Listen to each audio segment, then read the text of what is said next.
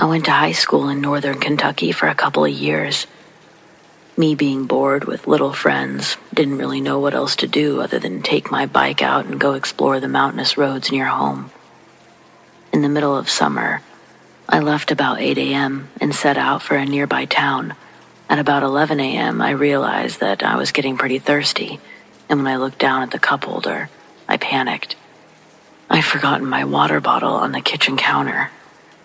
These are the foothills of the Appalachians. There's gotta be a stream somewhere, right?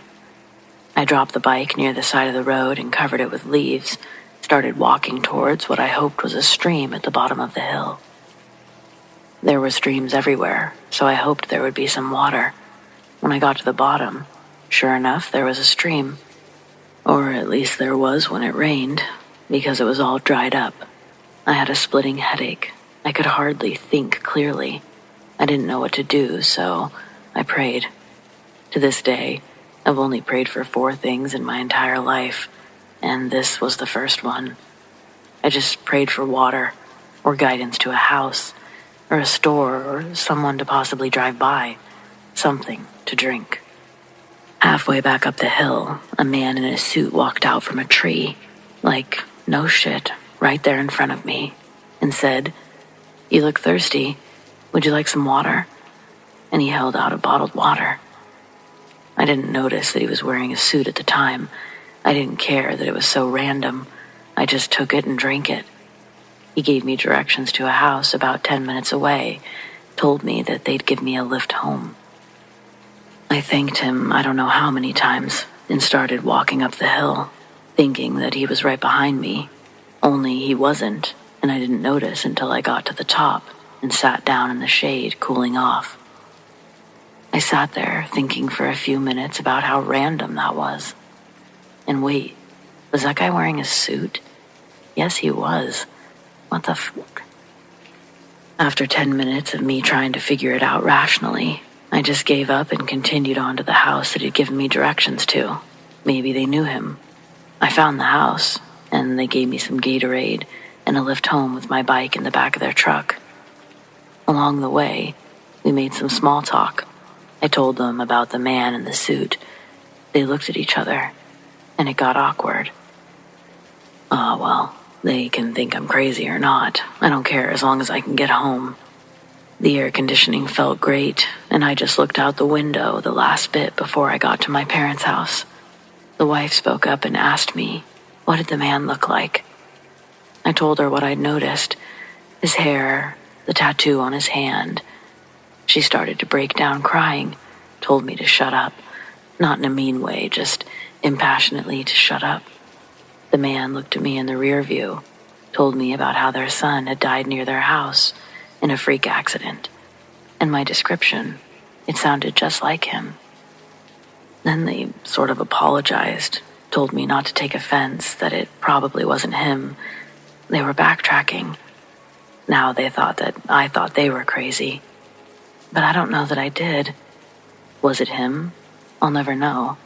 I don't even know where I was. Was it an answer to my prayer? Maybe. I just don't know. I have no rational explanation, only a memory.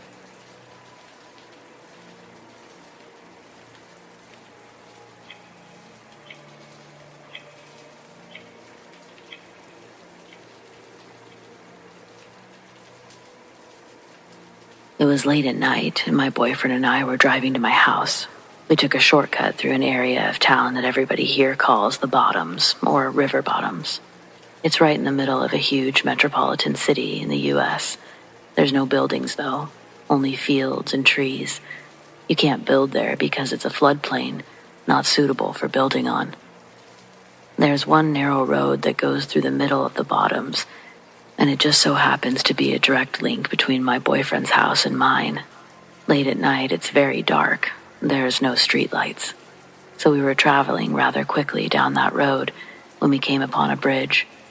You could only see what was visible in the headlights, road and very tall grass. It was probably 3 feet tall. We went up and over the bridge and began to descend on the other side. Suddenly, a woman appeared on the right side of the road. The headlights shined directly on her. She was standing in the grass right beside the road. It was 2:30 in the morning. The area was completely deserted. We were both stunned, silent. We sped past her. After a frightening moment, we both shouted, "Did you just see that girl?" Yes, we had both seen her. Immediately, I assumed she was the one whose car had either broken down or had been wrecked, because she had a distressed look about her. We spoke rapidly on top of each other. Should we turn back? Oh my God. Should we call 911? What should we do? Is she okay? Earlier that night, we had both had a couple of drinks. Many hours had passed, and we were both sober. But in our part of the world, the police can arrest you and take you to jail if they even smell alcohol in your breath. You could get into a huge amount of trouble, even go to prison. If we had to turn back, if we had to call the police, it was just too risky. I mean, if she was really in distress, she could call for help on her cell phone, right? Oh my God, what if her phone was dead? Physical description. She was young, between 17 to 25 years old. She had blonde hair. She was pretty, wearing a white shirt. The bottom half of her body was covered in thick, tall grass. She was sort of waving her arms, not over her head, but in front of her. Her face wore a scared expression, but she had no blood, no bruises or dirt on herself. So what in the hell was she doing standing right by the road in the middle of the night, in the middle of nowhere, by herself, looking scared and waving her arms? Instead, we called in an anonymous tip. We were both really tired, and we proceeded home and went to bed.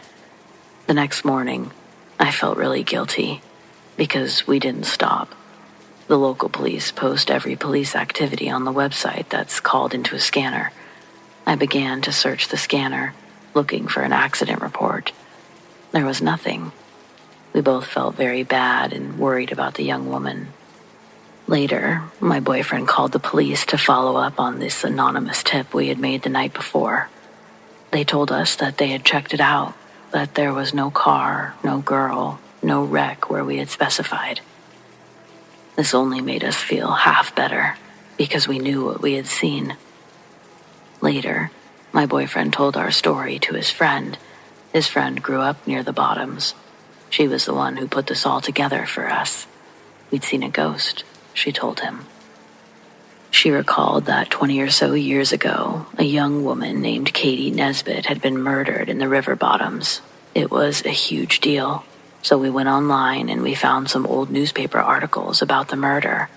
There was a yearbook picture of the girl. The girl had blonde hair. Could that have really been her ghost? The most awful thing about it is that Katie and her boyfriend had been brutally stabbed to death over a car stereo. I couldn't stop thinking about it. I continued to search online and ended up finding a page for a local paranormal society. I clicked on Contact Us. I typed up our story and I felt better. At least I had reported this to somebody. I received a reply email from the man at the Paranormal Society. He told me that the Bottoms was definitely a haunted area. Many people had reported seeing strange things there over the years, and he also could recall that poor girl's murder. So, it was settled. Mystery solved. I'm not a ghost type. I've never encountered a ghost or an alien or a witch or UFO or anything like that. I do believe, though, that ghosts exist. But I would never go looking for one. All of that stuff honestly scares me to death. But I'm here to tell you that this really did happen. I wouldn't make it up. There were also 2 witnesses that saw the exact same thing. And anyone around here would tell you this. You never see anyone on the side of the road in the Bottoms, especially at night. Especially not a girl, all alone. The paranormal investigator promised to investigate our sighting, but I haven't heard from him in a while. I'll update you if I do.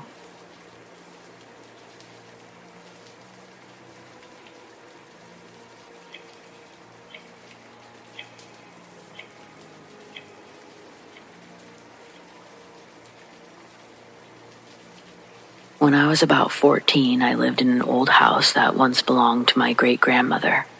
Right next door was an even older house that was once home to my great-grandmother's mother, Mama Roberts. Mama Roberts was dead, and I always suspected that she may have died in the house, because there was a creepy feel whenever you were in that house. We mostly used the house for storage, but there was also a ping pong table, and my friends would come over and we'd play ping pong in the house. One day, my friends and I were playing ping pong and it started to get late, so we turned off the lights in the house. My friends went home, and I went back to my house. After an hour or so, my parents called me and told me that the light was on in the house, right where we were playing ping pong. I was sure that I'd turned off the light, but I stepped outside. I saw that dark, scary house with the light on in the room where we had been. The thought of going into that house in the dark gave me goosebumps all over. I was very scared, but almost for no reason. And then I had a thought. Mama Roberts is my relative. She wouldn't hurt me. Her spirit may even be able to help me if she had the chance. So I shouted out to the house and said, "Mama Roberts, I left the light on. Can you turn the light off?" That instant, the light went off. It still creeps me out, and that was 22 years ago.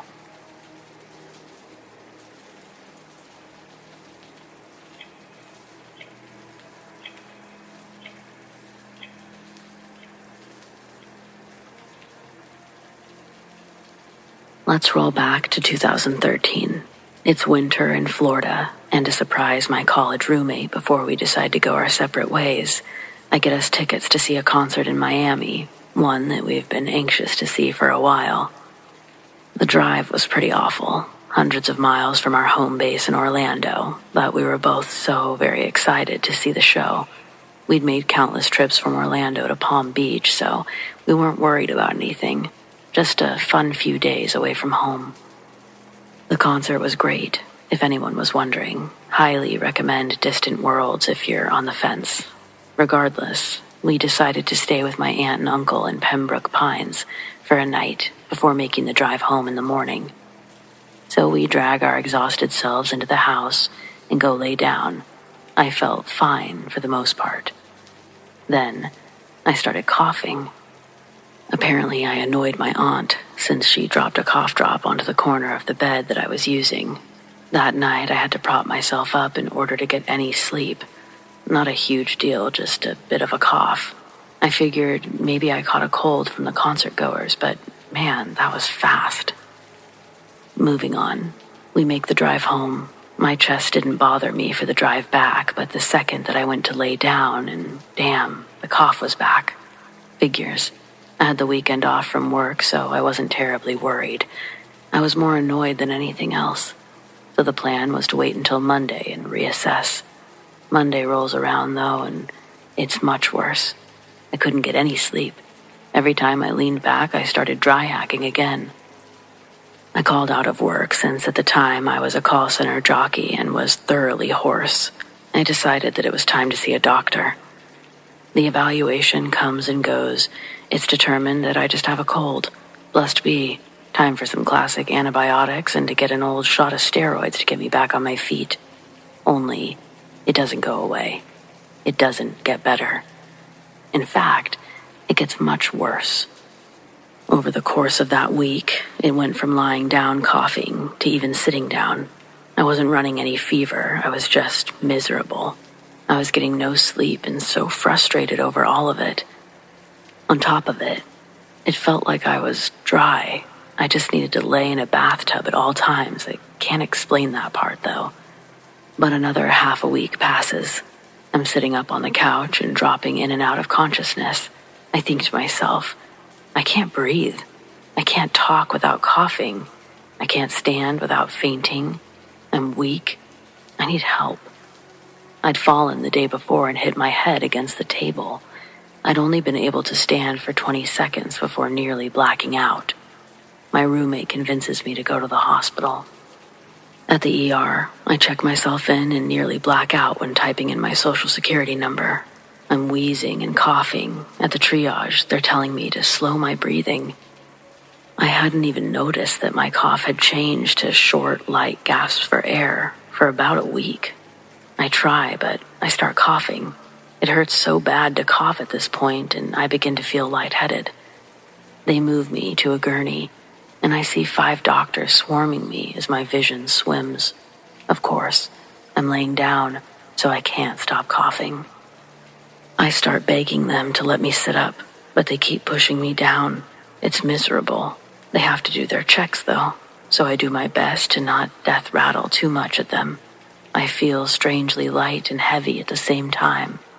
Everything looked very blurry, and this is just the beginning of my stay.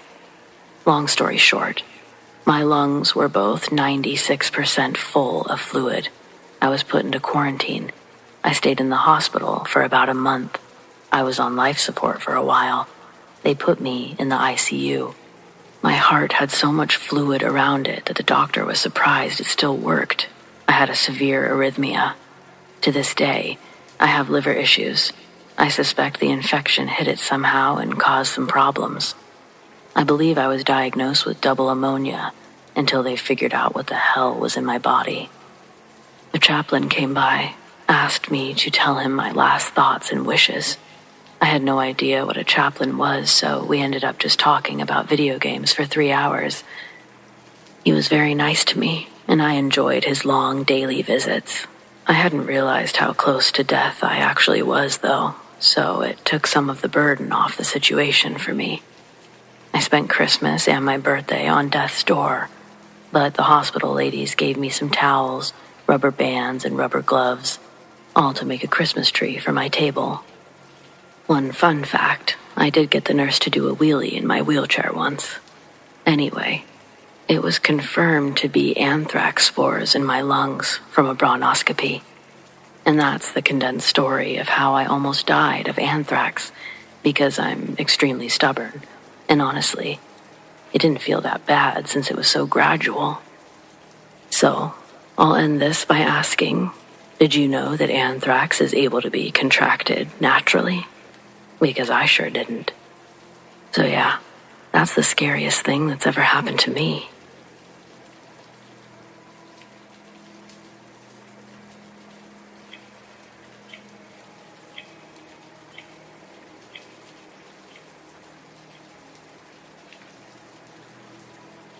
I'm sure plenty of people go their whole lives without having a gun pointed at them.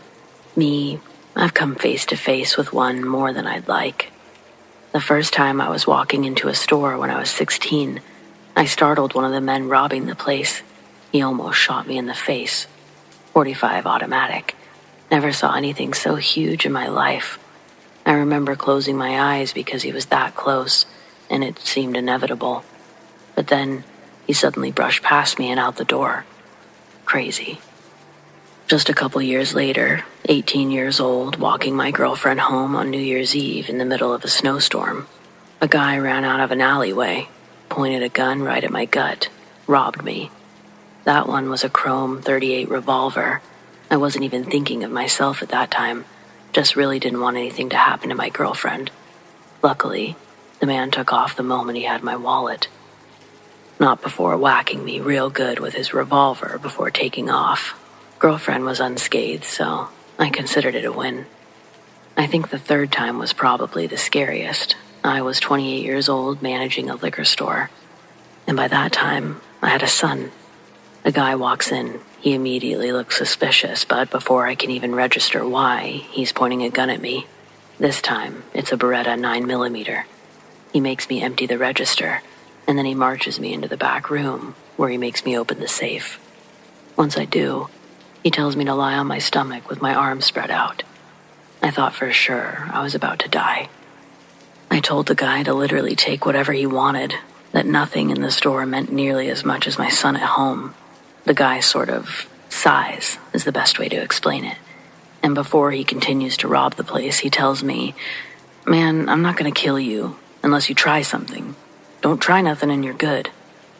When someone's pointing a gun at your back while you're laying face down on the ground, you just kind of have to take their word for it. So, I took his advice and tried nothing. Though my life tried to flash before my eyes multiple times, a few moments later, he was gone. Yes, I own a gun. I live in a conceal and carry state. However, in this situation, it wouldn't have done me any good.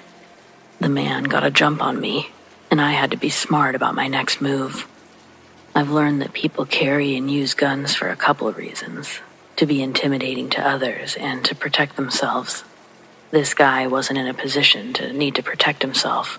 He wanted to intimidate me. Had I found a way to get my gun, I think things would have honestly ended differently.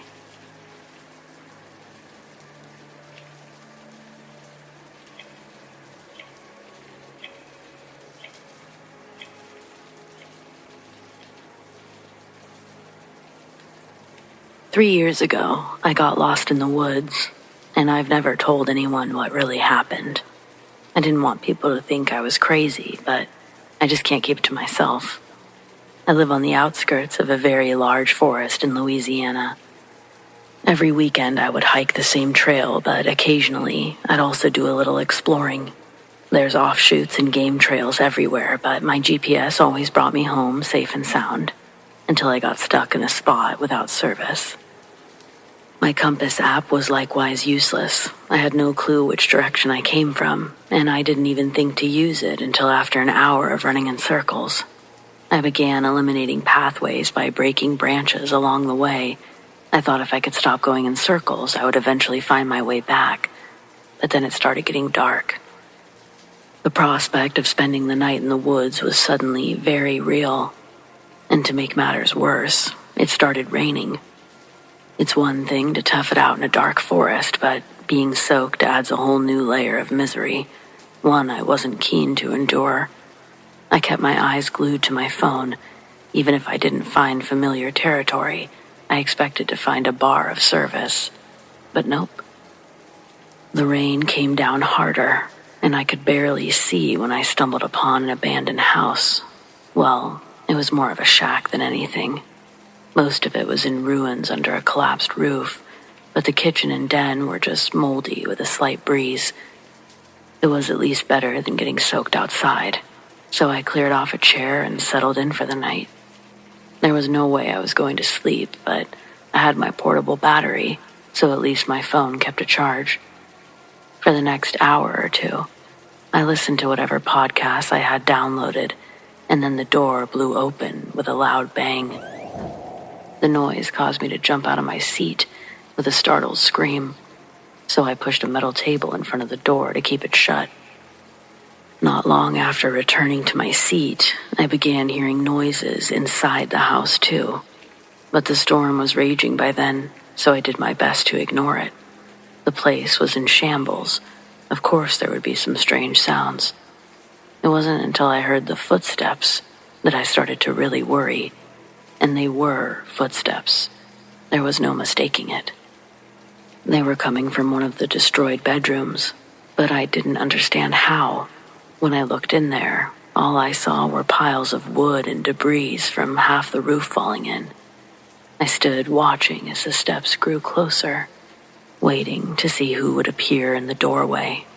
They crossed the threshold a few seconds later, but there was nobody attached. It was like an invisible person was walking straight towards me. I ran towards the door, but before I could move the table, the footsteps vanished mid-stride. I stood there, frozen, waiting and listening for several minutes before returning to my seat. Desperate to stay dry, I convinced myself I'd imagined it, but that only worked for so long. Things were quiet for maybe another hour, but as soon as I let my guard down, there was a series of loud bangs in the kitchen. When I went to check, all of the remaining cabinet doors were now wide open. I'm positive they were closed when I arrived, and I hadn't gone back in there since. Again, things were quiet for a time, but my final straw happened when a cold hand clasped the back of my neck. I screamed like someone was trying to kill me, and it sent my phone flying across the room. After retrieving it, the metal table flipped over on its side, and the door was blown open yet again, though Looking back, I'm not sure if the wind was actually to blame. That was all I could handle, though. The rain suddenly didn't seem so bad after all. I ran into the darkness with nothing but my phone's flashlight and the lightning guiding my way. I didn't know which direction I was going, but I knew it was away from whatever was in that house. I can't be sure how long I was actually running, but eventually I stopped dead in my tracks as my phone began ringing off the hook. My husband, parents, sister, everyone I ever knew had called or texted me at least 100 times since I'd gone missing. There were new alerts for a local missing woman. Turns out she was me, and all I could do was cry relief. With my GPS working again, I learned I was much farther from home than I could have guessed. It shouldn't have even been possible to walk that far. I eventually met a group of search and rescuers who took me to get checked by paramedics. I couldn't bring myself to tell anyone about the house, so I left everything out, except for how I got lost in the first place. These days, on a rare occasion, I do go for a hike. I don't leave the main trail anymore, though. Always be extra cautious when you're out on your own. Things can happen so fast.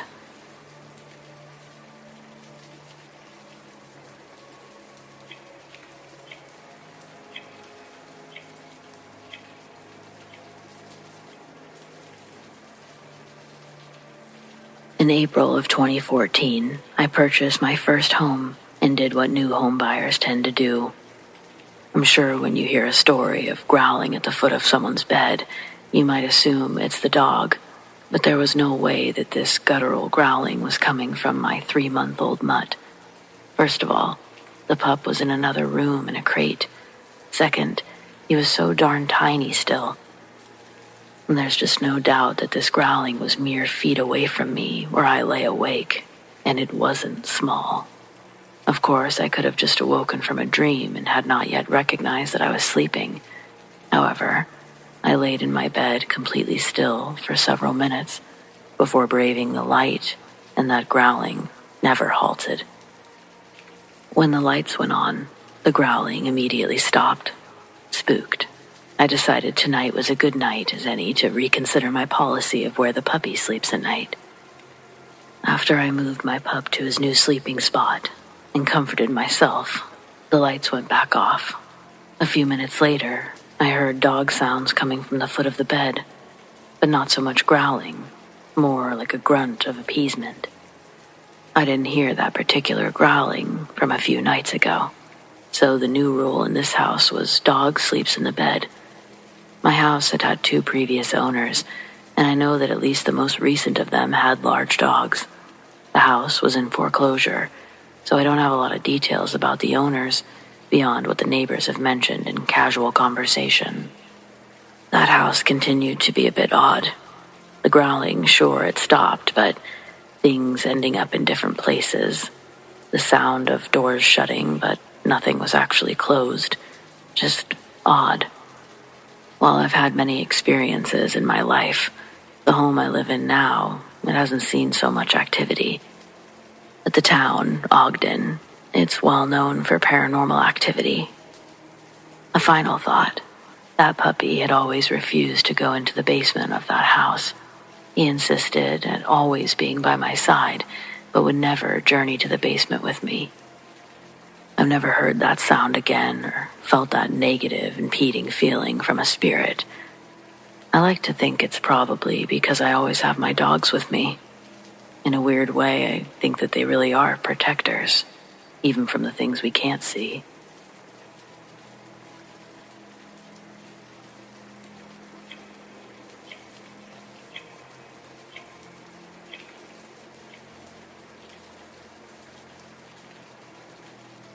When my son was born, I lived in a house that was 110 years old. It was a beautiful home that had been restored to its original beauty.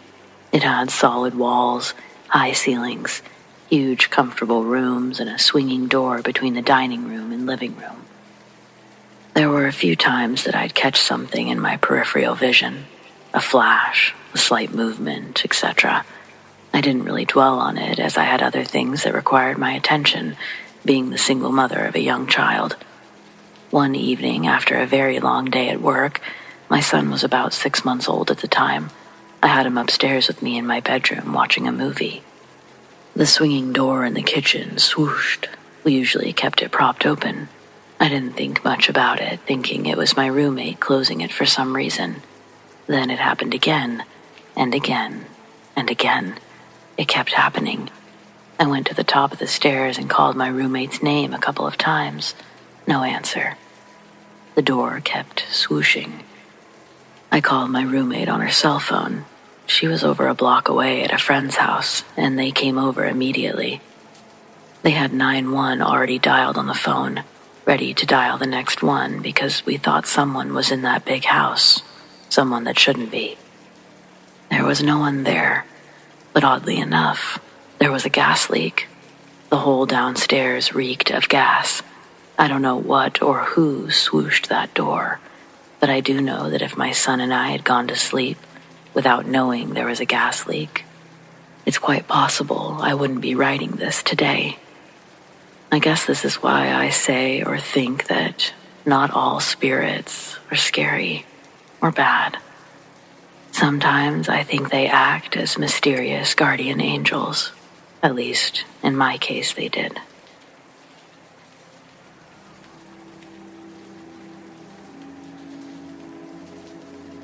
I grew up in the 90s, and my dad was a single parent who worked on an oil rig. Whenever he was gone on a hitch, I would be left with my Aunt Phyllis, who was the manager of our local mall. Her office had a small TV and VCR, which I sat in front of for 40 hours a week. When I got a little older, most of my time was spent in the game room. It was always like a second home, a safe place. I was happy there. As a teenager, my friends and I would leave our bags in my aunt's office while we saw a movie next door. One day, we returned right as Phyllis was leaving, and I had to use the bathroom. She was in a hurry and told us to lock the doors when we left. My friend Kaylee joked that we should stay hidden in her office until closing and spend the night in the mall. Our other friend, Lexi, thought it was a great idea, and I was never great with peer pressure. You know that movie, Home is Where the Heart Is? The one where Natalie Portman gets knocked up and lives in a Walmart? Yeah, that's why they wanted to stay there. Anywho, we called our parents and said that we were staying with someone else, locked up, and stayed quiet. The security guard rattled the door as he walked by, but that was it. We waited an hour after closing just to be sure everyone was gone. The stores were all locked up, but we had the run of everything else, including the giant jungle playhouse that was usually overrun with kids. We were climbing to the top of the slide when Kaylee screamed and pulled Lexi and I below the side rails. "Someone's still in here," she whispered. By then, we had been in there for over a half an hour, and we were being pretty loud, and it wasn't that big of a mall. If someone was still inside, they knew we were there. I stood up to speak with whoever she saw, but no one was there. It didn't make sense that one of the janitors would run from 3 16-year-old girls. We got worried that they might have preferred waiting for the police and decided to leave. But all of the doors were locked, a problem we didn't foresee because we were stupid teenagers. There was an exit through the back of my aunt's office, but a solid 12-foot gate blocked our way out of the alley. The longer we stood around trying to think of a way out, the more we began to realize that no police were coming. If no cops were called, then why hadn't we been confronted? And then that begged the question, had Kaylee even seen a real person? Or had she freaked out over a mannequin in a window? Finally, we decided to go back inside to check. It was past midnight, and there was no reason for anyone to still be hanging around. By this point, Lexi and I were positive Kaylee imagined it, but Kaylee insisted she saw someone turn the corner. A lap around the mall only confirmed our theory, but it did nothing to sway Kaylee's conviction. We returned to the playhouse where we settled in to wait for morning and eventually dozed off. It was about 2:30 when the playhouse started to creak and groan under the weight of someone new. I woke up seconds before the others to see the horrifying toothless grin of a tweaked-out homeless man. through one of the bubble windows. I screamed. He screamed. Kaylee and Lexi screamed. And we all continued screaming as we scrambled out of the playhouse. As we ran away, the man chased us, yelling about how he told us rotten boys to stay out of his house. When I had a chance to look back, he was brandishing a large hunting knife and swearing to leave our heads on spikes. Though, in his next breath, he vowed to leave our hanging bodies on display. Either way, we weren't going to stop to see his preference. We wanted to barricade ourselves into my aunt's office, but the only way to get a barrier between us and the crazy man was to hide in the restrooms. We managed to get the door shut behind us when the crazy guy crashed into it with a loud bang. The force pushed all three of us back, but we managed to hold it against his assault. There were a series of terrible noises as he repeatedly stabbed and slashed at the heavy wooden door. We threw all of our weight against it, just hoping he would tire first. There was nothing we could move and nothing heavy enough to barricade, so our stamina was the only thing keeping us alive. It's amazing how fast the police turn into allies when your life is truly in danger. A few hours ago, we were simply the enemy, but now we couldn't dial 911 fast enough. I didn't care if I'd be grounded for 6 months. I just wanted to get the hell out of that mall. Luckily, Lexi had her phone. The operator was calm and comforting. He accepted our situation with no questions about how or why we were locked in the mall. Any doubts about the validity of our claims were put to rest by my friend's blood-curdling screams, and also by the psycho's promises to show us our intestines before we die. This guy was nothing if not a Rolodex of murder methods. He threatened to burn the mall down with us inside and about 100 other things while the operator listened and encouraged us to keep holding the door. At one point, it swung open enough for him to get the knife inside, and there was a sickening crack as the door slammed back onto it. Then, it was his turn to scream. Combined with the sound of his knife clattering to the floor, this provided a moment of euphoric relief, but it was short-lived. He began running and throwing his entire body into the door. If he wasn't so high out of his mind to notice, he probably could have gotten in with how far it opened with each impact, but we were very lucky that night, all things considered. It only took 5 minutes for the police to arrive, but those minutes felt like hours, and our bodies were jello by the end. The cops chased the crazy guy back to his playhouse, where they subdued him with minimal effort. They said he was a homeless man that had been in and out of prison since he was our age. Apparently, he too had the brilliant idea to live in the mall, only he wasn't playing pretend like we were. Needless to say, we were all grounded for lengthy periods of time, but at least my aunt thought it was funny. I was worried she would be upset with me, but she believed almost getting murdered was punishment enough, and she was positive I would never pull that stunt again. And she was absolutely right.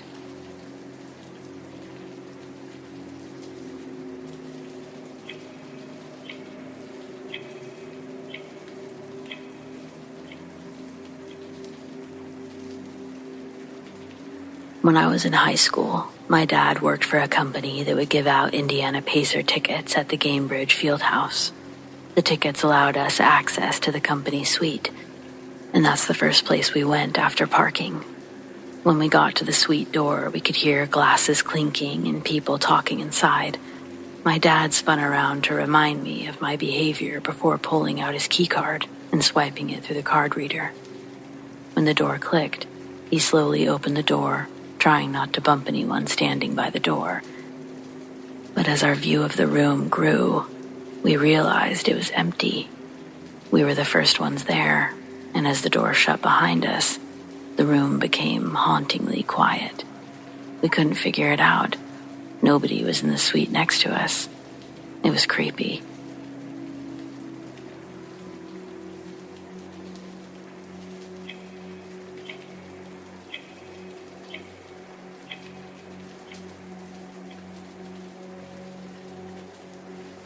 A few years ago, I was at a mall by myself, shopping for some sheets for my new queen-size bed.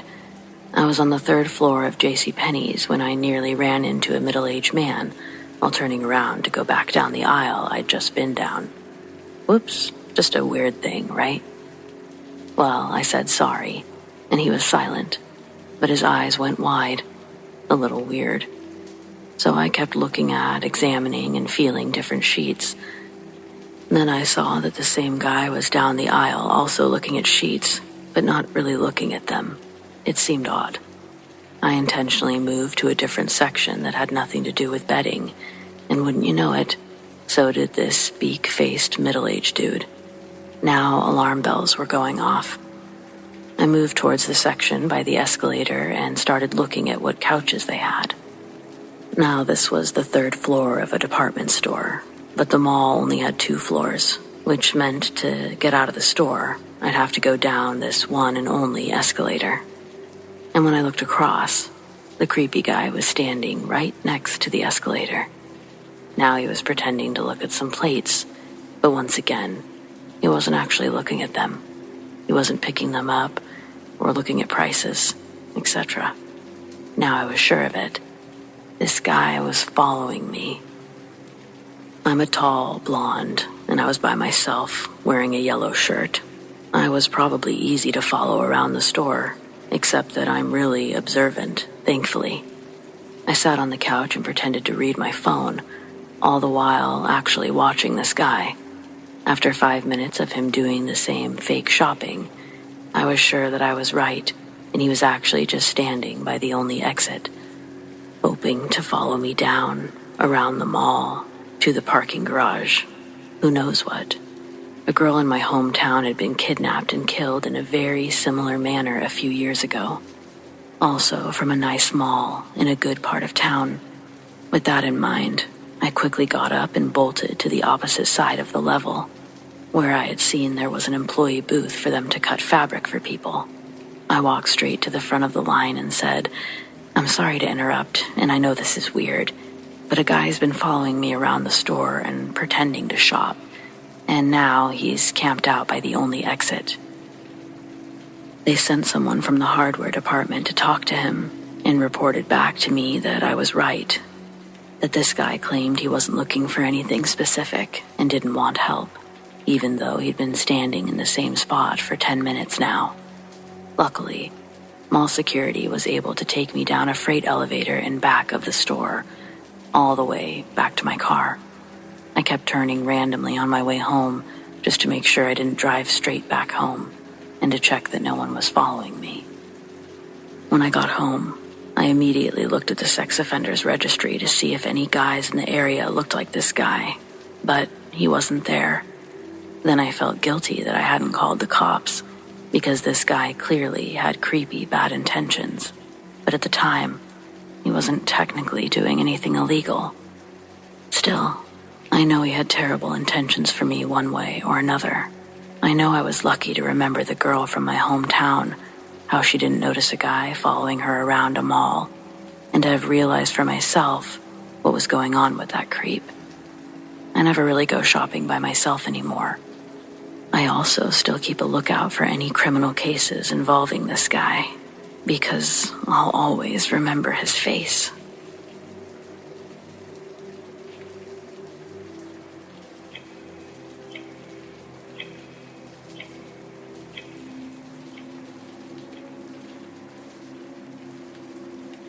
I was on patrol behind a strip mall when a call came over about someone being attacked in the front parking lot of a bar in front of that very mall. I drove around to the front in seconds, knowing that backup was minutes away. As I pulled up, one man had a long iron pole in his hands. It was raised up as if he was ready to strike another man on the ground with it. The other was looking up at him with his hands up, apparently defensively. This was before tasers, and there was a huge crowd surrounding this tableau. So, even though this looked like a deadly force situation, I decided not to draw my gun. I literally walked right up to them, and using my voice of command, I told them to drop the pole. The man holding the pole started to say something, but I told him again in a tone of voice that could not be mistaken or argued with, that he needed to drop it. And he dropped it. I kicked the pole out of reach under a car and stood myself directly between these two men when just moments ago it appeared that one was ready to kill the other. I told both of them to say nothing and to stay still until the other officers began to arrive. From a purely tactical standpoint, it was probably the stupidest move I ever made. I knew nothing about these two men or why they appeared to be ready to kill each other. I had no idea who in the crowd was on which side, if either, and here I was standing arm's length from both of them, dominating and controlling a potential deadly force situation with nothing more than a fearless officer presence. As it turned out, I'd done exactly the right thing. Although I would have been justified in shooting the man with the pole if I could have done so without putting anyone else in the crowd at risk, what was discovered after interviewing the two men and witnesses in the crowd, the man holding the pole was the bar's bouncer. The man on the ground had been kicked out of the bar earlier and was not happy about it. He tore down a street sign for the iron pole that he'd been holding up, and he waited to ambush the bouncer with it at closing time. As it happened, the bouncer had just managed to grab and pull the pole away from the man, hold it away with enough force that it was over his head at the moment I arrived.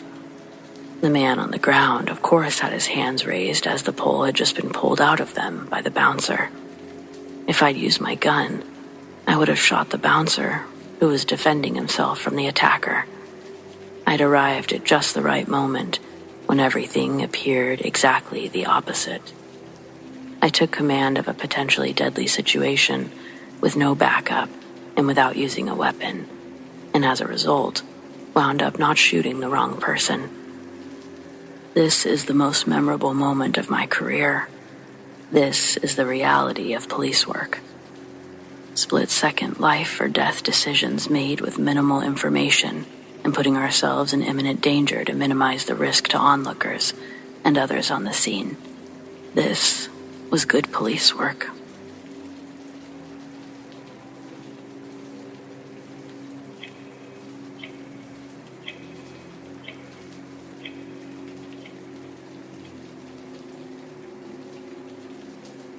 Many years ago, I had a job cleaning floors overnight on the graveyard shift once the business closed. The owner of the cleaning service had contracts with the stores like Kmart, True Value Hardware, and a few other retail and department stores. Normally, it was just 2 or 3 guys to a store, depending on the size of the store. True Value, for example, was small, so there'd only be 2 guys assigned. There was a running joke about how scary it is to be locked inside the store, all alone at night, and you don't want to ever experience it. People really seemed to feel this way about the Kmart. I would hear stories of people hearing voices or jokes about it, but I never thought much more about it. Every time I reported to where I was assigned, there was always another guy or 2 there. There were never any issues for me. Well, one night when I reported to where I was assigned, the Kmart, I was told the other 2 guys had called out, so I'd be on my own. I wasn't a bit scared at all. I didn't really think about it. That was until about 10 p.m., when all the Kmart employees had left and the last car rolled out of the parking lot. And so I was locked in the store, alone. I soon realized what everyone meant about how scary it is to be locked in a store this big, alone, overnight. I immediately started hearing noises. I for sure tried to brush it off, but I swear that sometimes it sounded like actual voices. Things like, "Hey," or "Yo." I realized every little noise was causing me alarm. What was that? Who's there? Hello? The entire night you think or you feel like someone's there. I called out hello several times even though I was sure I was alone. The worst part was going into the dark warehouse for supplies. Dead silence. But then you hear a noise. I went to the hardware section at around midnight, and I stuck a hammer in my back pocket for protection. I was convinced that someone was in the store with me this time. By 2 a.m., I was in the sporting goods to grab a baseball bat. I never had to use these things, but I sure felt good carrying them around. It was a huge store, only me inside, and I was locked in. Dead silence. I remember constantly checking the parking lot just to see if someone had arrived or something. The noises going constantly, especially the ones that sounded like voices. They made my imagination start running wild. I was never so happy to see the sun come up and get the hell out of there. I for sure think everyone is on to something. That Kmart was haunted. I can't say the same for True Value, though. That place was pretty boring, and definitely not haunted.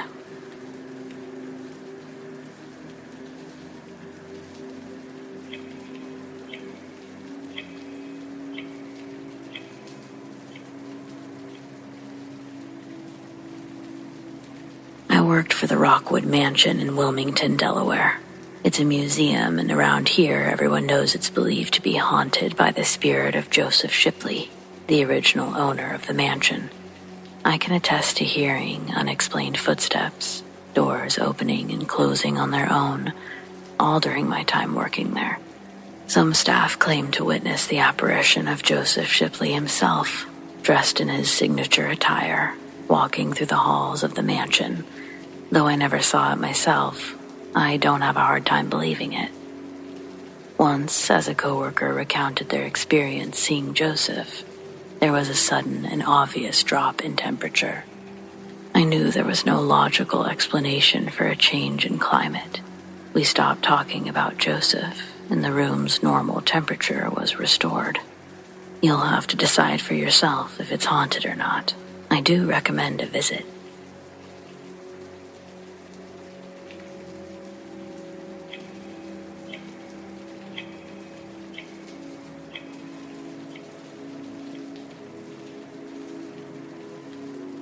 A long time ago, I worked the late shift at a warehouse connected to a shopping mall. Think Sears. Only 2 of us worked there at a time, so if one of us called in sick, the guy who was there alone would be screwed until the early crew showed up later that morning. We had others get hired, but they always quit. Here would be a typical night. You're in a well-lit building, so that wasn't really the problem. It was the things that you would see. You would be doing a task, for example, sweeping, inventory, and suddenly it would get cold. I mean, to the bone cold. Then you would look around and you'd catch a glimpse of someone moving fast, but there was never anybody there once you got a good look in that direction. It almost resembled someone moving through thick fog, but just for a split second. Also, on the outer edges of the buildings were corridors to offices and the mall itself. The offices and hallway had sensors. You would see sections of the building suddenly light up, and the sound of slamming doors. Sometimes, when I'd get a chill, it would be followed by a group of women chattering. Chattering that would soon be cut off suddenly, making it that much more obvious how much it was there to begin with. Again, there's never more than 2 people working, and sometimes we're alone. In the beginning, I would frequently check things out, coming up empty-handed almost every time. I say almost because it's a warehouse, and a pigeon or 2 had been the cause of certain sounds, just not the super haunted ones. We had a radio to blast just to drown out the random noise. That thing would just shut off for no reason, and it would stay off for hours. So many people would get hired and quit the job suddenly. They would rarely say why, but we knew. Some guy said that he was freaked out because he saw feet walking where they shouldn't be, and that was it. One time, though, this woman started working there. I asked her what she thought of the spirits, and she tells me, funny that you ask, because the building had a strange presence in her opinion. She said every evening before walking in, she would meditate and create a bubble around herself for protection. Me and my coworker look at each other and kinda scoff. Though we'd experienced some stuff, I guess we were still just assholes with shit to learn. She was nice though, so I asked her to walk towards the part of the building that always felt the most off to her, gave her the creepiest vibes. Her turn to scoff. She basically said that she would do one better. Then she started meditating, just sitting in the middle of the ground in total silence. We stood there sort of unsure what to do. She stayed sitting for a while, but quickly hopped up and told us to follow her. We stood near the back door, closest to the parking lot, an area where I frequently saw shadows or glimpses of something moving quickly. She says that the parking lot is a staging area. Still, I never quite figured out if that was an official term or what it meant, but it stuck with me. She said that there were a lot of spirits there. They were looking for the light to move on to the next, but some didn't want to go. She adds that while meditating before work, she'd sometimes point to where the light was, and some spirits followed. She said if we were really bothered by the activity, we could ask the spirits to leave, saying it would just take some extra time and effort. So we basically just let her do that while we stood around. That girl ended up quitting because she got a better job, but for a few months we never heard or saw anything at night. For a while there, I just didn't even worry about it, went about my business. Then, a few months later, I was closing up, locking the doors just opposite of the one facing the parking lot, when I caught a glimpse of someone moving to the left.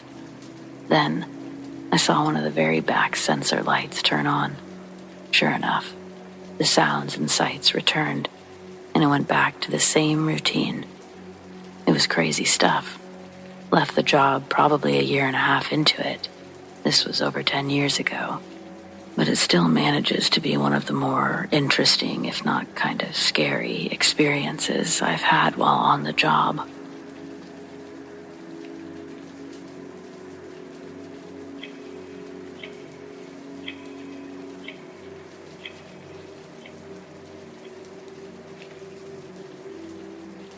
I used to work in construction. I was part of a crew that was assigned to enclose a building that was gutted by a fire. The building was an old train depot that housed offices and a microbrewery and several restaurants. Our job was to shore up the walls, install the second floor, relocate the elevator, beef up the foundation, and build a roof system.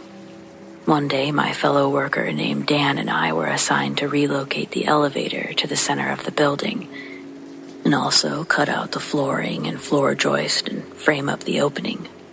After successfully completing that task, we were cleaning up around the area, and I dropped my tape measure into that hole in the floor.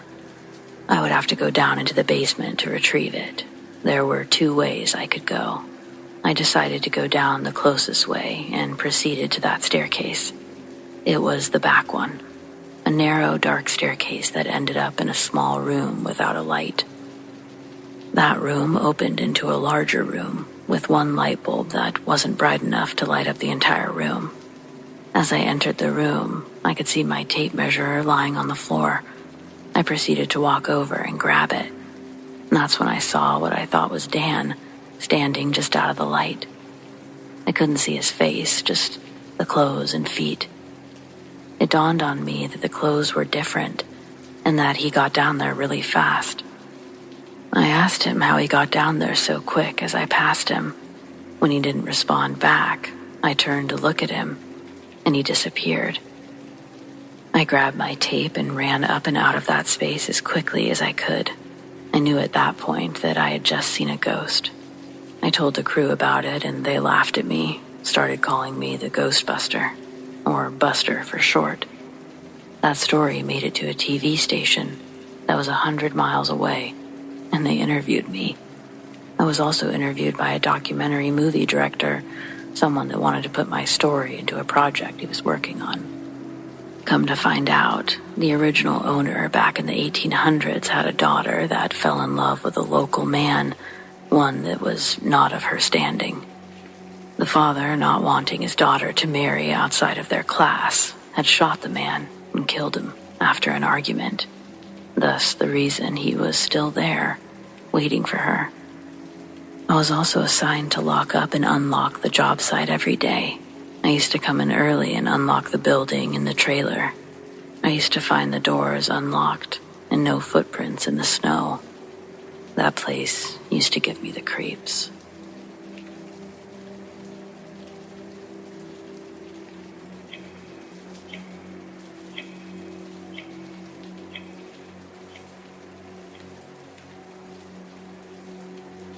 So this is sort of a strange story, but since I can't stop thinking about it, I thought I'd share it with you.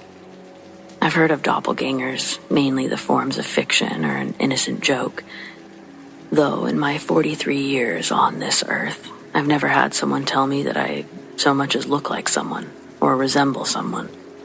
I've been living in this neighborhood for almost 15 years, and as a result, I know just about everyone in town, and likewise, they know me. However, the last 2 weeks have been strange, in that several people, whom I don't know, have mentioned knowing my doppelganger. The first instance, I was standing on a busy downtown street corner, waiting for the light to change as I headed to a doctor's appointment. A woman approached me and asked if I had decided where we were going to have lunch. I looked at her and said, "I don't know who you are. Why would I be going to lunch with you?"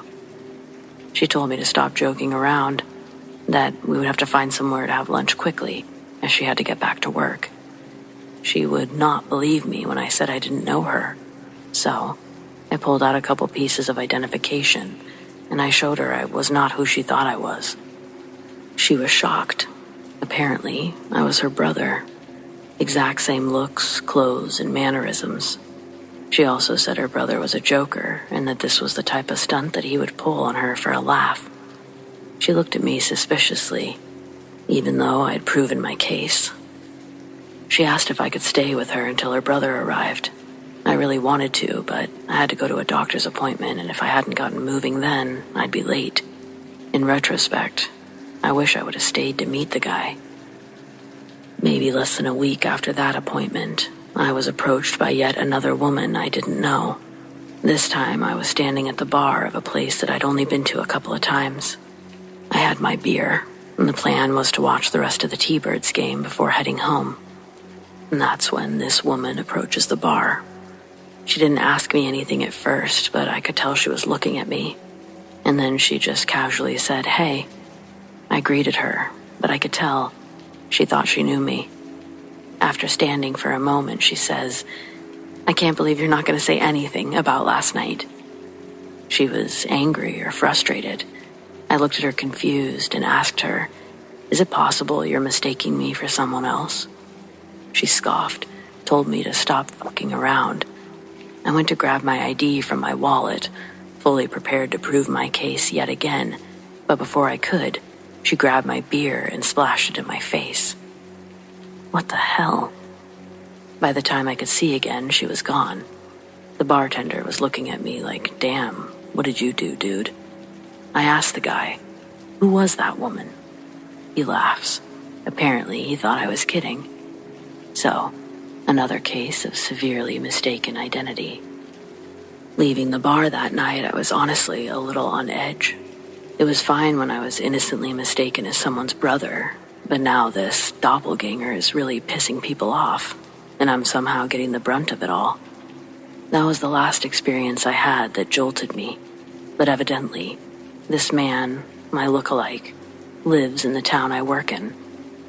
I noticed as many people have started to greet me as him, so I know that his name is Dean. "Hey, Dean." What the hell does one say to that? I've gotten to the point where I just ignore them. Which, maybe that's not a good look for Dean, but as far as I'm concerned, this was my face first. My town. Like, where did this guy come from? Why do I feel like somehow I'm being erased? To this day, I've never met him.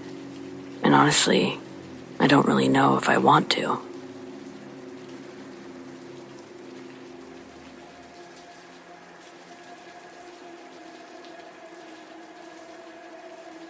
Greetings from Ohio. I'm a 31-year-old female who enjoyed late-night drives in the early 2000s. I rode around in the middle of nowhere places listening to my favorite music. It was relaxing, until I ended up in a shady part of some random backwoods town. I stopped at a red light and almost jumped out of my skin when someone began lightly tapping on my window. I don't know where he came from, but there was suddenly a man pointing a gun at me. He screamed for me to get out, that he was taking the car. I reacted out of pure instinct and floored it. There were at least 3 shots, maybe 4, I don't know. The first one went through the middle of my right forearm. I reflexively flung myself over the steering wheel and drove to the nearest hospital. The police said that there was also a bullet hole through the driver's headrest. Had I not leaned forward after being hit by the first shot, I'd be dead.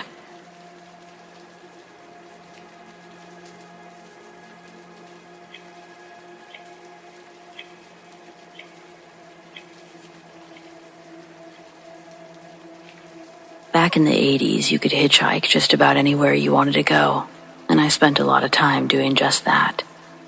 Over a 6-year period, I made dozens of friends and collected tons of stories, but I finally met my match in Texas. One late afternoon, I got a ride with a middle-aged woman in a soccer mom van. She was going into the city and said that she wouldn't mind some company for the long drive. Women are always easy to get along with because the disagreeable ones never stop for hitchhikers. Plus, I've never had a woman pull her pants down and start demanding things, so there's that.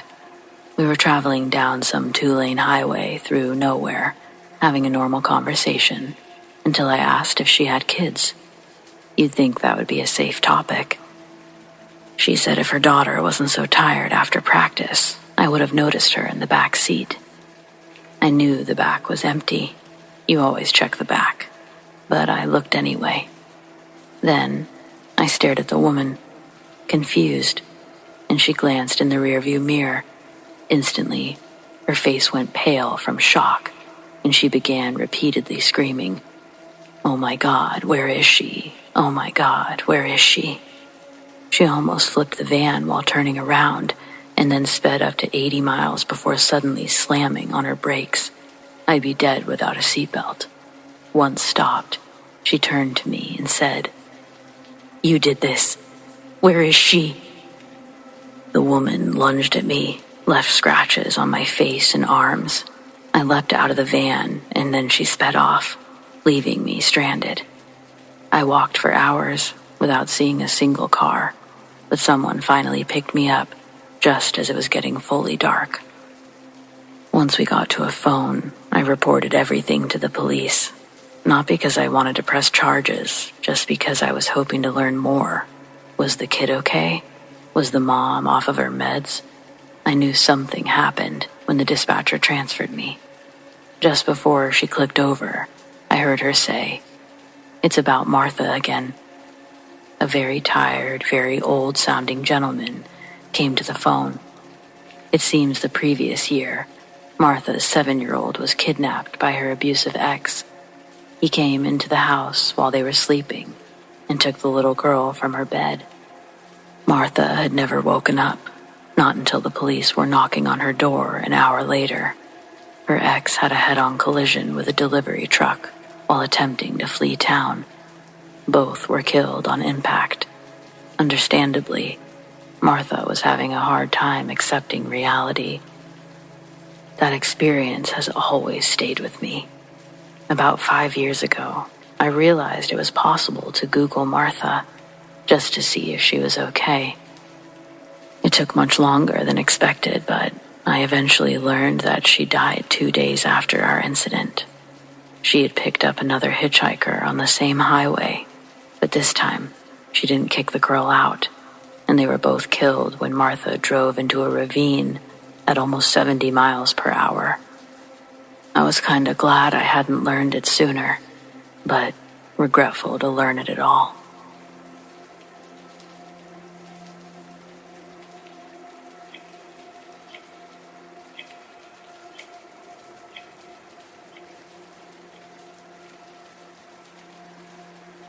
I was married to an alcoholic who was abusive when drinking and a pussycat all other times. He'd been sober for about a year and a half at this time. I had a 1-year-old daughter and recently had given birth to my son, an extreme preemie at 26 weeks, 1 pound, 13 ounces. He was obviously in the hospital, the NICU at a major Boston hospital. We lived 35 to 45 minutes from there, so daily visits weren't possible. I'd been informed that my son had developed a very serious bacterial infection, but they hadn't been able to identify the bacteria, and so far, the antibiotics weren't working. I was told that his chances of making it were not good. I felt so helpless.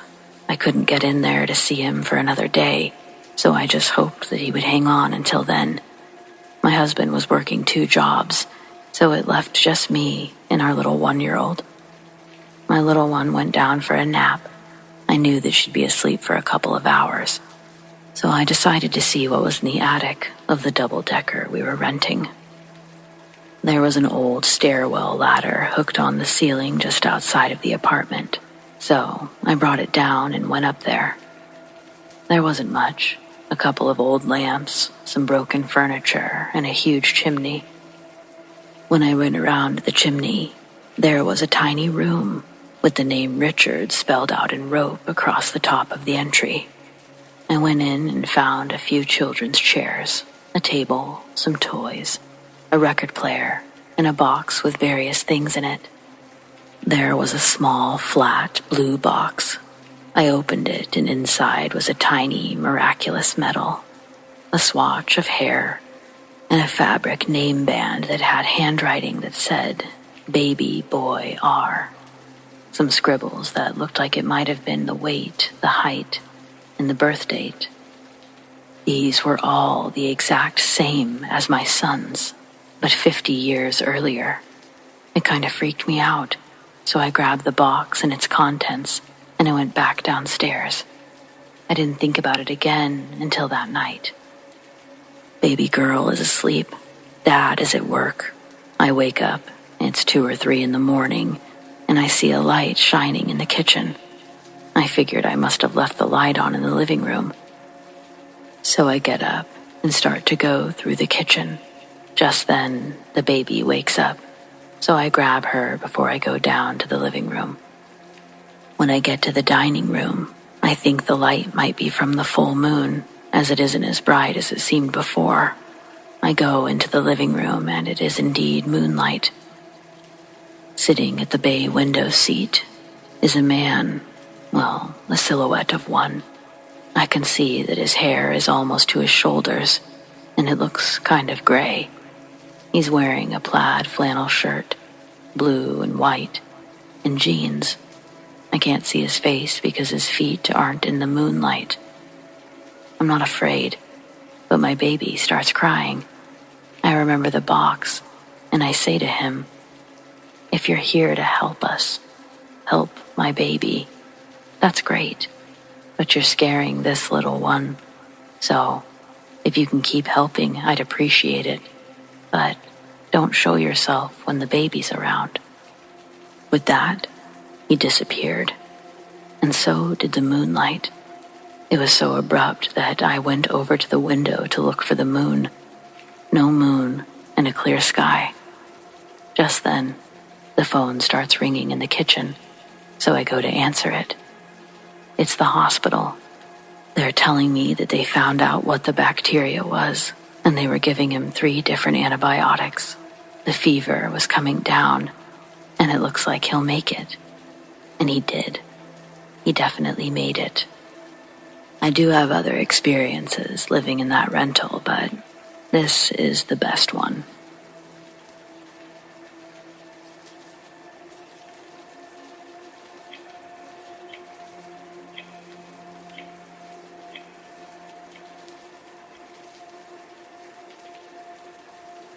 I used to hitchhike all the time back in my hippie days. One time in Nebraska, I got picked up by this clean-cut white guy in a Mustang. Gary was cool, and we were getting along. 15 minutes into the ride, a cop got behind us, and Gary got nervous. Beads of sweat began running down his temples. I made a joke like, "Hey man, you got warrants or something?" He said it was, or something, and that made me nervous. Sure, the cop hit his lights, but instead of slowing down, Gary floors it. The high-speed chase lasted 8 minutes until one of the officers got us with a pit maneuver. We spun into a ditch, and Gary tried to run, so I got to watch a canine take him down. It turns out there was a dead woman in the trunk.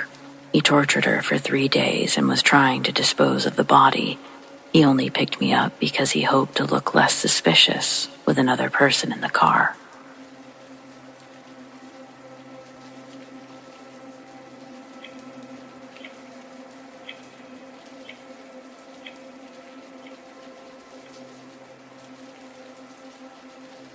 I live about an hour outside of Boston, and there used to be an old factory building near my house. One day, my friends and I explored it. There were old machine remnants, empty pallets, and tons of trash. The offices were at the far end with a few broken desks and chairs. We were about to leave when one of the chairs flipped over on its side. One friend joked about there being a ghost and proceeded to taunt the said ghost. Then a ceiling tile crashed to the ground, 3 feet from where we stood. The back exit was blocked by a section of caved-in wall, so we made our way back to the entrance. Halfway through, a metal pipe dropped from one of the machines, missing me by inches. My other friend fell just as we got to the entrance, and he always swore something tripped him. The factory was demolished 3 years later after another kid broke his leg and got stuck inside overnight. Hate to think about what he might have saw spending all that time there.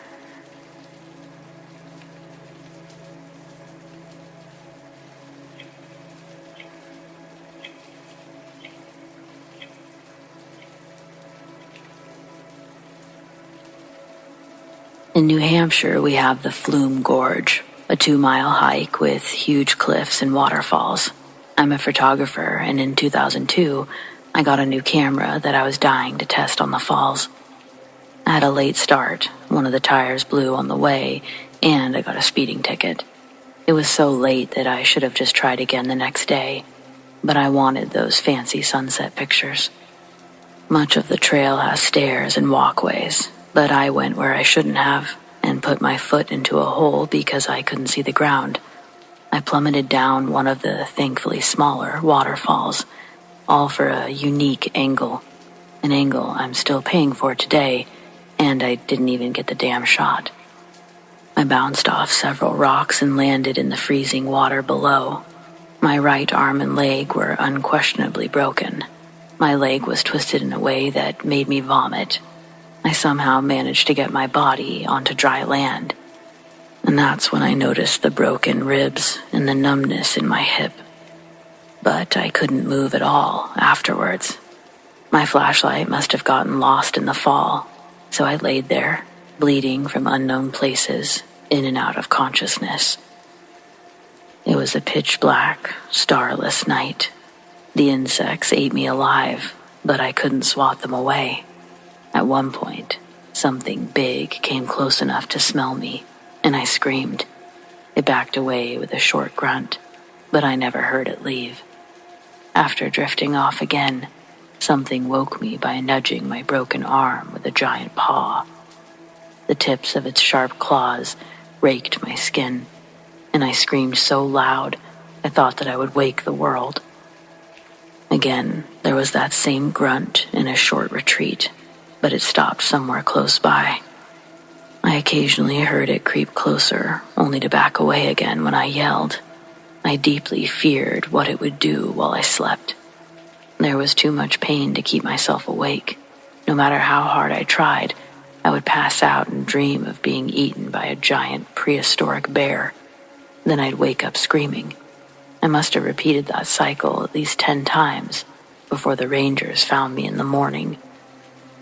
I wept when I saw them. I worried that they were another dream, but once the rescue team started moving me, I knew that it was the awake kind of pain.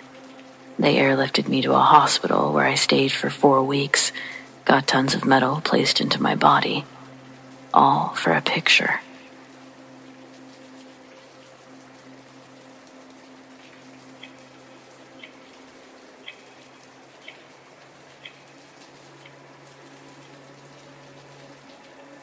Aman is my grandmother's name.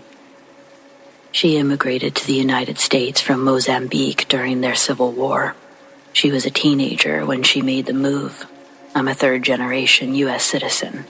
My culture is my pride, but my culture is mixed with the American lifestyle, as my children will inherit and embrace the American culture more than I do.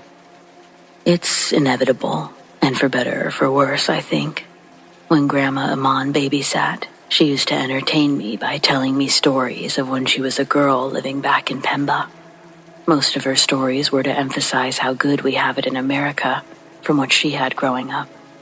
But there was a story she told me only once, swearing on everything holy that it was real. Pemba is a coastal city on the peninsula, and all of the residents living near the water know a secret they keep to themselves.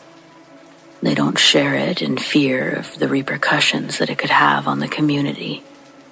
Grandma Aman knows firsthand how real these legends were. In her town, reports of missing locals were only made known from people talking to one another. Fishermen, even some that didn't go too far from shore, their boats would be found floating adrift, empty. Decomposing fish would still be in their nets on the floor from the day's catch. Other fishermen would find these boats, guide them back into port. Usually by the fishing gear, families could recognize who was gone. Everyone knew what had happened to the unlucky crew. The children thought that what the adults told them were tales to keep them home safe. It was talked about in a way of the Agawi. They resemble America's Bigfoot. Aman's mother forbade her from playing by the water at night, and she would tell Aman stories of her encounters with these monsters. But as Aman's future daughter would to her, she ignored her mother's warnings. She knew about the dangerous animals that lived around her. Venomous snakes and crocodiles were a constant threat that she grew up learning to predict and avoid. When Aman is a teenager, she falls in love with a boy who is about to go off to the war. In an act of romance, he blindfolds Aman and guides her down a rocky path to the edge of a dock where a rowboat with flowers, chocolate, and an oil lantern are sitting, with a bottle of wine the boy had stolen for their occasion. He'd picked a quiet part of the water, away from the reptiles that nested along the long shoreline and the rocks. The boy stables the boat and helps Aman step in. Then, knee to knee, the boy turns the oars, pushing them forward and backward until they're far enough from land not to be spotted, but still close enough to see the dock. The water was calm in the inlet, and the stars shone bright in the sky. They were enjoying their time together, but before the bottle of wine could be popped, they felt the side of the boat get bumped. Both of them hushed down and huddled together in the boat. The bump that they felt vibrate through the old wooden boat wasn't heavy like a crocodile's curious push on the bow. The bump was better said as 2 knocks, then 2 more. The boy attempts to show courage for Aman. He grabs the lantern and slowly, both of them lean their heads over the edge of the boat, with their light source extended over the water. The boy leaned out further with the lantern. It didn't illuminate much of the darkness around them, and even less of the water, but it was enough for them to check for disturbances in the waves. There were no fins, no large ripples parting the water. Wherever the boy moved the light, the water below him was calm. Aman is also following the lit areas with her eyes, but something tells her to look straight down. Just under the surface of the water, closest to the boat, pressed against the side of the boat looking up at her, are 2 pairs of eyes that reflected the lantern's light, like small white crystal balls in the water. They quickly retreated as the lantern grew closer. But in that brief moment that their eyes met, Amon gasped and pulled the boy back into the boat, just as one of the creatures ascended towards them. There was a big splash that sent water spraying into the boat. Not only did it drench the two teenagers, but it extinguished the lantern, as well as spilling it over, leaking oil all over the boat. The moon was their only source of light now. The boy scrambled for one of the oars to use as a weapon. They sat close together in the dark and listened to the creature swim around the boat. Neither of them knew exactly what it was. Did they just see one big creature with 4 glowing eyes, or 2 separate creatures? Soon, the water got quiet again. Amon and the boy whisper about what they should do next, hoping whatever was messing with their boat had gotten bored and moved on. They decided to put the oars back into the water and attempt to make it back to the docks. As both of them move back to their seats, the knocking starts again from under the boat. This time, it's a consistent pounding coming from multiple parts of the boat. The boy begins to furiously row against the waves, leaning into each pull with all of his might, trying to get their little boat to move faster. With a violent jerk, one of the oars is torn from the boy's hand. He's almost pulled overboard with it, but manages to let go just before losing his balance. With only one oar left to work with, he begins switching from left to right, trying to keep the boat straight, but moving much slower than before. There's nothing Amon can do besides watch the boy as he exhausts himself, fighting the waves. She can feel her feet start sliding forward and realizes that the weight's being shifted to the back of the boat, and the side that she's on is now slowly lifting out of the water. Then it dropped back into the water with a big splash. If Amon's hands had slipped off the seat that she was holding onto, she would have been sent overboard when the boat was released. The boy gets tossed onto the floor of the boat, hitting his head. He chose to hold onto the oar instead of bracing. For a moment, he's knocked completely unconscious, lying at Amon's feet. She leans down to check on him, but the eruption of more water makes her look back up into the back of the boat. Water was cascading in all directions as 2 human-like arms reach up and into the boat. They were covered in black scales that glistened in the light of the moon. The hands were long and webbed like bat wings. The creature slowly began pulling itself up, climbing over the stern of the boat, or at least attempting to. Its likeness to a human was only by the shape of its upper body. Its features were vastly different. The long waves atop of its head resembled the legs of jellyfish. Its crystal ball eyes were large and very far apart on the creature's face. The front structure of their face, it pushed out like a boomerang, and their mouth opened to reveal rows of sharp teeth. As the monster attempted to pull itself into the boat further, its lower half was exposed, resembling that of an eel. Its eyes and teeth were clearly visible against the night sky, and Amon watched as its hands gripped onto the wooden bench across from her. She then watched the creature look down at the boy.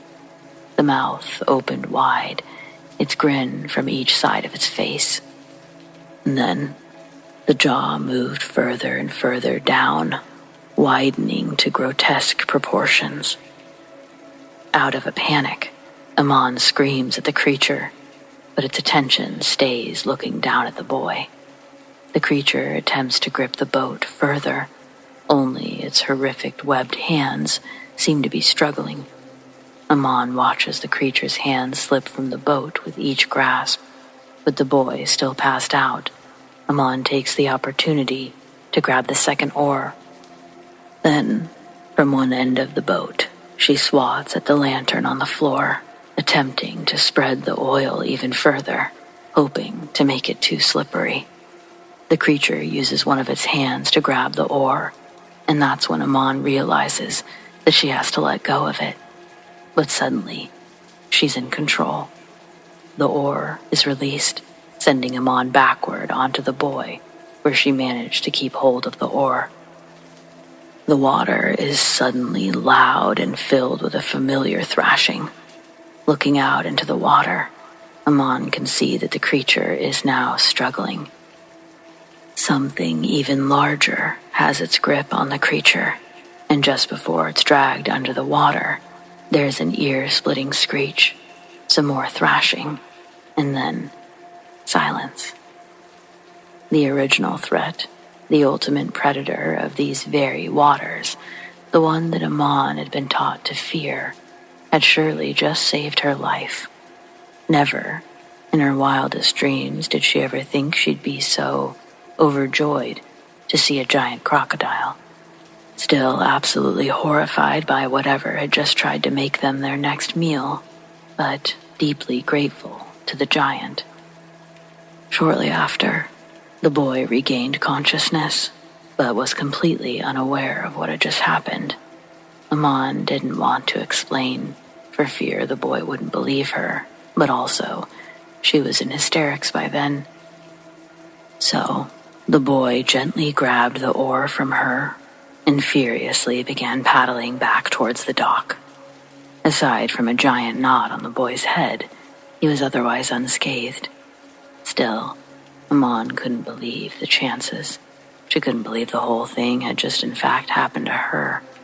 One moment she was sure her date was about to die, be killed by something unthinkable, and now, on their way safely to shore. My grandmother didn't touch those waters again. She learned a hard lesson, and she urged her own children down the road not to make the same mistakes. Though some of them would, they wouldn't pay the same consequences. My uncle did lose his toe at some point in his youth to a Goliath tigerfish, so there were lessons being learned. I love my culture, I really do, but I don't understand the allure to tempt dangerous waters, especially at night, and maybe it's because I've never had to. But I'm just happy with a swimming hole, a saltwater pool on a sunny day. Possibly my grandma's lessons did in fact work on me. There's something deep inside of me that tells me to stay away from open waters, especially at night. And luckily, it would appear my daughter shares the same fears.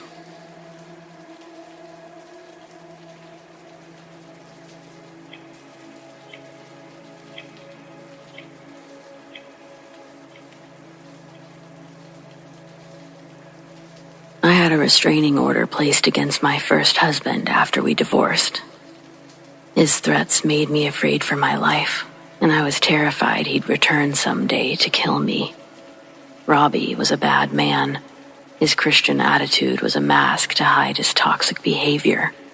Only at home would he feel comfortable extending his full wrath if I were to displease him. Months went by and I thought my nightmare was over and I could start moving on. My friends that didn't have him blocked on social media told me that he moved out of state. A year would go by with no contact. I began to let my guard down, thinking he'd moved on from me. Unfortunately, I was wrong. Even after I'd sold the house and moved, he still managed to find me. The house I purchased from the sale was a smaller house on larger property. Living by myself, I had no use for extra rooms that I'd rarely use, but I did enjoy having no neighbors. I was able to purchase all of it for less than what my house sold for. I was able to furnish everything exactly how I liked, and I even had a little put in my savings. The first week living there full-time, I tried to ignore the jitters new surroundings can present. The settling of an unfamiliar house, it took some getting used to. But the more I unpacked, the more it felt like home. It took longer than expected to get the last box fully sorted. I spent the first few months using them as tables.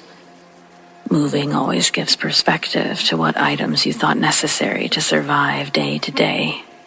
It became more of an aesthetic task since I wasn't expecting visitors. It was the 4th of July and I was working at a bank.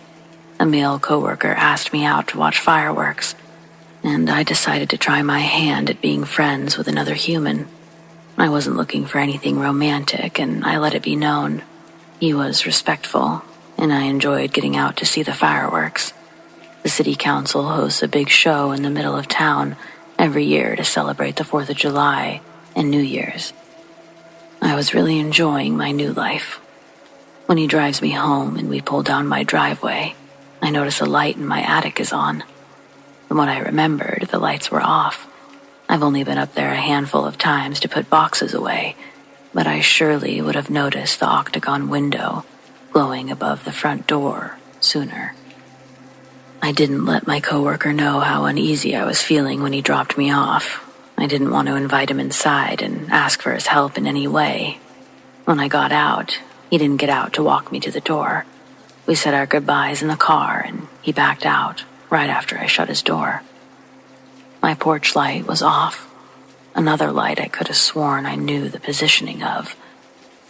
When I left that afternoon, I mindfully turned it on, knowing I'd be coming home late. I fumble to get my keys in the door. When I get it open, I flip the switch to the porch light, and it blinks on again. So it didn't burn out. Turning around to face the living room, I can also see down my hallway that leads to the bedroom and bathroom. The hallway is also where the entrance to the attic is, via a pull-down ladder. Not being a dumb lady, I have a conceal and carry permit, and regularly practiced my shot. It was a good hobby for a single woman to pick up living on her own. After checking my immediate surroundings, I made a sprint to the bedroom to get the pistol.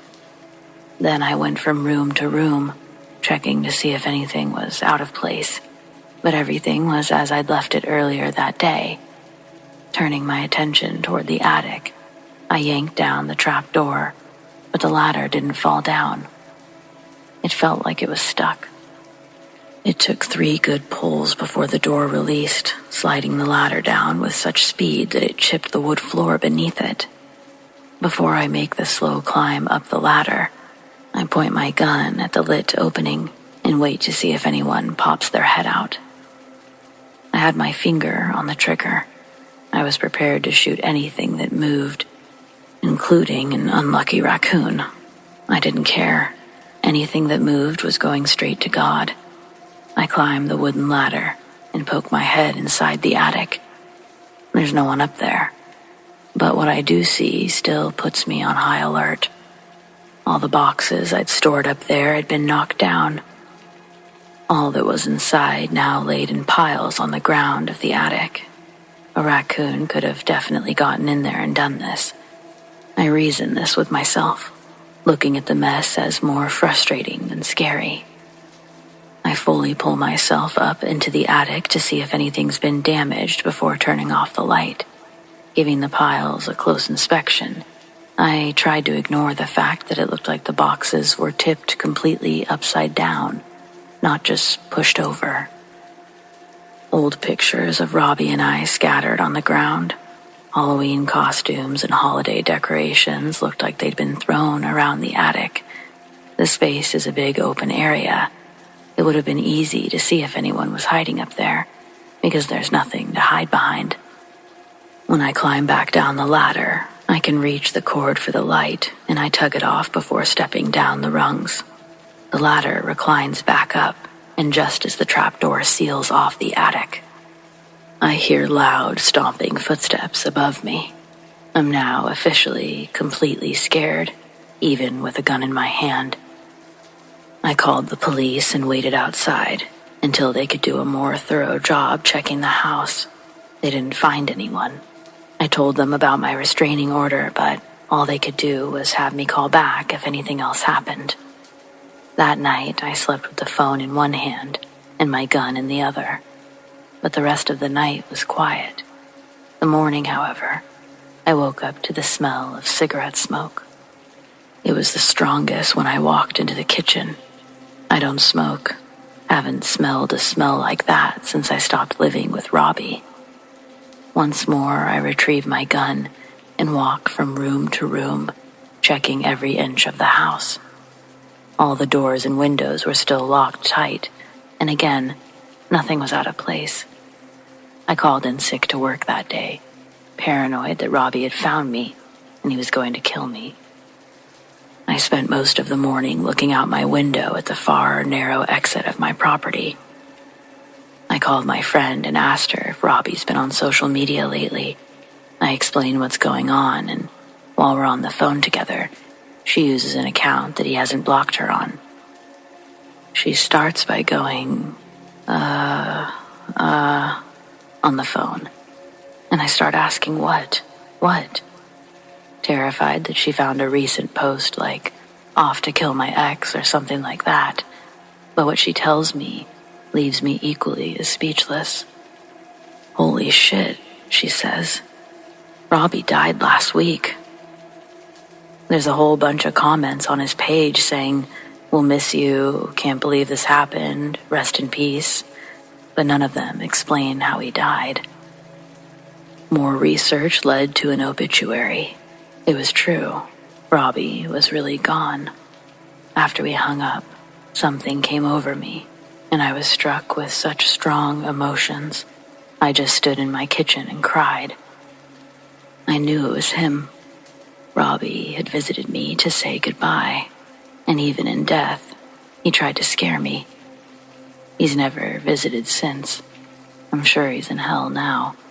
In a strange way, I like to think I got a sense of closure from it. The feeling of being terrified, unconfident, uncertain. It was the same way I felt all those years we were together. But this reminded me that now I'm a stronger person than who I was.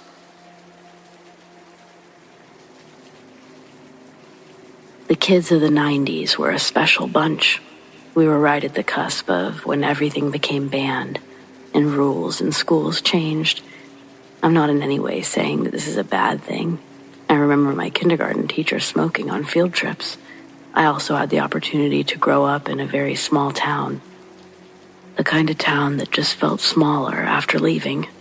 A true stereotypical town where every teacher gives the athletes a bunch of extra credit work, the same extra credit work, so that they can keep turning it in over and over to legitimize their passing grade in the class.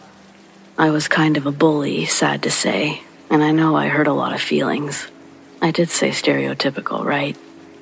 Well, since high school, I've grown from my bully ways, and I understand why I was the way I was.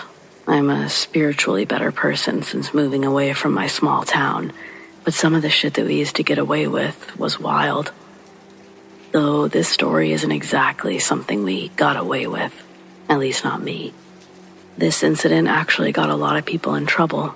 Should have been way more trouble than what actually occurred, but I digress. Here we go. Some crazy shit I saw in high school back in the 90s. Our school had 2 floors. Floor 1 had a gym, commons, library. It also held the 9th and 10th grade classrooms. Upstairs held the 11th and 12th grade classrooms. These floors are connected by a handicap elevator that one exceptionally unhealthy teacher used, along with a tall set of wide concrete steps. It's technically 2 flights of steps to get to the 2nd floor. It's a tall climb that I would make multiple times every day. The 2nd floor is basically a long hallway, with classrooms and lockers on either side. At the end of the hallway is a glass exit door, and the other end is a large open space that overlooks the 1st floor commons area. Homecoming night. I'm part of the homecoming royalty. The night of our home game, we're supposed to walk out on the field during halftime, where they reveal the king and the queen.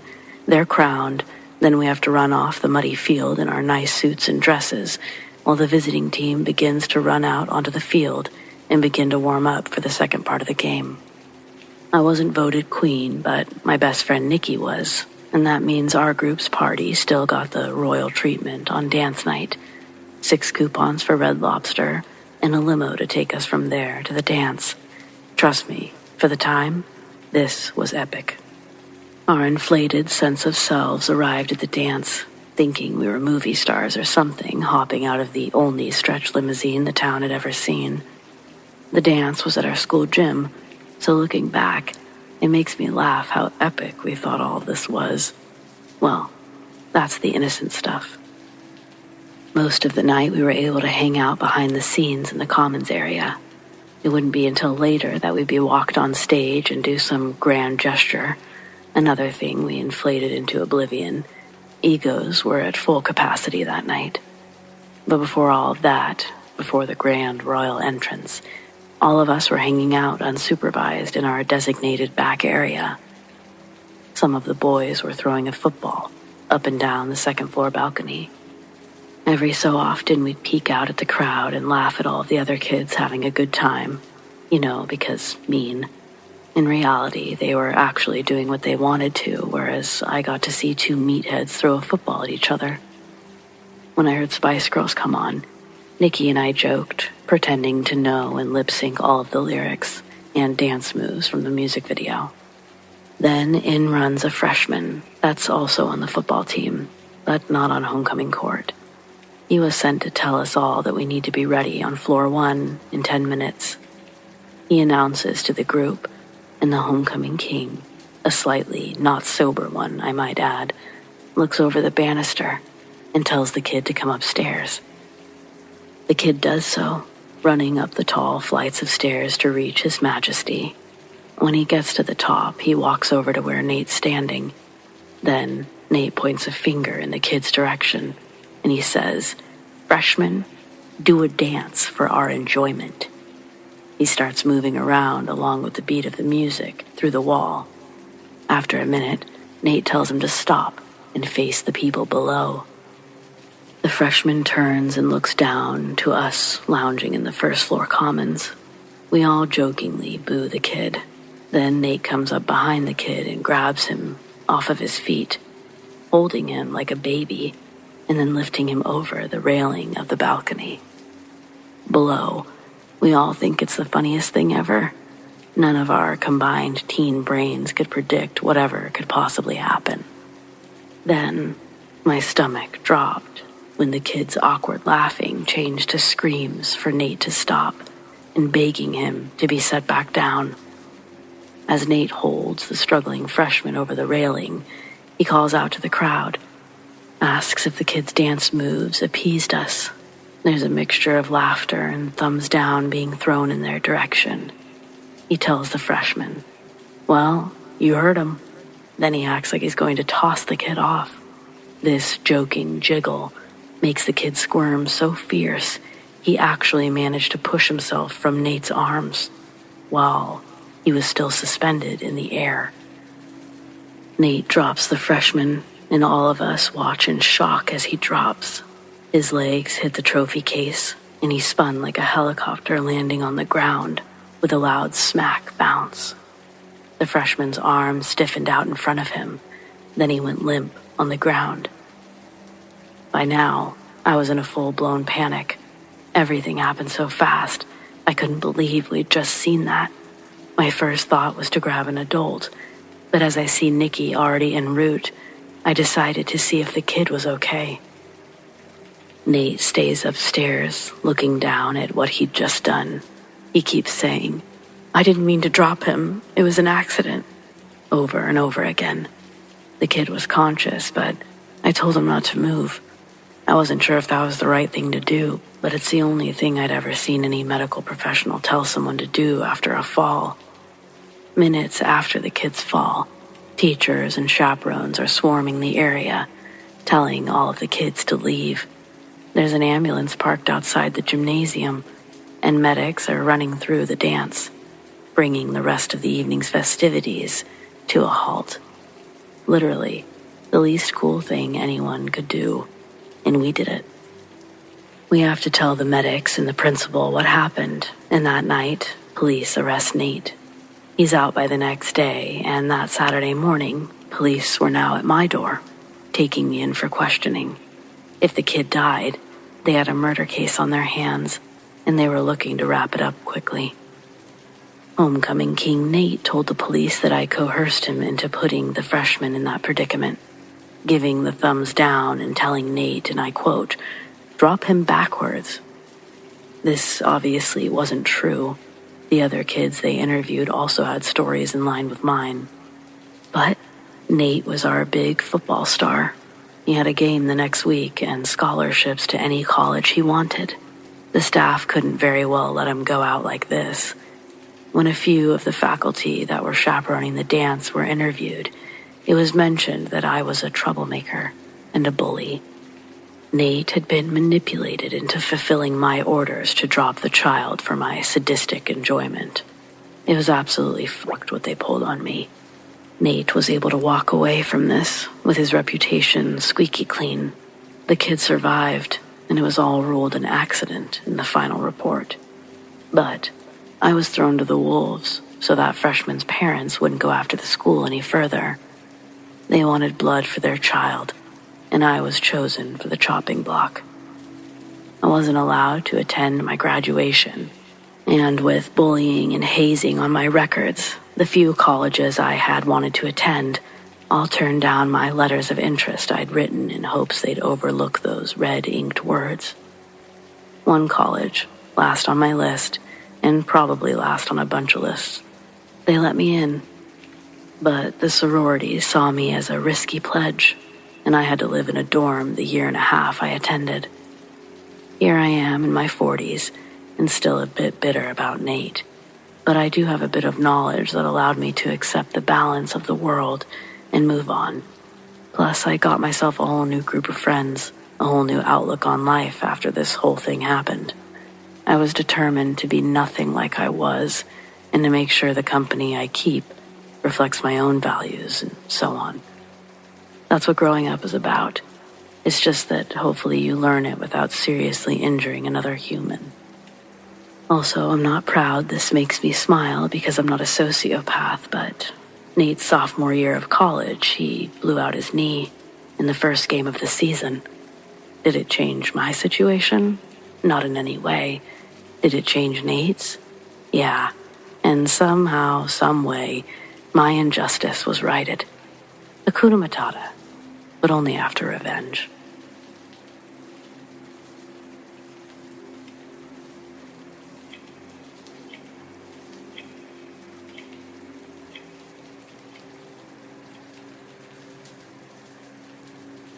I was 13 years old. I'd been attacked in a school playground by a vicious Doberman, let loose by some stupid kids. The dog tore a hole in my hamstring and tendon, so my dad decided that we should go to the ER. As we arrive, we can hear some kind of two-way radio with a voice saying there was a bad accident and 2 people were coming into the ER. I was taken back and told to lay prone on the exam table. The staff were scurrying around, preparing for the arrivals. The doctor came over, injected me with a numbing agent, and started to stitch my torn hamstring together.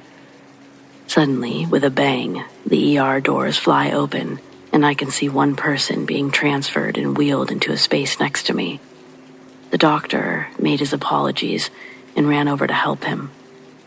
I couldn't make out the gender because of the amount of blood. Wasn't even sure there was a head. I couldn't even tell where the head was supposed to be. For the next 30 minutes, they worked on this poor soul with CPR, trying to shock him to life. The curtain was not pulled across, and I witnessed the whole gruesome mess. I could smell burning flesh. After some time, I heard the eerie tone of a flatline, just like in the movies. Mind you, I'm 13, but my mom was a nurse. I'd seen quite a bit for a kid. Still, I was horrified. There was a fresh, dead person next to me. The doctor and nurses received the next patient and worked on them with success in the space to my right. I think they lived. With a sigh, he returned to me and noticed that I could see everything, including the dead body just feet away from me. Oh, geez. He pulled the curtain across to block the view. "Is that guy dead?" I asked. "Yep, damn it he is. He didn't wear a seatbelt, and this is what happens." After pulling his bloody gown and gloves off, He slowly washed his hands in silence, walked over to me. "At least I can fix you." My dad asked how it went in the ER, and I told him I just wanted to go home.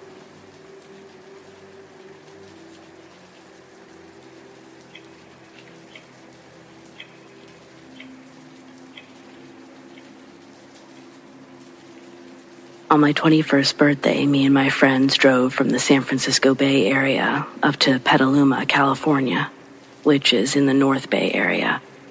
After driving for about an hour, we got to a house party that a friend of a friend had told us about.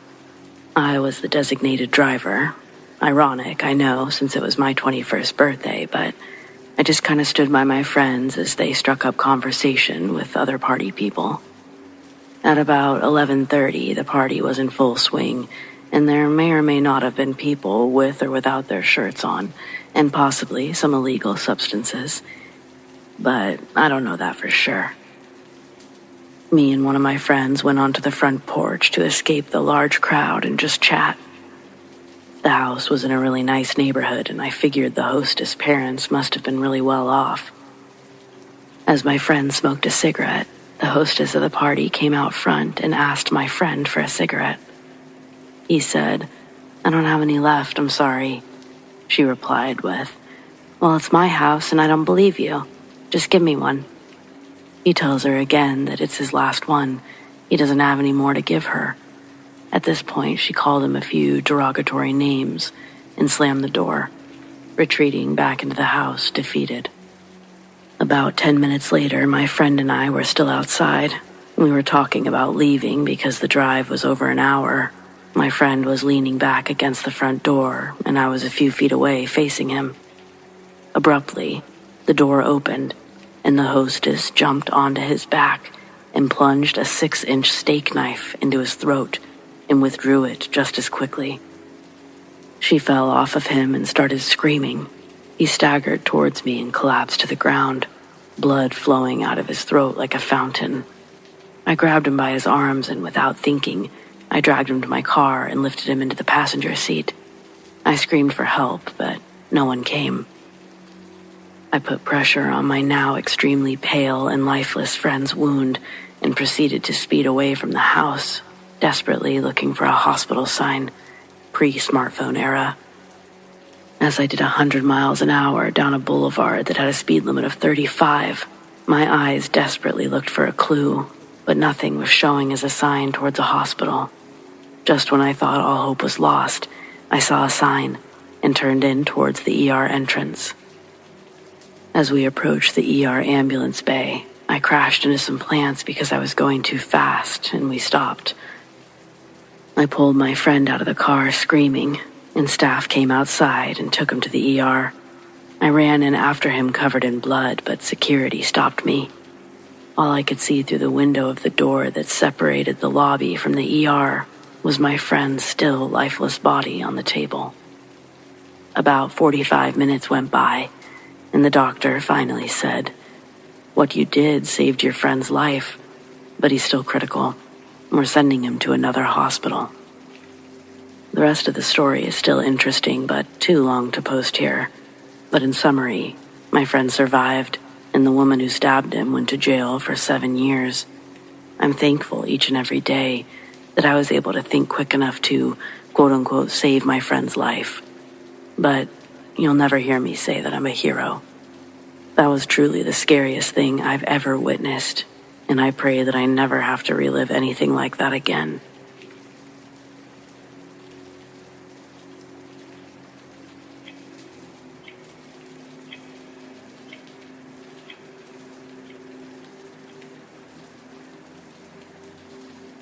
I don't know if this constitutes as a wild AA story, but I wouldn't have it if it weren't for AA, so here goes.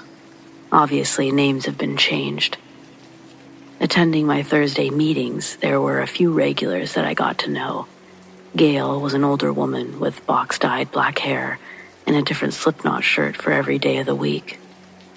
In her 20s, she was selling sex and drugs for a local biker gang in Nevada. Some of the stories that she'd share at our meetings would make even the most hardened addicts blush. If Gail could live her insane life and turn it around, there was hope for any of us that walked through those doors. No matter how down and out they were, Gail probably had a story just a little bit worse, just a little more tragic. I know she was probably a raging narcissist, right? That's what I thought too. But she had receipts to back up every claim. Knife wounds, bullet wounds, a criminal rap sheet, and a scar on her leg she received from a branding iron that looked like an X with a half circle around it. She was the real deal. And man, could she tell a good story. Gail, despite her abrasive presence, still managed to have the brightest, most welcoming presence in the room. I looked forward to attending meetings because I enjoyed listening to her speak. She made you feel warm, even in the wintertime. However, the stories she would share during our smoke breaks were some of my favorites. She didn't have to hold back then. She could glorify these experiences all she wanted, and she had some insane experiences. Not just from when she was using, but from the days that she was sober and still working the streets. The story I'm sharing isn't one of Gail's trials and triumphs. It wasn't even one that she told everyone in a meeting. It was one of those coveted outside smoking a cigarette stories. And this time, she was telling me about her days as a high-class escort in Vegas. She was one of 3 girls that the bikers would present to only their top clients. Millionaires with drug habits, celebrities or mafia men, rich evangelical preachers with mega churches in Texas. Gail made bank doing what she did, and she was treated nicely as well. Clients paying in the thousands aren't usually the type to be violent. It also helped that she was driven to the location and picked up by a black Escalade filled with gang members waiting in the parking lot. An added fee for both Gail's and the client's safety. They would remain completely undisturbed unless Gail gave the signal from the window of the hotel. There was always the risk that they could kill her before the gang made it up to the room, but Gail never worried about the small stuff like that. One day her pimp gathers the girls together and asks if any of them could pass a drug test right now. Gail's the only one that raises her hand. She just so happened to have lost custody of her kid and had to be clean for 6 months before she could fight the courts to get him back. The kid's story, now that was a sad one that she did share in a meeting. Gail relapsed before she could regain custody of her son, and he'd be shipped off to his uncle with cancer in Baltimore. Yeah, don't worry, I'm not going to keep going on that one. Let's just say something happens and her son never makes it to Baltimore, and Gail enters the darkest period of her life. But again, rewind, sorry. Gail must have affected me more than I knew. Maybe after this I'll write her memoir, but for now, I came to tell you the story and I'll get back to it. Pretend you hear the sound of a VHS tape rewinding. Gail, a young, bubbly, high-dollar escort, the only hooker with a raised hand after her pimp Travis asks if there's any recent drug use. She was clean for 3 months. Travis takes Gail out and dresses her in the nicest things, gets her hair and nails done, a new pair of heels for her client that night. She's told that he's an international visitor from Europe, that he insists on his escorts being narcotic-free. She'd be meeting him in a suite at the top of the Flamingo. When the elevator doors opened up, Gail saw 2 security guards standing outside the door. Apparently, they were almost as tall as the door they were guarding. From the way their clothing hung, it was clear they weren't adorned with bulging muscles, like the regular goons Gail was used to seeing. But the 2 men standing there were equally menacing in their own right. Both wore matching black suits, dark circular sunglasses, and bowler hats. Neither of the men say a word to her as she exits the elevator. They stay completely silent as Gail's frisked, and every pocket and crevice she has is checked. Then, one security guard beeped the walkie-talkie on his shoulder twice, and the suite doors opened up. Gail's seen close to every penthouse suite, rooftop mansion, golf course, luxury Las Vegas can offer. It wasn't the suite that had her stumbling on her heels when she walked inside the double doors. In the living room area, the couch had been slid up against the wall, and the large, thick rug that was usually under the couch was rolled up in the corner as well. Where the rug should be is now 4 big blue plastic tarps taped together, covering the living room floor up to the walls. Directly in the middle of the tarp is a hospital bed and an IV and other tubes hooked up to a medical device. The sight made her stop. She wasn't but a few steps into the door, but then she tried to backpedal. She bumped into her client. Gail jumps away in fright, landing onto the blue tarp. The man that was standing behind her walls forward from the dark entryway to better reveal himself under the small chandelier that had decorated the living room. In a thick German accent, he apologized for the scare and introduces himself as Elijah. Being on the floor for her first sight of this man, she describes him from the ground up. He's dressed nicely. He wore expensive loafers under black business pants and a dark cardigan. He was handsome, looked to be in his 40s.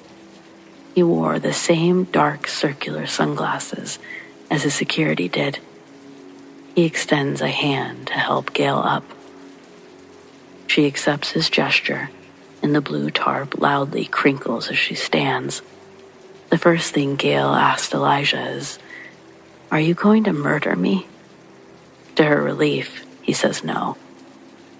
Her next question is if the doctor setup was a kink and if she's playing the nurse or patient. Elijah casted her as the patient in their little scenario they'd be playing that night. Gail's ushered to the gurney, and she approaches it with noticeable hesitation, but hops on. Elijah's quiet as he straps her arms down. Gail thinks it's weird his face hasn't changed expressions during this. He wasn't getting turned on by what was happening. His lack of enthusiasm started making her feel a little self-conscious. As crazy as this was, she would have much preferred a psychopath that was actually, into it.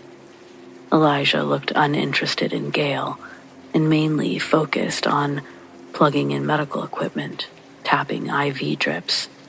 Along with her arms and legs, her forehead was also strapped down tightly to the gurney bed. In situations like these, Gail was taught to never make the client feel bad and just be cool, unless it's a do-or-die situation. So Gail just smiles and says that she's just hoping that whatever he plans on them doing, they get it over quick. With her head strapped in, Gail's line of vision is basically straight up into the chandelier. She can hear Elijah quietly walking around her. Beside her, a bag is unzipped. Then, Elijah appears over her with a syringe. Seeing this in his hand, Gail starts sweating. She tries to hide the tremble in her voice as she lets out a playful laugh and asks, "What's the big needle for, Doc?" Elijah responds and finally tells her what exactly he had planned for the night. He tells Gail that the needles are to extract blood from the jugular vein in her neck. Tears grew in her eyes. Gail knew that she was completely helpless. "Why?" she asks. Elijah tells her, no more talking. It will wiggle the needle once it's in her throat. Then a poke of pain radiates into Gail's neck and down her shoulder. She can feel the needles gone under her skin, jabbed into her neck with lightning accuracy. A scream builds up in her chest, but Gail knows if she screams, the needle could possibly go deeper into her neck and do more damage. She didn't know what she was hooked up to. All she could see was the chandelier above her. A machine near her head starts beeping and buzzing. Gail can feel the blood being pulled from her veins. Her shoulder muscles begin to ache. Soon she starts to feel overwhelmingly woozy. Gail tells Elijah, "You're taking too much blood. Please, I think I'm dying." In her blurry vision, She can see Elijah appear over her again. He tells her she's not dying. He's not taking all of her blood. Through her growing headache, Gail can barely manage the pain. The straps make it impossible to squirm, and she's grinding her teeth until one of her molars breaks in her mouth. Eventually, it's all too much, and Gail blacks out. When she wakes up, her setting is completely different from what she remembered. She's disoriented, especially when she finds herself in a real bed this time, still in the suite at the Flamingo. Now awake, lying in the bedroom. Gail was weak from the loss of blood, and she was shocked to see only an hour had passed since she'd arrived. Elijah was standing underneath the doorframe of the room, staring at Gail, waiting for her to wake up. Under the covers, she pats her body. Aside from her shoes being removed, she was fully clothed. The bed was comfortable and clean. Elijah, seeing that she's up, quickly leaves the doorway and returns with a platter in his hands. He tells Gail, "You're going to like this." The fog wears off and reality sets back in. Where she is, what's going on. Again, it brings her to tears. When Elijah approaches the bed with the platter, she can hear metal sliding around, echoing in the dome container. He sets the platter on her lap, removes the lid to show a plate with 3 large chocolate chip and banana pancakes. The metal that she heard clinking around was a fork and knife. Gail says that they were the best pancakes she's ever had. Elijah leaves her to eat alone in the bedroom. When she's done, Gail gets out of bed, still weak, but able to stand on her own without holding a wall. As Gail exits the bedroom, Elijah's nowhere to be found. She doesn't look around for him. Instead, she runs through the living room, avoiding the gurney and medical equipment that's still set up. When Gail gets to the entryway, she grabs her purse and runs out the suite doors. She didn't turn around until she reached the elevator, and when she did look to see if anyone was after her, she saw that the security guards were also vacant from the hallway. The elevator doors closed. Next time they opened was in the lobby of the Flamingo. As the doors slid aside, she was met with the noise and chatter of the gaming floor. She tried to walk with as much composure as she had, as to receive the least amount of attention as possible. There were no mirrors in the bedroom. She had no clue what her appearance was like as she re-entered the public. Getting outside, she hurried to the parking lot where her ride was waiting. When she got in, she locked the doors and broke down in tears again. The men in the car asked what happened, preparing to go back up there. Gail tells them everything that happened, including the pancakes. One of the men still thinks that Elijah needs to be threatened, but Travis, who's sitting next to Gail in the back seat, tells the men to shut up. Then he tells the other man to drive. During the drive home, Gail feels a hole in her neck. It's tender to the touch. She asks Travis who those people were at the Flamingo, showing him the puncture wound. Everyone's quiet in the truck as they listened for Travis to answer. He'd been the point of contact for this arrangement. Travis inhaled. He knew in the truck with him were 3 of his closest confidants. Not to sound crude, but to use proper terminology when I say Gail was Travis's bottom bitch, his main girl. He owed it to her to tell the truth. Travis starts by explaining how he met the German client selling guns. Elijah contacted him later, telling Travis that he was coming to the States for a few days to personally pick up the guns, along with a leisure visit to gamble. He then makes one more request of Travis before disconnecting the call, asking Travis if any of his escorts have clean blood and that he'll pay high dollar for one. Needless to say, Travis is a bit taken aback by the question. Elijah can sense it on the phone, and he quickly follows it up by saying, "I'm not going to kill the girl. I'm not a sadist. Warm blood is a refreshing change from the sealed packs they bring while traveling." The man in the front passenger seat asks, "What does that mean?" And Travis says, "Elijah drinks the blood." Gail asks why, and he says he doesn't know. All he knows is that he was paying over $1,000 for a pint of her blood. He looks at Gail, and trying to be sweet, he says, "I didn't know anything else other than you were going to be okay in the end, and that's what's the most important part." Sure, Travis, sure. Well, fast forward to the present or later. A month after the Flamingo, Gail relapses, gets picked up by the cops, turns informant, and sends a couple members of the biker gang to jail. Then she moves to where she is now, far, far away from Las Vegas.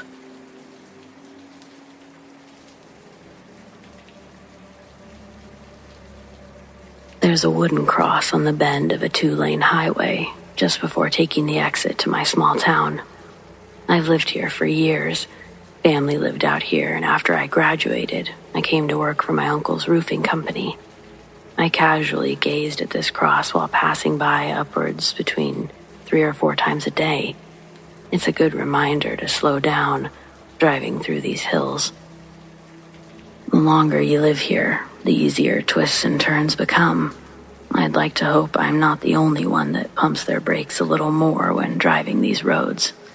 Sadly, this wooden cross isn't alone. Every few miles you'll see another one. A lot on such a small stretch of highway. But I'd find out.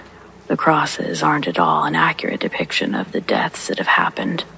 And while many of these are from driving under the influence, other accidents have had us scratching our heads when reading about them on our police department's Twitter account. Since I moved out here, I never liked driving on our highway at night. To easily sum it up, it's a twisty, thin road with a lane for east and a lane for west, divided by a thin yellow line. On each of the other sides are steep, mountainous drops. The only lights helping you see are the ones attached to your car. It's easy to see how most of the accidents occur. But then a notification will light up my phone telling me that they found a truck, unoccupied, with its hazards blinking. They identified the vehicle's owner from the wallet left in the glove box. They put on an extensive search in the area, but from what I know, the guy never came back to his car, and he was never found. I myself have seen balls of light racing in and out of the trees. Around here, no one's gonna think you're telling a lie if you mention Bigfoot. I've seen 2 of those big fuckers duking it out with each other right in the middle of the road. At least that's what it looked like. Either that or a big furry rock slide, and oddly enough, I haven't seen a furry rock. Mossy rocks I've seen, but rocks screaming and swinging on each other like massive gorillas with long legs rolling down an embankment and off another. If I was any closer, they probably would have taken me off the edge with them. We think they live in the abandoned mining caves located around town. Guns don't work on them. My buddy tried blasting one in his backyard, but that just pissed it off. He ended up getting all of his windows smashed in by a showering of big rocks being thrown periodically through the night until sunrise. Most of the time, they just stay out of our way. It's rare to actually see one up close, but I wasn't trying to make this about Bigfoot. I apologize, because honestly, I don't think they're the ones to blame for the accidents.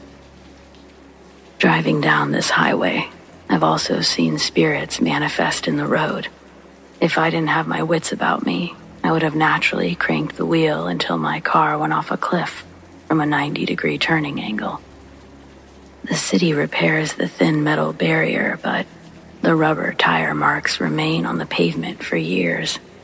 There's something deeply creepy about seeing these faded trails that lead straight off the edge of the road.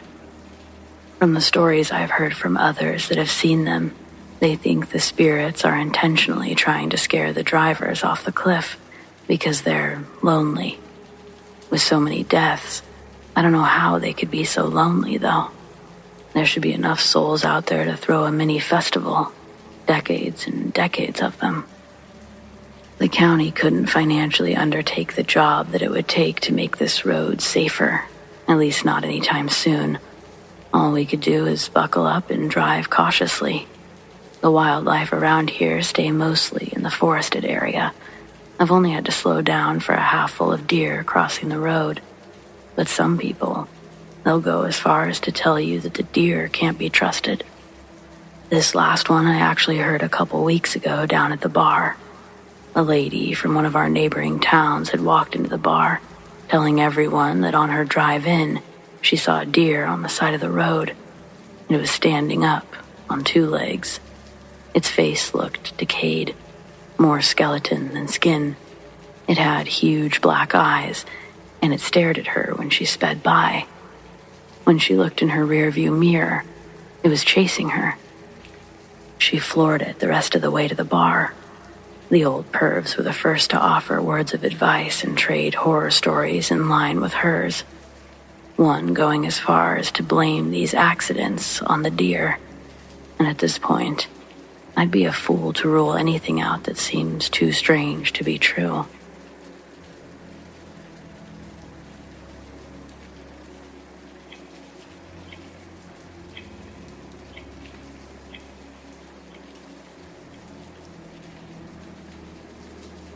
In the 50s, my dad was 12 and living in South Jersey. They were poor, so he would often go fishing in the marshlands. One day he set out his lines, laid under a tree, and fell asleep. When he woke up, the sun was setting, so he got his stuff and started back. On the way, he heard a deer suddenly cry out in pain. It sounded like it was being ripped apart, and the noise was coming from just off the trail ahead. There was no way to go around, so he tried to creep by. When he came adjacent to the sound, he looked through the trees to see a goat-headed creature crouched over a deer carcass. As if sensing his presence, it stopped eating, looking right at my father. Then, it stood on its hind legs and stretched its enormous wings wide. Dad ran home in a blind panic, and my grandparents didn't believe his story. Instead, he was given extra chores for falling asleep and lying.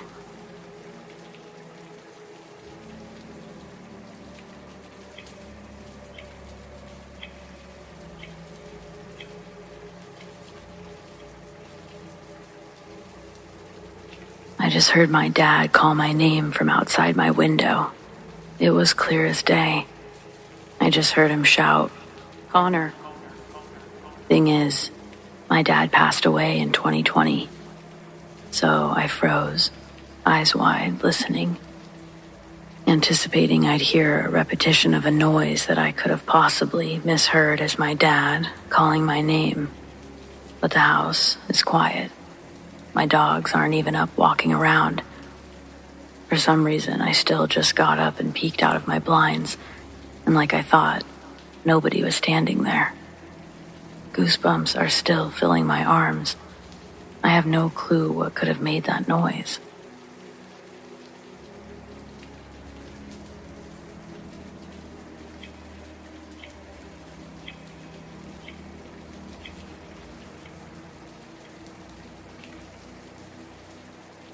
In 2016, I went on a week-long camping trip in Mississippi. I had just spent the prior week in Alabama, and needless to say, there was more hiking involved here. I spent 2 full days hiking deeper into the woods before setting up my permanent camp in a small clearing. I've been going on solo trips since I was 17, and this was supposed to be an easy one. No caves or mountains to explore, just a relaxing week in the woods with my fishing pole. Everything was going great until night 4, when I heard something walking around my camp's perimeter, just out of the firelight. I tried to stay calm and pretend not to notice because it was something on 2 legs, and that usually means people. But its stride sounded off, almost like a very heavy person trying to tiptoe, yet not quite that. Mostly, I just felt in my bones that something was the bad kind of wrong about it. All my years in the woods, and I'd never heard anything sound quite like that. It gave me chills. Besides, if there was another person this far out in the middle of nowhere, and they were sneaking around my camp, they weren't friendly. I was worried what it might do if it knew I had noticed, so I stood up slowly and went into my tent like I was going to sleep. Normally, I would put out the fire, but that night I let it burn. Once inside, the footsteps stopped. I sat quietly, listening, for 15 minutes without hearing another sound. It had either left much more silently than it came, or it was just standing out there, watching, or who knows what. I had a small handgun, but I didn't want to fire it unless I could see what I was shooting at, so I continued waiting. After almost an hour of silence, I began dozing off, only to be woken by a gargled cry for help. It sounded so wrong that I thought someone was trying to disguise their voice. It didn't come any closer to camp either, so if I wanted to help anyone, it would require walking away from the little safety the fire provided. That wasn't happening. The voice went silent long enough for me to doze off again, but started back around 3, and then once more just before dawn.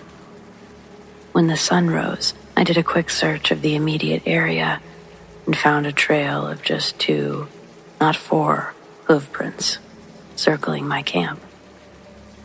At the time, I couldn't imagine how that could be possible, but that's what I found. I didn't really care about the explanation, though. I just wanted to go home. I packed up camp as fast as I could and started the long trek back to my car, hoping whatever had checked me out would stick to its territory. I stopped periodically to see if anything was following me, but I didn't see or hear a thing all day. When I stopped for the night, I was confident there wouldn't be any more trouble, but still made a fire and set up the tent anyway. Shortly after 10, the same strange-sounding footsteps approached my camp, but stopped short of entering the light. This time, it skipped circling the perimeter and went straight to calling for help. It sounded like someone with a deep, gruff voice, trying to use a high-pitched tone. It said, "Please help me." But the words themselves were off too, like they were being said by someone with a thick, heavy accent. Again, I ignored it, and I went into my tent. I'd never been so terrified in all my life. I imagined shooting into the woods and hitting some teenagers who were trying to be funny. Then I imagined doing nothing and having some monstrous beast rip me apart in my sleep. The whole night was a repeat of the night before. In the morning, I packed faster than ever. I'd lost time checking my back trail the previous day, but if I really pushed myself, I could still make it back to my truck before nightfall. I didn't stop for food or anything. By 4, my leg muscles were in knots, but I wasn't spending another night in that forest. I was only 30 minutes from my truck when it got dark, so I just couldn't bring myself to stop. 10 minutes later, I heard the same footsteps again, and they were moving faster this time. In a full panic, I began running and didn't stop until I got to the parking lot. That thing followed me all the way. I was so afraid that I dropped half my gear getting into the truck and left it behind. When the headlights came on, I caught a glimpse of what had been chasing me. It was partially concealed behind the trees, but I saw a giant deer standing on its hind legs, staring right at me. As I began to reverse, it went down on all 4s and darted back into the forest. I haven't actually been camping since that experience, not even in places I'm familiar with. I don't know what that thing was, but I know it was pure evil.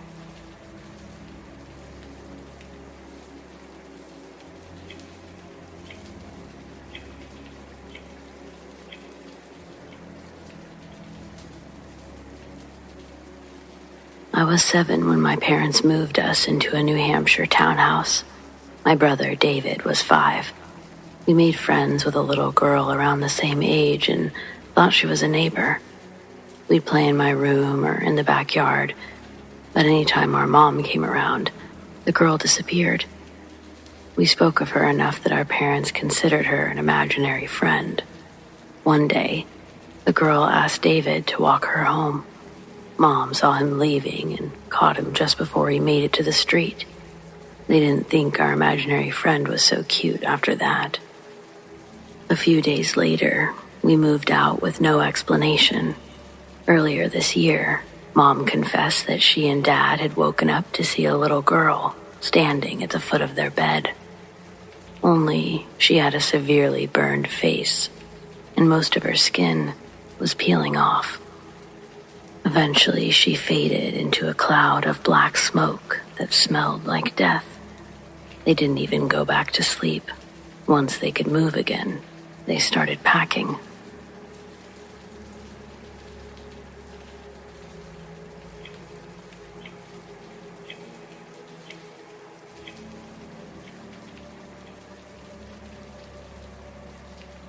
A UFO crashed in the Spokane Valley on June 24th, 2024. In the hills near Deer Lake, 2 military jets were flying close behind. They zoomed by maybe 10, 20 seconds later. I couldn't tell if they were the ones who downed the craft. All of it happened so fast. My husband Dobbs was driving us out to visit his uncle over in Clayton. Then, a silver object in the shape of a sideways teardrop appeared to burst out of a flash of light. It moved in the direction that the big end was on. At the thin, pointed end, it was swinging in a figure 8 pattern. Then we saw it fall behind a hill. We knew there was only ground past that hill.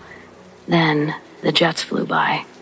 Ignoring my wishes not to go look for the crash, Dobbs hit his blinker and changed course, and gives me the task of calling his uncle to tell him we'll be late, then to call the newspaper. By the time we got anywhere close to where it landed, big army trucks blocked the roads leading there. For our safety, I'll use the name B when I refer to our daughter-in-law. B works for a local paper in or around the Spokane Valley. She told me that multiple people called in from Ponderay to report the crash. Most of their stories were the same, and none of them ended with any more information. The big trucks surrounded that town, blocking off the roads to and from for over an hour. Then, someone in the Sand Creek area called in. They claimed to have been on Mountain Road. That call would be the closest to the actual crash site. The man called in to talk about what they'd seen. He was suspicious the local police were involved, and he wanted to get on record what he saw. When the UFO crashed in the valley below the road, the man pulled over his work truck and looked off the edge of the road to see the silver drop at rest in the long grass. It was almost immediately next that a round of pops echo off the mountains, and the area below is covered with smoke bombs that fully engulf the craft and surrounding area. A black helicopter then came from the north and dropped a humongous opaque net over the craft. For a quick moment, the man could see everything as the air from the net pushed the fog around when it landed. He told B that just before everything was covered again by the gray cloud of smoke, he saw a tall, bell-shaped creature form out of thin air in front of the soldiers that were approaching the crash site on foot. Though the man tried to drive away, law enforcement caught up with him. He was detained, and all of his belongings were confiscated. His camera, journal, even his phone were taken. After the reports started coming into the office, so did 4 men from the government. They threatened B and the rest of the staff that were there that day to dispose of the story, or they themselves would be disposed of, along with the building itself. Claiming old structures like that burn down all the time, they made it clear that they intended to visit any callers that they could identify. I don't like to be a conspiracy theory nut or anything like that, but the story's being suppressed. Who knows why? I'm not even here to say if it's for our own good or not. I guess I'm just here to say it. If you live in Washington, share this with your loved ones or anyone you see fit. People are saying the area around the crash site that is contaminated by radiation now, including the Kalispell Lake and Penn River. If these claims are true, this would devastate our ecosystem around those parts, not to mention the health complications people would develop living in the towns close by. I guess this seems as good a reason as any to cover something up, keep something quiet.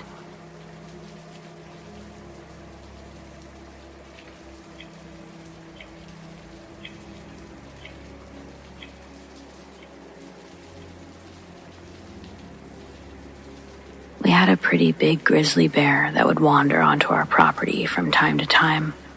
My husband John named it the Blimp because, dear God, this was a round bear. We have a variety of other bears around, but the Blimp was a spectacle to behold. Whatever her diet consisted of did not involve cardio or climbing. We thought Blimp was a pregnant grizzly the first time we saw it. But when she never gave birth and continued getting bigger, we started to reconsider our first assumption. Our house and the other properties around us are relatively new, and still, we're the furthest you can reach before the road ends in a roundabout whose only entrance is its only exit. We don't mind its isolation, nor do we mind the occasional visits from the larger wildlife population. Blimp was never a nuisance. We have bear-proof trash bins out here for obvious reasons. One morning, John and I were unloading groceries from the truck after church when Blimp came out of the woods, less than 5 yards away. Both of us stopped what we were doing and held our breath. Up close, Blimp is by far the biggest bear I've ever seen in real life. She was so large that her walk was more of a waddle as she scooted by. She didn't even look in our direction. She must have seen we were there, but she couldn't have cared less about our presence. John dove into the back seat as I jumped into the passenger seat, and we slammed the doors of the truck. Then we watched Blimp continue through the tree line out our front yard. I think Blimp might have been one of the grizzlies that I could have possibly outrun, at least endurance-wise. Though, thankfully, my bold theory never had to be tested. Blimp was a chill bear. I'm sad to say, however, that this story breaks my heart before terror sinks in. One evening, near the end of last year, John went out to get firewood. It was a task that he did regularly, but this night, he'd returned with tragic news that Blimp had been killed. It was heartbreaking. Both of us are big animal lovers, and we'd really grown accustomed to having Blimp around. Surely an animal that size did not have predators. She wouldn't have been able to grow so plump otherwise. I asked if it looked like she'd been shot. Was it possible one of our neighbors didn't have such a passive relationship towards a giant grizzly waddling through? John says no. He's white as a sheet. As he tells me, the scene he came across was much more troubling than an accidental or even intentional killing by anything he could think of. And certainly, a gun was not responsible for this carnage. A ways beyond the grassy part of the backyard, there's a long pathway starting at the bushes by the tree line. This leads to another small clearing in the forest. There, we have a chopping block made from an old stump and a beautiful fire pit that John welded himself. When John finished collecting the wood, he turned around with the bundle in his arms and noticed one of the trees was a completely different color. Walking closer to inspect this anomaly in nature, John would discover that it's only the side facing him that seems to be splashed with this pigment. A wide red streak, starting from the base of the tree, straight up into its branches. As John got closer, the red line looked wet. He placed a finger into the liquid. It was much thinner than the sappy consistency he was expecting to touch. Then, John visually begins to follow this red trail all the way up. John saw Blimp. Its limbs dangled as her body laid straddling a thick branch high up in the trees. The rib bones are exposed from a wound that looks like something had taken bites from her. Blimp's head was missing altogether.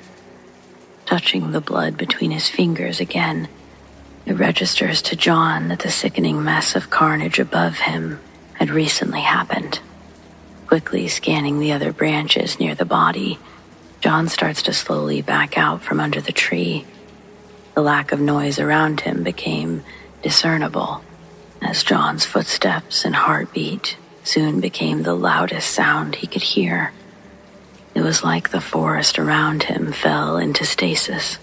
A wave of nausea suddenly hit John with such force that he began dry heaving. Growing with the pain in his stomach was the overwhelming feeling that he was being watched. All sense of safety was pulled away in the atmospheric fluctuation, and that's when John rushed back to the house.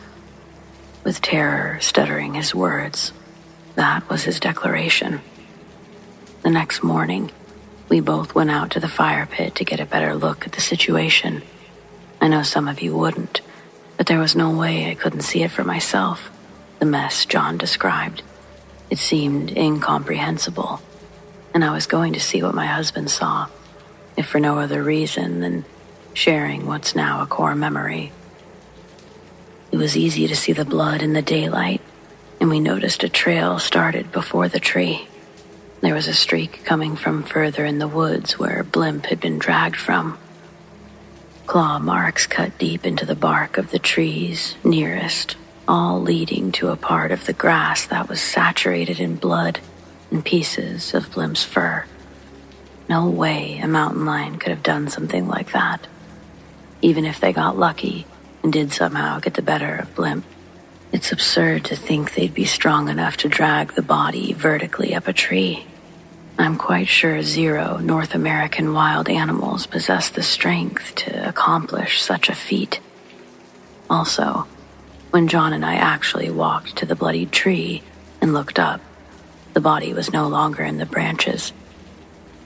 I would have thought to ask if we had the wrong tree if it wasn't obviously the only tree with a river of blood climbing one side. What was left of Blimp was gone, most likely retrieved by whatever got the best of her. The next week, we set up a large fence that surrounded our house. We also got a semi-automatic and a Dalmatian named after one of the Marx brothers. Now, almost 6 months later, tensions have settled a bit. No new evidence has been presented to further our suspicions of an invasive apex predator. Though, there's some parts of our 20 acres that we don't bother exploring because they're simply too overgrown by thick woods. We try to make our way around the other areas of our property monthly to check on things, make sure we don't have anyone camping on the land, stuff like that. Recently, John and I were doing one of these routine checks with Harpo. He's up ahead sniffing and peeing on things, and I see him pick up a scent that gets him curious. The wagging of his tail stops, and he's focused on locating the source of the smell. It brings him towards a bush that he quickly starts digging and climbing into the vines of, all the way until his upper half disappears. My attention now is on Harpo's excitement, and I'm wondering what he's going to pull out of the bushes. Harpo begins tugging on something that he's got a hold of. The bush shakes as Harpo struggles to free the object. Finally, the branches snap and release Harpo backwards, with his new treasure tightly clenched in his teeth. At first glance, it looked like Harpo caught a giant raccoon in his mouth. I sprinted at him and yelled for him to drop it. Harpo does, and it falls in the grass. I recognize it as not being a raccoon. Harpo had a bear skull.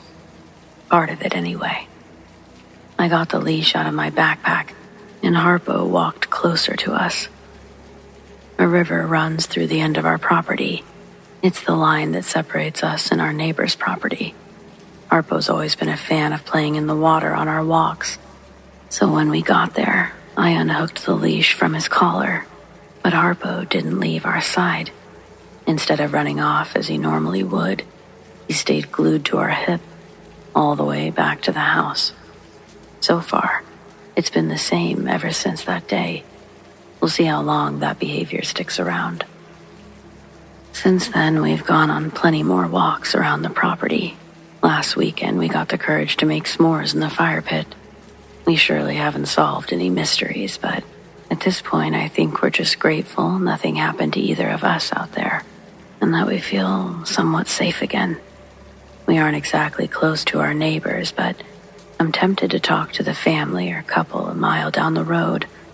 They've lived here longer than the rest of us, and it just makes me wonder, what do they know about this area that we should know?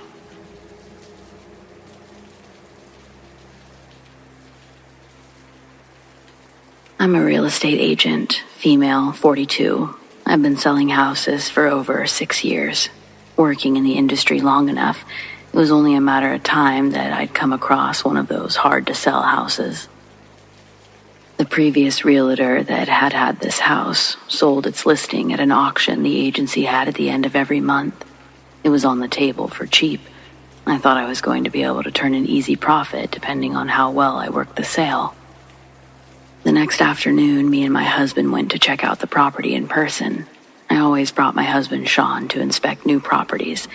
We've had to toss out a lot of squatters, especially when the seasons change. We regularly check the vacant properties just to make sure no funny business is going on before we sell the house. When I get a new property, I like to introduce myself to the neighbors. I give them my agency number and tell them to call me if they see anybody entering the premises. A house that sells well for us also increases the property value of the homes around it. 100% of the time, the spiel always made the homeowner feel proud of the home that they have and happy to help enrich its potential growth. And in the future, if they ever planned on selling their home, they'd already have our number. It's a win for them and a win-win for us. But when we pulled into the creepy little stretch of neighborhood, the pictures that were shown at auction had to have been shot at a precise, perfect angle on the best day of summer, because what we pulled up to looked nothing like the picture. It felt like the house was frowning when we arrived. I worried, even if I picked the litter out of the trees and slapped a fresh coat of paint on the dump. Is the house too old to realistically compete with the younger, less ran-through houses around? New families weren't looking to move into dumps back in 2003. A little over 2 decades ago, it wasn't like it was today. If you're 30 or under, take a second to look around you right now. It's a dump, isn't it? It's not your fault. Nowadays, the house that I'm talking about is selling for close to $1 million. It didn't used to be like that. Growth by proxy. The town around it grew into a city, turning that dump into a highly sought-after suburban home just outside the metropolitan area. But this is in the past. I'm in 1999 having an anxiety attack about the state of despair as Creed jams their final notes of With Arms Wide Open and Sean plays air drums. Only when the song ends were we allowed to exit the vehicle. And that's when I was able to really see the seemingly overwhelming goal I'd set for myself.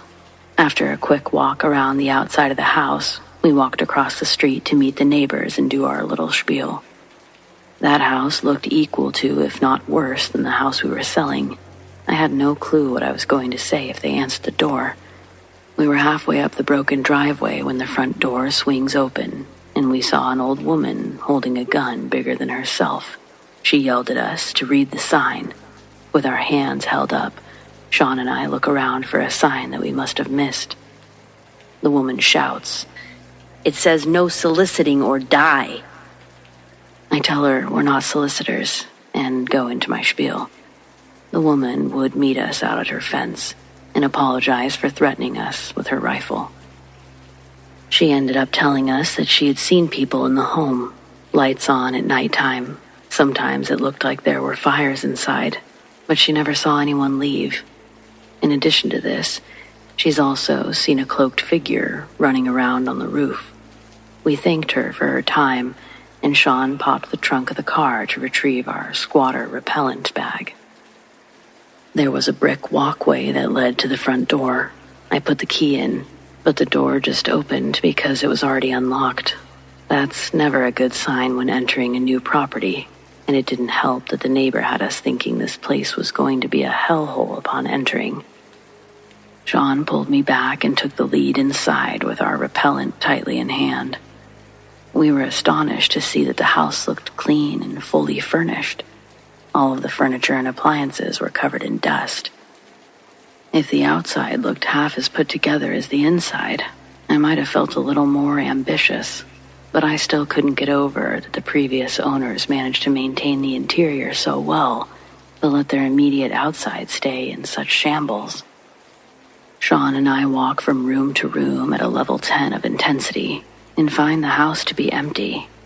In the process, we were able to fully see how well this home had been preserved. It looked like the family could have walked right through the doors at any moment, but apparently they hadn't done that in quite some time. It was eerie. I didn't know the history past the bank's proprietor purchase, but from the photos still hanging on the walls, it looked like a family had lived there. Mother, father, and a daughter. On the ground in the daughter's room, there was an open coloring book with crayons still laying next to it. The page was unfinished, never being returned to. What would have made the family just stand up and go like that? It's boggled my mind ever since, trying to fathom the possibilities. The living room was spacious with a fireplace.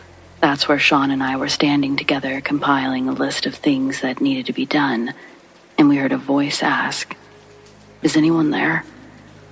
Sean, still holding the repellent, says, "Hello?" The voice again asks, "Is anyone there?" Then he adds that he's stuck, but stops replying after that. Sean and I are looking up and down for where this voice could possibly be coming from. We both notice the page has changed in the coloring book, but we don't comment on that until we're gone. After another full ring around the house, we meet back in the living room, and Sean points to the chimney, suggesting that we check there for one last effort. Sean gets on his back with a broom and shimmies it up. Soot plumes down, then a shoe, and then a leg bone. The sight was absolutely horrific. I'd never seen anything like that in real life, and yet I knew exactly what had just fallen onto Sean's face. The bone was heavy enough to split open his forehead when it hit him. It was terrifying when he started screaming because it echoed up the chimney chute. I took him to the hospital, and we reported it to the authorities. Not only did they have to break apart the chimney to retrieve the remains, the firefighters let the chimney fall completely forward through the roof, damaging the structure and making it unlivable. It was a wash. And no pun intended, but with it, all my hopes came crumbling down. It was ridiculous and scary, a scary that you don't really think about until you rethink about it. I don't know if Sean saw this. Could never really bring myself to ask him. But before the whole skeleton thing, I saw 2 red eyes glowing in the bathroom. I thought it was an electrical plug, but when we went in and flipped on the lights, nothing resembled what I saw in the hallway. There was a pretty cool rotary phone on the wall that I was going to take, but when Sean started bleeding all over the carpet, we had to leave fast. So, the next time you're in the market to purchase a home, you should ask your real estate agent if they've ever had to sell a haunted house. If they like you, you'll surely get at least one good story. This was mine free of charge, or better yet, first one's on the house.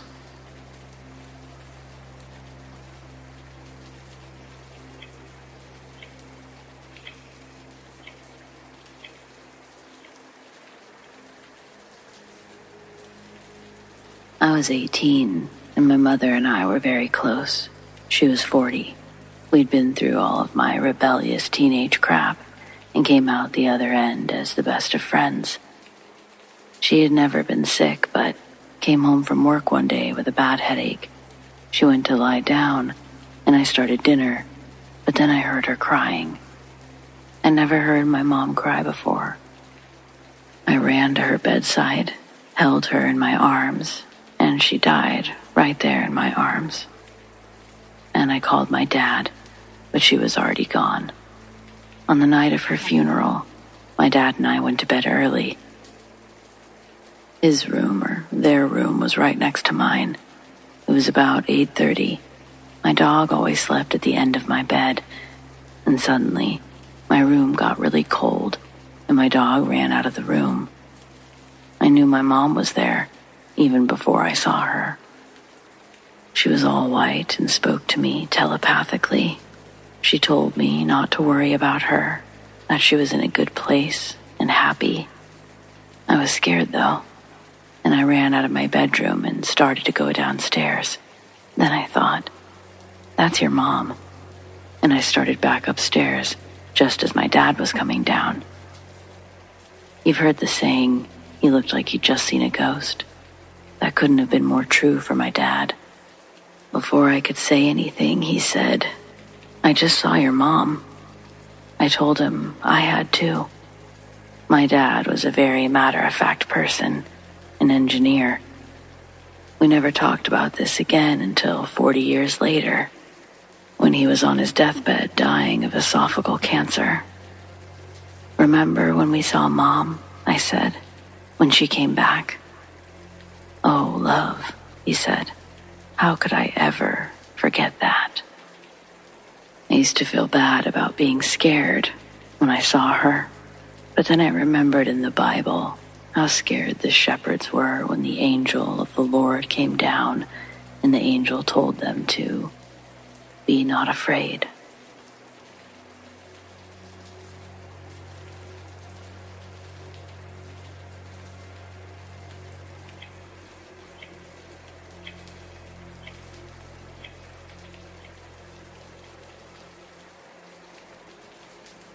I was told ghosts can still feel love, even after death. If that's true, then it's also true they can still feel hurt after death too.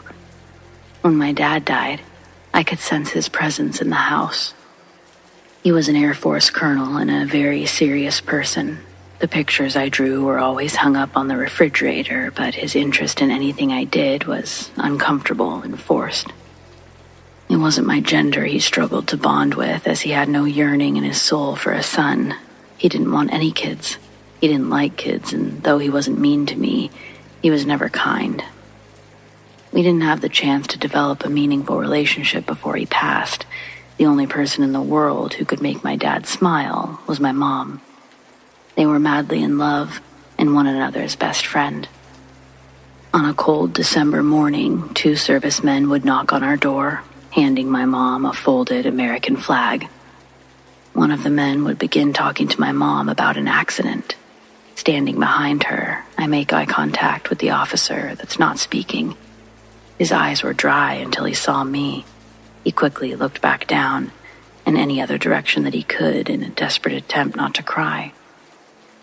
I was old enough to know what they were talking about, but I was unable to comprehend that our lives as we knew it had just changed forever.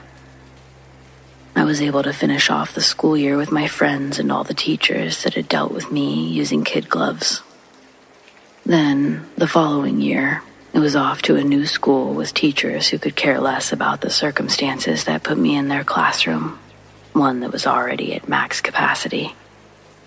With our SBP, my mom was able to purchase a little home off the base, and she got a job at a gas station to make ends meet. I learned to wake myself up for breakfast and how to do my own laundry. I'd only see my mom after school near dinner time.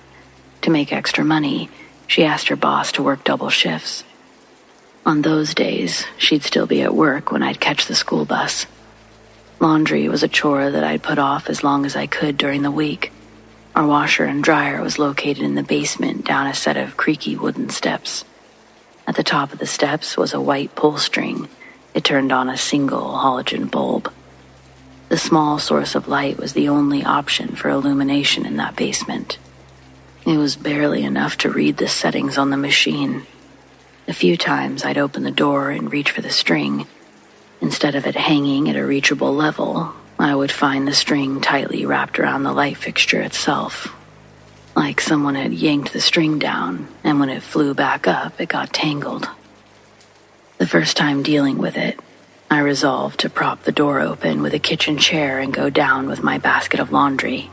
While I loaded the washing machine with my dirty clothes, I heard the chair that was holding the door open slide on the linoleum floor. The small rectangle of light that I was using is wiped over in black from left to right. The clothes in my hand were thrown, and I blindly ran up the wooden steps to the door. I found the railing and began using it to guide me up the stairs. Sliding my palm up the railing, I touch what feels like another hand. The sensation makes me fall backwards, and I almost fall down the steps, but I catch myself. I'm sure the neighbor could hear the scream I let out. I bounded up the last pair of steps and clawed at the wood until my fingers touched the brass door handle. That night, I waited for my mom to get home and untangle the string before I went down there to finish laundry. Even with the light on again, it was impossible for me to ignore the chills I was feeling down there. It was more common than not that I was home alone when the activity would ramp up. On a handful of incidents that my mom was home with me, we'd both hear pounding on the basement door. She insisted that it was old pipes making all that noise. Lying in bed one night, she was talking to me from the doorway, and we both heard her name be called from the living room, enough for her to pause what she was saying and take a step back from my room to look around the living room. The voice we heard sounded just like my dad's. It didn't scare us. The tone was so familiar.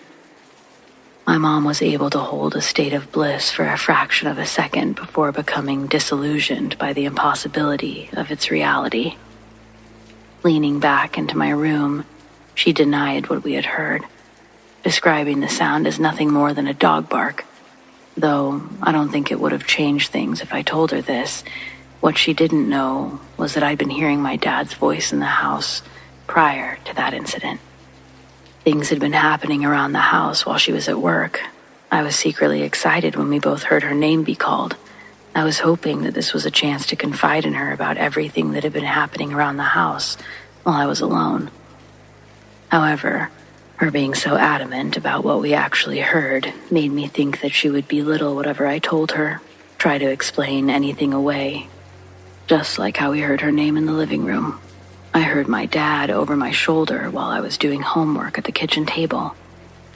The inquisitive, he used to give me while briefly inspecting my work in passing. It was his hint that I better recheck my answer. The first time it happened at the new house, the sound didn't register to me past redoing the math problem I was on. Adding the numbers on a second effort gave me a new answer that I'd replaced my previous equation with. After correcting the error in my work, that's when I remembered I was home alone. It made me feel melancholy, a rare memory that made me genuinely miss my dad. Early one morning before my mom left for work, she woke me up and told me not to use the bathroom sink until she got home. She was running late for work and one of her earrings had fallen down the drain. Lifting my hand out from under the covers, I gave her a thumbs up before falling back asleep. The next time I was woken up, it was by my alarm clock signifying the start of my morning routine before school, beginning with my visit to the restroom. When I sat down, I remembered what my mom told me earlier. At my height at the time, the counter of the sink is about neck level. After I got up, I walked over to the sink to see if my mom's earring was visible from the drain hole. Turns out, the earring was very easy to spot because it had somehow moved out of the drain pipe and was now resting in the bowl of the sink. I carefully reached in and pinched the small diamond tightly in between my fingers before pulling it out and setting it on the counter next to the matching one. The presence of my dad was always felt through little things like that. The first day we moved into our house, my mom was grieving. Unpacking boxes from the moving truck was a slow process, one that she undertook on her own. If there were boxes I could carry, I did my best, but the responsibility of unpacking rested solely on her and the allotted time that we had with the rented moving truck. When the last box was inside, we dropped off the truck and drove our car back to our new home. The front of our house only had street parking, but in those days there weren't a lot of cars congested on the road. We also had a designated spot with our address number written on the curb. It's dark, and as our headlights brighten up our parking spot, my mom applies pressure to the brakes before the car pulls into the spot. She's staring at something in front of the car. I have to take off my seatbelt and climb higher in my seat to get at her eye level, see what my mom's focusing on. In the shine of our headlights is a scroungy possum with 5 or 6 possum babies hanging off its back. The mom possum is frozen with its mouth open, staring at the headlights. This was probably the ugliest representation of God's creation, and the sight of it makes me laugh out loud, but my mom's response is to start crying. Her tears silenced my laughter, and she apologizes. Then she tells me that possums were my dad's favorite animal. Finally, she broke a smile under her tears, saying that she never knew why he loved those crazy creatures. Home alone, I'd regularly hear the distinct sound of our basement steps creaking, like someone was pacing up to the top of the stairs and then back down. Every time the footsteps would reach the top, I'd be filled with a growing sense of dread until the sound retreated again. That's when I began to understand that there was more than one spirit residing in this home. The spirit upstairs was separate from what stayed in the basement. Upstairs, the energy felt normal. When I sensed my dad in the room, it brought on a sense of security only a military father could give. Chairs would move and doors would open, but after believing it was him, those things became the same as saying, "Love Dad" on a card. Whereas going into the basement felt like each step was submerged further into a stagnant flood of terror. 14 steps down into a damp, dark, windowless basement. When I'd find the pull string wrapped around the light bulb again, it would frustrate me to the point of calling my mom at her job. Phone calls like these were only reserved for emergencies, but as a terrified 9-year-old, in my eyes, her selfish act was an injustice that deserved acknowledgement. I made it a point to interrupt the greeting that she'd recite when the phone connected. I asked her if she was aware that she'd gotten the string for the basement light tangled on itself again. After a short pause, my mom admitted that she hadn't come home that day. Apparently, for the last few months, she'd been seeing a guy off and on from work. It had been over a year since my dad's passing by then, but I was still shocked to hear that she was dating again. That night, she came home early to discuss her new relationship with a man named Brian. The heartfelt plea that she made to obtain my well wishes enlightened me on what it was like to be lonely as an adult. We both cried during the conversation, but when she was done, I no longer had the arguments I'd compiled in preparation for our talk. We watched a movie together, and she joked with me in my doorway before I fell asleep. The whole time, I was happy for my mom, but her good news made me hesitant to talk about my loneliness and what I was dealing with there. Positive nights with my mom were rare, and I thought my news would ruin the mood. In the morning, my mom had breakfast ready for me and walked me to the bus. What used to be a regular morning routine became a cherished surprise. She'd be gone when I returned from school, and when I opened the front door, the cold gloom of an empty house was there to meet me again. It became normal for me not to see my mom for days at a time. The house was always stocked with food, and I never went without, but she was now splitting her hours thinner with the addition of Brian. At school, the kids started to make fun of me because my clothes were dirty. I would ignore doing laundry for weeks, just so I didn't have to go into the basement. Apparently, my hygiene became noticeable enough to warrant the attention of my vice principal, who pulled me into his office during recess to ask how Things were going at home.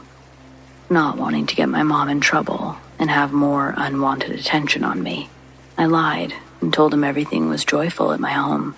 When he asked about my dirty clothes, my excuse was that our washing machine was broken, but we ordered a new one. It just arrived.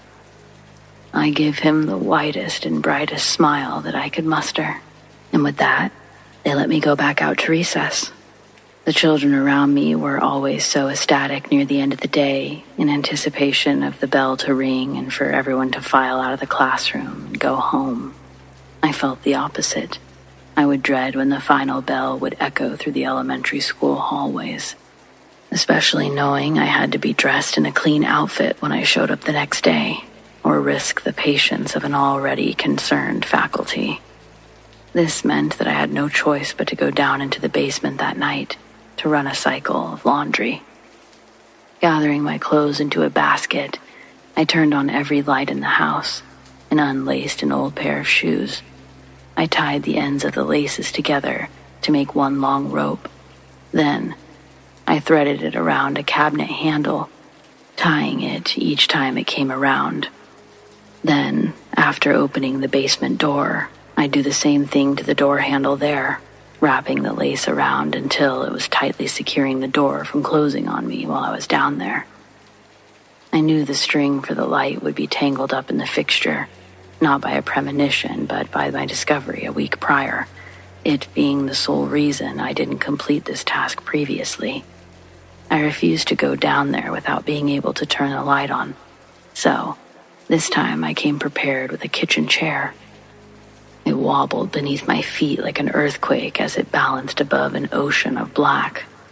To reach the light fixture, I had to push the legs of the chair right to the edge of the top step. I pull at the string and it unravels from itself and falls back down to where it belongs. I click the light on, then retrieve the basket holding my laundry. The basement was freezing, and my teeth chattered as I loaded the first basket of clothing into the washing machine. I was constantly looking over my shoulder, up to the door and in between the slats of the stairs while grabbing as many clothes as I could with each handful I loaded. On top of the dryers where I put a big box of detergent and a scoop I used to perfectly measure the amount I put in. The scoop was missing. When I saw that it wasn't within the general area or behind the box, I used my hands and did the best I could to estimate how much I was throwing into the machine. Nothing was going to keep me down there longer than I had to be. I quickly let the washer door slam into place. The harsh metallic noise always hurt my ears, but these washer and dryer units took more strength to fully close than new age models. They wouldn't start otherwise. I ran back upstairs as fast as I could, with the wicker basket in my hands. The feeling I was being pursued had struck me by the first step. Reaching the top, I threw the basket and tried to untie the knot that I had made with the shoelaces. As I freed the doorknob and the door closed, I was able to exhale. In order to be done for the night and prepared for school the next morning, I had to repeat this process 2 more times, once for a drying cycle, and a final time to bring the clothes upstairs. When I heard the washer stop, I brought a chair with me to the door, but the basement light was still on. I still made sure to tie the shoelaces tightly to the door handle before I went down to switch the load over. Then, with the same frantic urgency as before, I raced up the stairs, untangled the knot, and slammed the door. The drying cycle took longer than the wash did. During that time, I tried to distract myself by watching TV. It didn't work. I was all too aware of what I would have to do soon. When the final buzzer went off indicating the dryer had stopped, I must have been overly confident at how simple my first 2 trips had been. Pulling the chair up to the basement door again, I became even more confident when the light was still on. Then, I made a decision I would regret, with unwavering affirmation later. I didn't tie the shoelace around the doorknob, like I'd previously done. Instead, I thought I could retrieve my clothes quicker than the time it took to fasten the door open. ignoring my better judgments, I slid the chair against the door and hustled down. The dryer is on the left of the washer and is positioned at an angle, making it difficult to clearly see the door. After I filled the basket, I turned around to see that the door had been closed. I hadn't heard the chair move or the hinges creak. Surely, in my heightened state of alertness, a noise like that would have been heard, and yet, with a basket full of laundry in my hands, I stood at the bottom of the basement steps, looking up at a closed door. Then I counted back from 3 in my head before running up the stairs. With a burst, I ran through the door into the kitchen, then threw the basket on the ground to catch my breath. But as the basket landed, I heard heavy thumps of footsteps climbing the stairs from behind me. I spun around and quickly slammed the basement door shut, then put my back against it with all my weight. There was an impact from the other side that almost knocked me forward. The door was pushed out about an inch before it slammed shut again. If I wasn't pressed against the door like I was, the hit would have swung the basement door wide open. That realization brought a wave of emotions that my adrenaline had been keeping at bay. They sunk me to the ground, and I sat, sobbing into my lap while still feeling the door getting pushed from the other side. There was a blanket inside the laundry basket that I could reach from where I was sitting. That night, I cried myself to sleep on the kitchen floor, wrapped in a blanket, pressed up against the basement door. Needless to say, I didn't get a lot of sleep that night. When I woke up that morning, I almost missed the bus. The alarm had been set up in my bedroom, and I couldn't hear it sleeping in the kitchen. I'm usually up before the sun, so at first, I wasn't sure about the glaring light focused perfectly on my eyelids. Registering that it must be the actual sun, I shot awake, looking directly at the clock on the stove. I had 10 minutes to get dressed and run a block to my bus stop. Now awake, I realized there was no sun. It still hadn't fully reached the horizon. I couldn't find any light source. Nothing that could have been shining a glare in the direction of my bed. This was the least of my concerns, though. I had to get going. As I dug through my fresh-smelling clothes in a sleepy haze, I was happy knowing what I'd gone through last night was worth it. Before leaving, I slid the kitchen table against the basement door, and within that 10 minutes, somehow, managed to catch the bus. At school that day, I was tired and hungry, but nobody could say that I looked dirty. The weeks scrolled by without any extra anxiety added to my plate. The table stayed in front of the basement door, and I did my homework in the living room. The night my mom came home, I saw my dad's silhouette. It followed her when she left my room. When her shadow moved from the hallway wall, a second one trailed after. Then, my mom poked her head back into my room, asked about the kitchen table. I told her that I saw a big rat down there when I was doing laundry, that I didn't want it to come upstairs.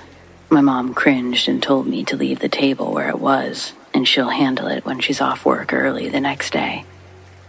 The look on my mom's face was the exact expression I wanted to see. When I said rat, her mouth opened and her eyes got wide. I thought what I did was the same as yelling fire when you're being abducted instead of just yelling.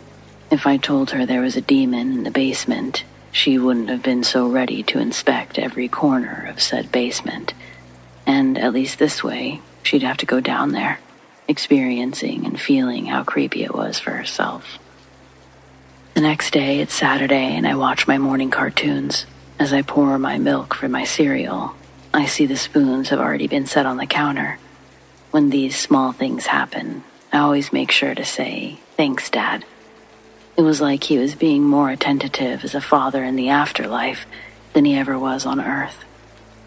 When my mom arrived home, a second person accompanied her through the door. Standing beside my mother was an older gentleman. She introduced him as Brian. He looked much older compared to my mom, but my mom always looked young for her age.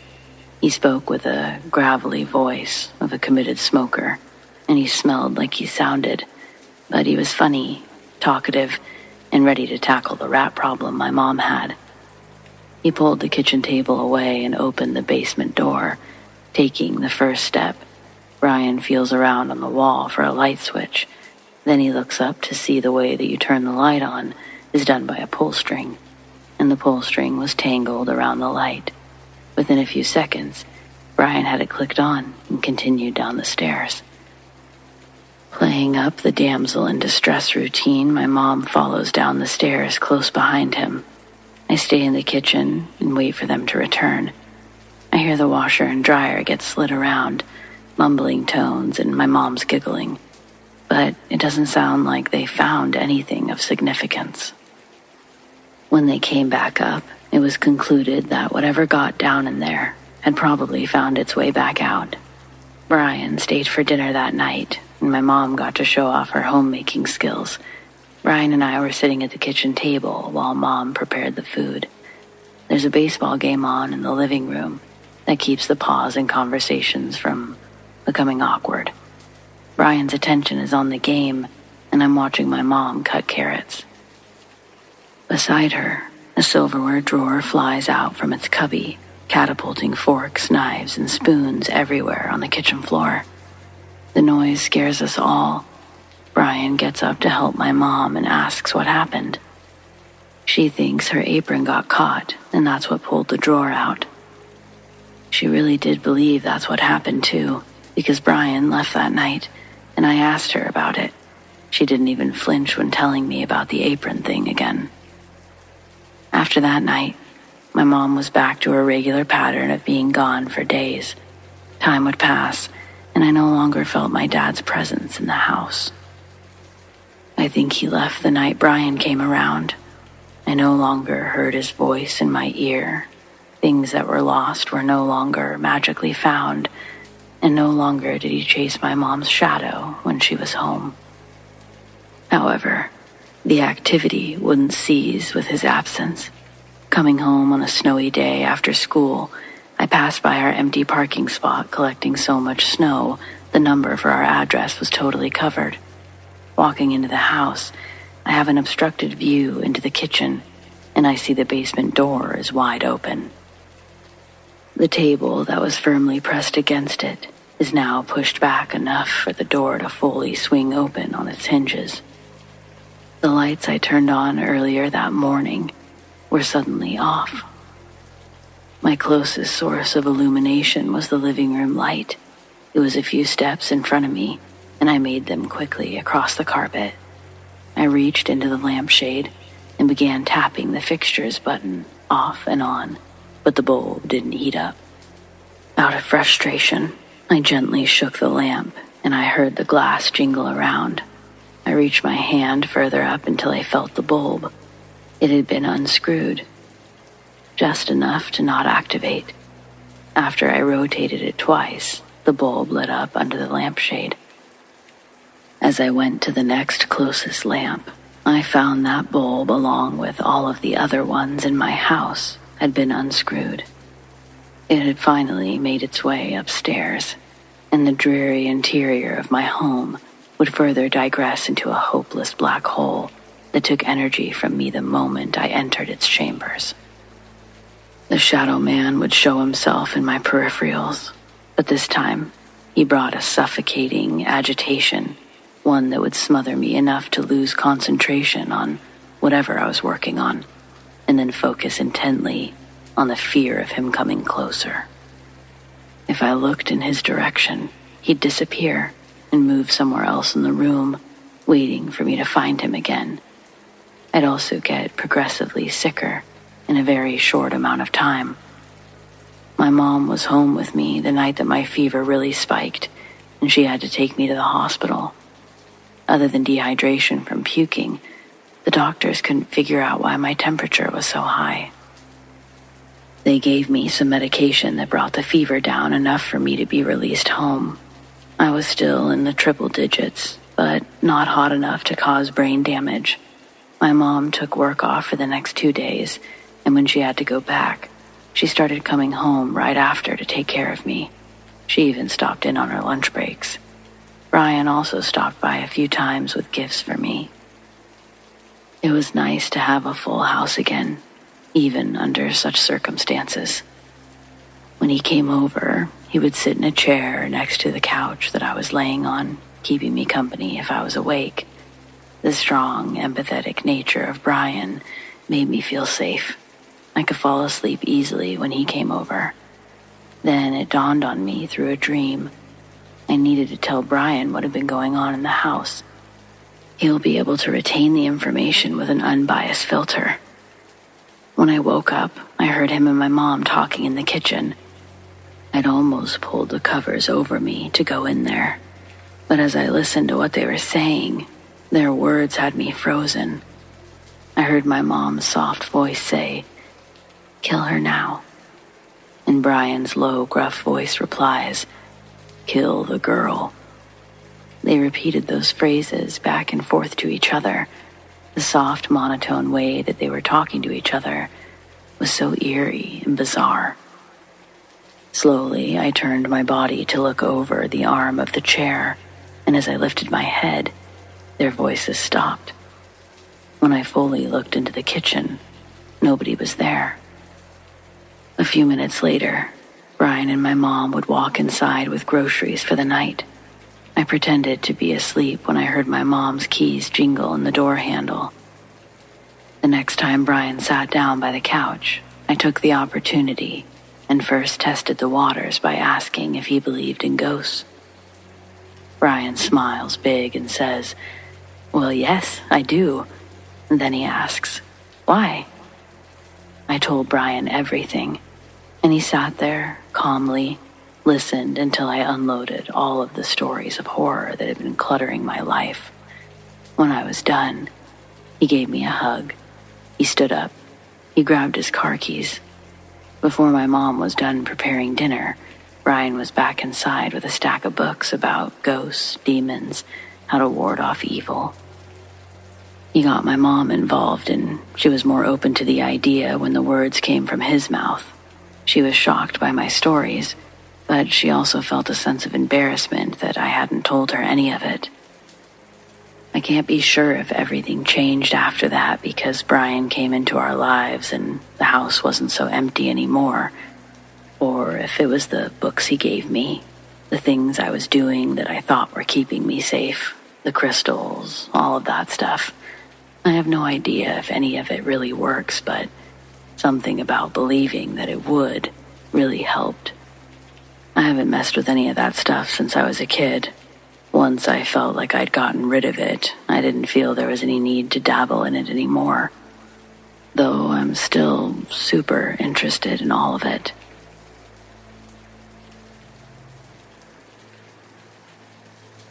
My best friend Renee in the 4th grade didn't have what you'd call a good home life. Her mom and dad were always at the bar, so we had full reign over her house the majority of the time. As 4th graders, we weren't having big parties yet, but we were watching movies we shouldn't have been and eating entirely too many sweets for breakfast, lunch, and dinner. Then something freaky happened that made me never stay the night there again. It was just after midnight and we're in Renee's living room watching a movie. I was lounging on the couch with the ottoman while Renee was laying on the long sofa. I'm getting pretty sleepy and starting to doze off, my head resting on the arm of the couch, and out of the corner of my eye, I see Renee do a weird whole-body jitter on the sofa, like she had a bug on her or something. So I turn my head and actually look in her direction. As I do, I see her body roll off the sofa onto the floor. She didn't put up her hands to brace herself and smacked her head on the edge of the coffee table going down. At first, I just looked at her, waiting to see if she was joking. But I knew, joking or not, that meeting with the coffee table was not planned. Then she starts convulsing. That's when I got up and ran over to her. I got on my knees and rolled her onto her back. The expression on her face was terrifying. Blood was trickling from the wound on her forehead, and her eyes were rolled back to their whites. Seeing all of this made me quickly diagnose. That's a big cut. That's a lot of blood. Is what she's having a seizure? Being in 4th grade, the only other time I'd seen anything about seizures, it was diabetes. Renee didn't have one of those medical bracelets, and I was about to start running through the house, trying to find one of those big EpiPens to stab her with. And then I thought, no, let's call 911. The house phone's located on the side table next to the couch that I was on, but when I turned from Renee and tried to get up, her hand grabbed the back of my ankle. Her grip pulled me back down to my knees. I turned to look at her. She's now sitting straight up. Then she turns to look at me, but her back remained stiff as a board. Her head rotated slowly to face me, and with her eyes still rolled in the back of her head, I was paralyzed with fear. I started hysterically screaming at her to let go of my leg. Her nails were digging into my skin, and the pain felt like teeth tearing at the back of my ankle. I tried kicking her hand off my leg, but her strength wouldn't even let me lift it off the ground. Renee's nose starts to bleed a steady stream down her chin and onto her shirt. I'm looking at her, and I can see that her lips are moving, so I stop screaming to hear what she's saying. Mind you, her eyes still haven't left the back of her skull, but what she starts saying was by far the most disturbing part of any of this. I was terrified beyond belief, but up until this point, I thought this still could have been a seizure she was experiencing. I was more afraid for what we were both going through. But she wasn't shaking anymore, and when she started talking, it was like she was whispering a joke to herself in a really deep voice, then a quiet chuckle. Seeing her giggling to herself while I'm crying my eyes out really upset me. I thought, is she messing with me right now? How did she have this much strength in her hands to maintain such a tight grip? Then she gets louder. What she was saying, it didn't even sound like English. The voice I was hearing, it didn't sound like Renee's voice. I could hear 2 different tones coming from her speech. Her body didn't move when she exhaled with a final, loud, deep laugh. Then, Renee closes her eyes and falls backwards onto the ground, letting go of my leg. Right when I felt her fingers let go, I pulled my leg back and stretched for the house phone that I previously couldn't get to. While I'm on the phone with 911, Renee's parents get home drunk from the bar, Dawn and Arlette. When they stumble in the door, they're in a fight, yelling back and forth louder than I am on the phone. They either didn't notice or didn't care that someone else was screaming inside their house. They were so focused on each other, Dawn almost kicked Renee in the face as he was stepping around the living room.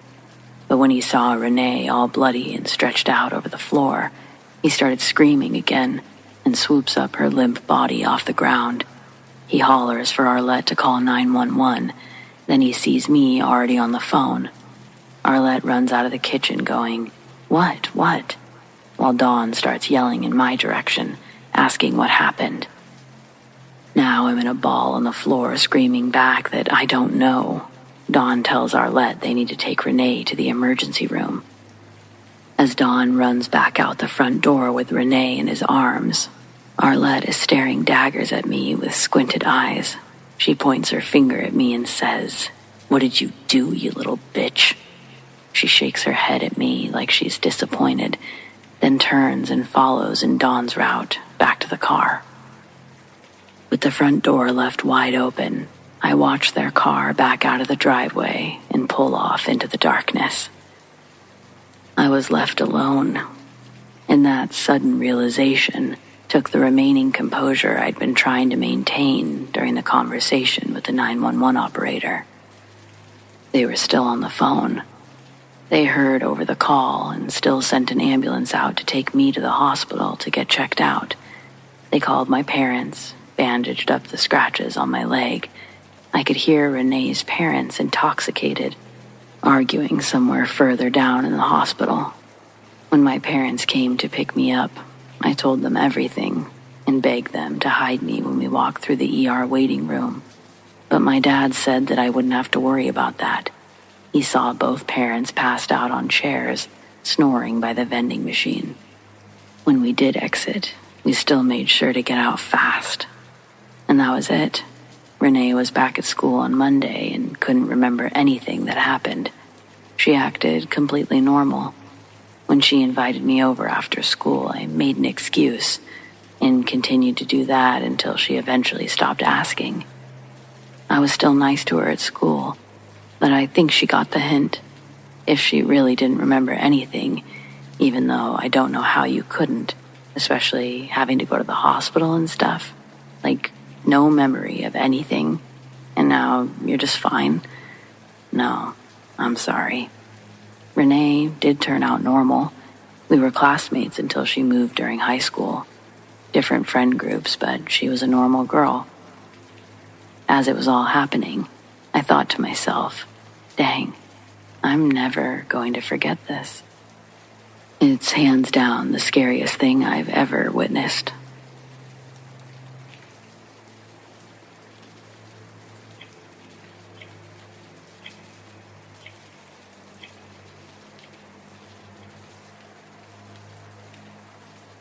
I've met both a serial killer and a couple serial rapists, along with a host of people who have done terrible things one time, such as dismemberment, strangulation, or other crimes. I used to do forensic work where I would meet with people who were either in prison already with psychiatric problems, usually protective custody where they were not to be with other inmates, or about to go to court, requiring evaluation for a mental state at the time of the crime, or in long-term psychiatric care via the court. Some also had behavioral issues within the prison system. I guess what's daunting about criminals like these, serial ones or not, is you realize they're just people. They're not special, often not different in any way. You couldn't pick them out of a crowd. I think most of us like to think that we know who the terrible people are, or that we could spot them. Truth is, you usually can't. It's not because they are sophisticated or smart. It's just because they're average people who happen to do things that many people likely just think about. So they blend in. It's not intentional or deceptive blending, as people might think. Not most of the time. It's just because they're actually your average Joe 99% of the time, except for that 1% of the time when they're doing something awful. In my job, they like to try to shock you or relive their crimes, but I've heard enough that I just kind of look at them blankly and we continue along. I was often brought in because these guys, they were all men, liked to brag once it was all said and done. And they particularly liked bragging to a young woman. I was in my late 20s at the time, someone who they thought they could get a response from. It was a fatal flaw for most of them in being evaluated, and they'd tell me all sorts of things they likely shouldn't have. Sure, there are some who have real disorders, but the amount of that is often overhyped in the media. What's worse is that on any given day in the United States, there are estimated to be over 50 active serial killers operating undetected. Watch your back.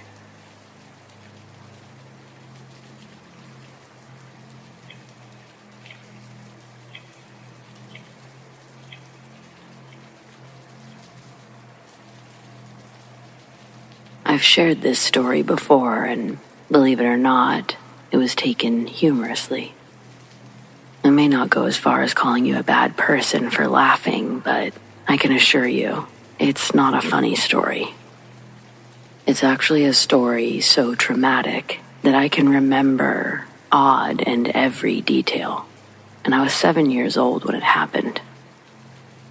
My bus stop was on a road that makes a super tight L shape. That's where me and the other kids from Deer Lake Elementary waited for the bus to pick us up in the morning. The bus stop area was designated by a big boulder on the side of the road in the grass, right at the elbow of the turn.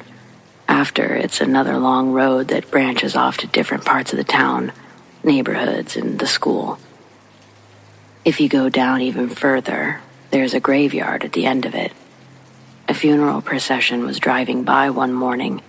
Me and my friends see the hearse driving at us relatively fast. So all of us hop off the boulder and walk a couple of feet out of the way of the approaching hearse. The thing tries turning too late and hits the boulder head on. It was only going 20 at most, but it was enough to eject the casket out the back of the hearse. When it smacks onto the ground, both its doors pop open, and we get to see the peaceful old man resting in his casket slide past us. Problem is, coming up behind the hearse was the rest of the funeral attendees. First one's a blue Toyota truck with big tires. The guy driving doesn't see what happened from his vantage point. He knows how to take the turn, but he doesn't see the casket. He did feel the truck lift up a little bit on the front passenger side tire as it actually rolls into the open casket. The whole thing made a snap, snap, as the wooden walls at the top of the casket was crushed under the truck, dropping it back down from its tilt. The driver was confused. I think he thought that he hit one of us bus stop kids because he immediately looked out his window at us with a, "Huh?" face. Then he hopped out and walked to the front of his truck and saw his tire inside the casket, flattening the upper half of the body like a pancake. He's like, "Oh no," and jumps back into the truck, throwing it into reverse and hitting the gas with enough torque to shoot the casket forward, out from under the body, spinning it around on concrete until it stopped in an Egyptian-looking pose. That's when me and my friends all went fucking nuts and ran home to our houses. From crash to pose, this whole thing lasted 12, 13 seconds at most, but I don't think I'll ever get the gross, flat-top corpse sliding around out of my core memories. Yuck and sad, really sad for the family. I'm sure they also didn't want that to happen.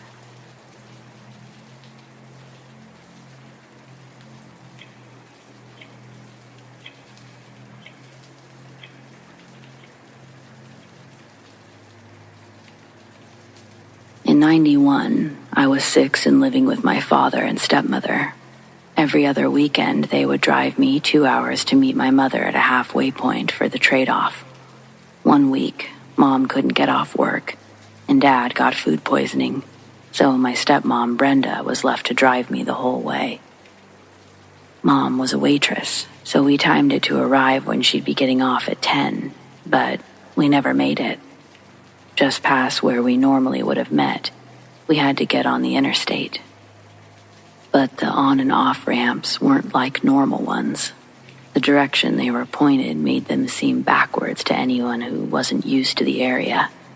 Lots of accidents happened before they fixed it because so many people would go the wrong way. Just like Brenda. She wasn't familiar with the area at all and turned up the off-ramp. As we came to the final curve, we collided head-on with a huge truck, and an SUV crashed into its rear end. I was in the back seat and briefly knocked unconscious. When I woke, the truck's front tires were through the windshield, and Brenda's head was gone. There was only a fountain of red rushing over the remaining mangled mass below her shoulders. I was trapped inside for almost an hour while the fire department used the jaws of life to pry open the door. I was surrounded by people trying to communicate with me, but I was wholly focused on Brenda. I couldn't have talked even if I had noticed them.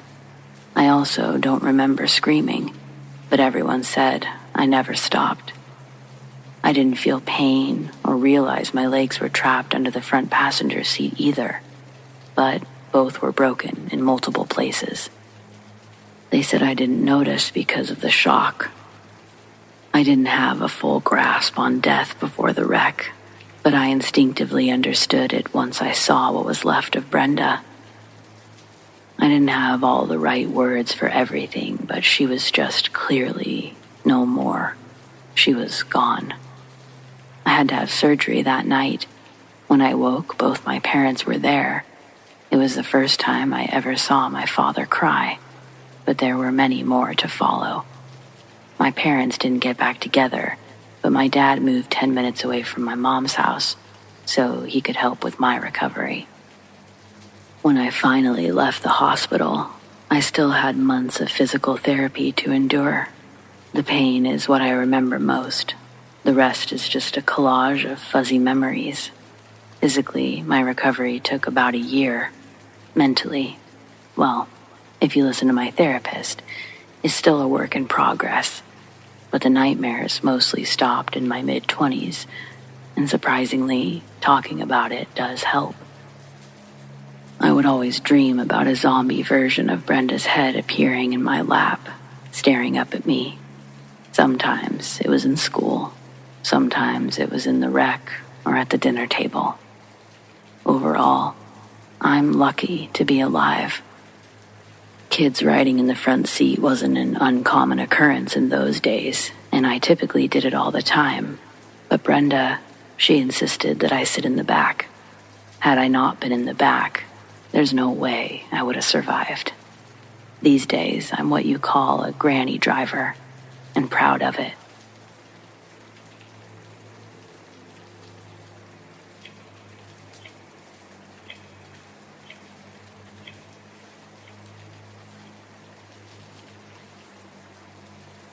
Up until this moment, I hadn't really experienced a lot of death, but unfortunately, I've killed a man. My boyfriend wanted a steam cleaner, and I wanted to pick up a few things from Walmart. It was around 8 p.m. when I departed. Little did I know, this would be the biggest mistake of my 22 years of living. I arrived at Walmart safely. I picked up the steam cleaner and a few other silly items, home decor, cleaning supplies, etc. After checking out, I headed home. My drive went smoothly, up until I was a block away from home. It was around 9:45 p.m. at this time, and I was literally just thinking, I almost made it home. I was traveling around 35-40 miles an hour. The streetlights are very dim on this road, and at night, you can rarely see what's in front of you. I see a red car parked on the opposite side of the road, but since this road is very scenic during the day, I really didn't think too much of it. And that's when I heard the horrifying thud. Ba-dunk, ba-dunk, ba-dunk. I slammed on my brakes. As soon as I opened the door, I hear the blood-curdling screams. A man is running towards my SUV, which I later find out that it's his son. He rips his tank top off. He starts calling me a bitch, informs me that I just killed his dad. His brother followed. I immediately start screaming. I still couldn't see the father. I ran up to the red car, and his two sons start to hug me and inform me, "Ma'am, you didn't do anything wrong. There was a family altercation, and he wanted to die. We called an ambulance for him to get some help." I'm still screaming as they explain this. I come upon his body, sitting in a pool of blood. Within minutes, a policeman pulls up. He immediately starts rendering aid. Minutes later, an ambulance pulls up. I'm still in shock. They started to do CPR before putting his barely alive body in the ambulance. He was life-flighted to a local hospital. It turns out that his body was laying between the two streetlights, and from his chest up was laying in my lane, face down, wearing a black sweatshirt against black pavement. He told his ex-wife, who was at the scene, that he wanted to kill himself because she did not want him back. I wonder why the ex-wife wouldn't put her car in front of the body. I I wonder why the two sons couldn't seem to move him from my lane. I wonder why it had to have been me.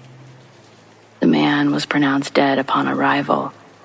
I'm 22 years old. What could I have done that was so wrong that I deserve to live with that for the rest of my life? I'll never stop replaying the horrifying sound from running the man's body over, the blood-curdling shrieks, the image of the man laying in a pool of his own blood. I don't know if I'll ever be able to live with myself.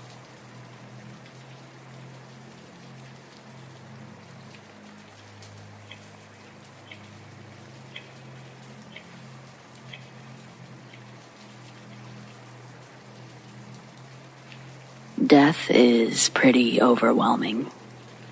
And I'm not talking about loss. I'm talking about death. My story is about the time I died and they had to bring me back. Now, this probably isn't going to be the same experience as everyone else has had with death.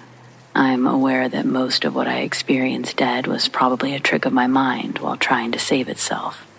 But death was a lot. When the car first hit, I don't remember anything. All I remember from that point is I woke up in a ditch, staring up at the sky, with one eye unable to move, pressed against the ground, and blood dripping down my head. I remember that I heard death. I'd seen dead people before, like most of my grandparents, but I'd never heard it. And what I heard was blood pouring into my dad's lungs. My dad was probably the most capable guy I've ever known. I'd seen him bring a small-town track team to be national finalists multiple times. He gave dozens, I think over 100, of his athletes scholarships by making them better, by helping kids with no opportunities get meetings with scouts and colleges. I'd seen him break the Wamego High School bench press record at 46 to prove a point that his athletes should be working out more. People used to hear his voice from way outside the track stadiums. But what I heard from him wasn't the usual strength in his voice. It was pain, and it was fear. I heard him weakly choke out, "Katie, Katie, Katie," while his organs started filling with blood where it shouldn't be. He kept calling out for me in sheer panic. I called out to him, and we had a short, private, painful conversation that I'll only ever speak to my kids, but the normal stuff was basically the effect of, take care of your mother and survive. I've always loved you. Before blacking out and waking up, being ambulanced to the hospital, I had no idea he was already as good as dead. I was terrified because I hear fear from my dad as he's dying.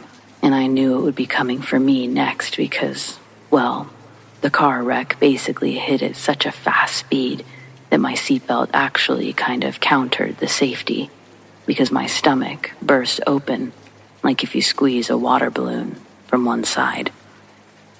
Basically, my belly was split. So, I laid in an ambulance as a 13-year-old kid, being kept awake by the people until they could make it to the hospital so I didn't bleed out. The entire time they were talking about Pokemon, telling me to list my favorite types or games or Pokemon. I was thinking, this is it. I always let Dad down, and I'm about to do it again.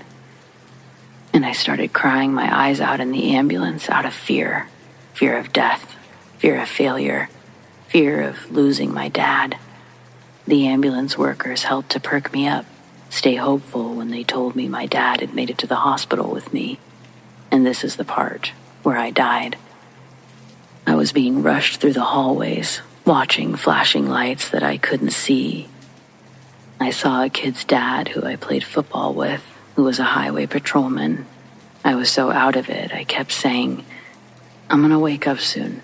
I just saw my dad's friend." Even knowing what I was going through wasn't some horrific dream, I kept saying it. The last thing I remember normally from this point is being wheeled into the emergency operating room while saying, "Where's my dad? They said he's here. Dad?" Before my normal memory cut off. Because on that operating table, the doctors later informed my family they'd lost me for a short time and had to do everything possible to get me back. It took a lot of therapy, PTSD recollection, repressed memory recall therapy. It took all that to confront what I felt when I died. For I think was about the next 2.5 years, I would black out any time I tried thinking too hard about what happened in the room, but eventually, I started having a memory I didn't remember. If you want me to explain what I experienced in single words, I can't. At that moment, what I felt wasn't fear, wasn't relief, wasn't happiness, wasn't pain. I didn't see a lake of fire or a palace in the clouds. What I saw can't be explained using shapes or comparisons or colors or pretty visuals. It felt like everything and nothing was happening to me.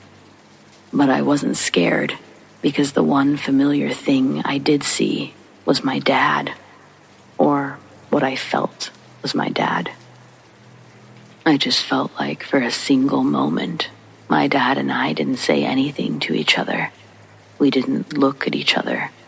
We just had a moment where I understood that this was the last moment he and I would ever share. And then he walked off. But I didn't feel the fear from him that I felt before. I think because he knew that I'd be the one who made it. When I woke up next and remember anything, my next memory of the accident, I saw my football coach who had driven in. I told him I'd be a little late to practice. He laughed because I asked where my dad was, because I had no memory of our moment at the time.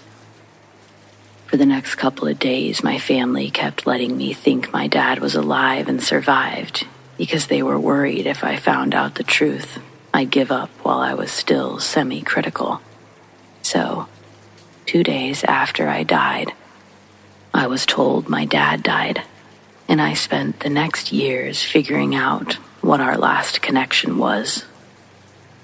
I know this is a long story, but that's because death was long and overwhelming. But it wasn't scary or peaceful or painful. It just made sense. Like when you go lay down after an intense workout and you feel like you belong in that bed. Thanks for reading if anybody did. I just thought I'd put another memorial story out there for my dad.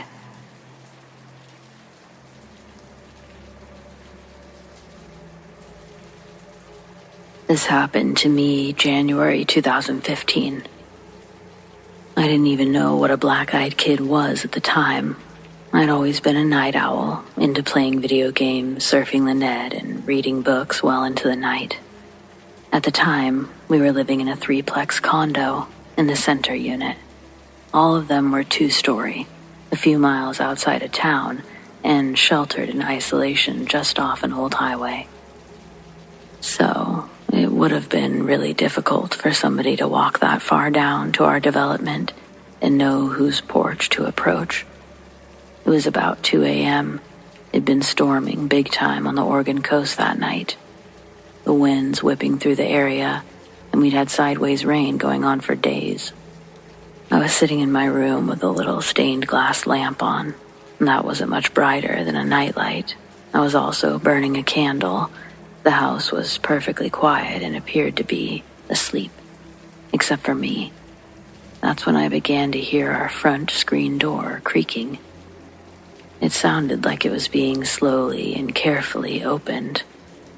Whoever was out there at that time of night, in those conditions, seemed to know about the squeaky door and was trying to open it as quickly as possible, about an inch at a time.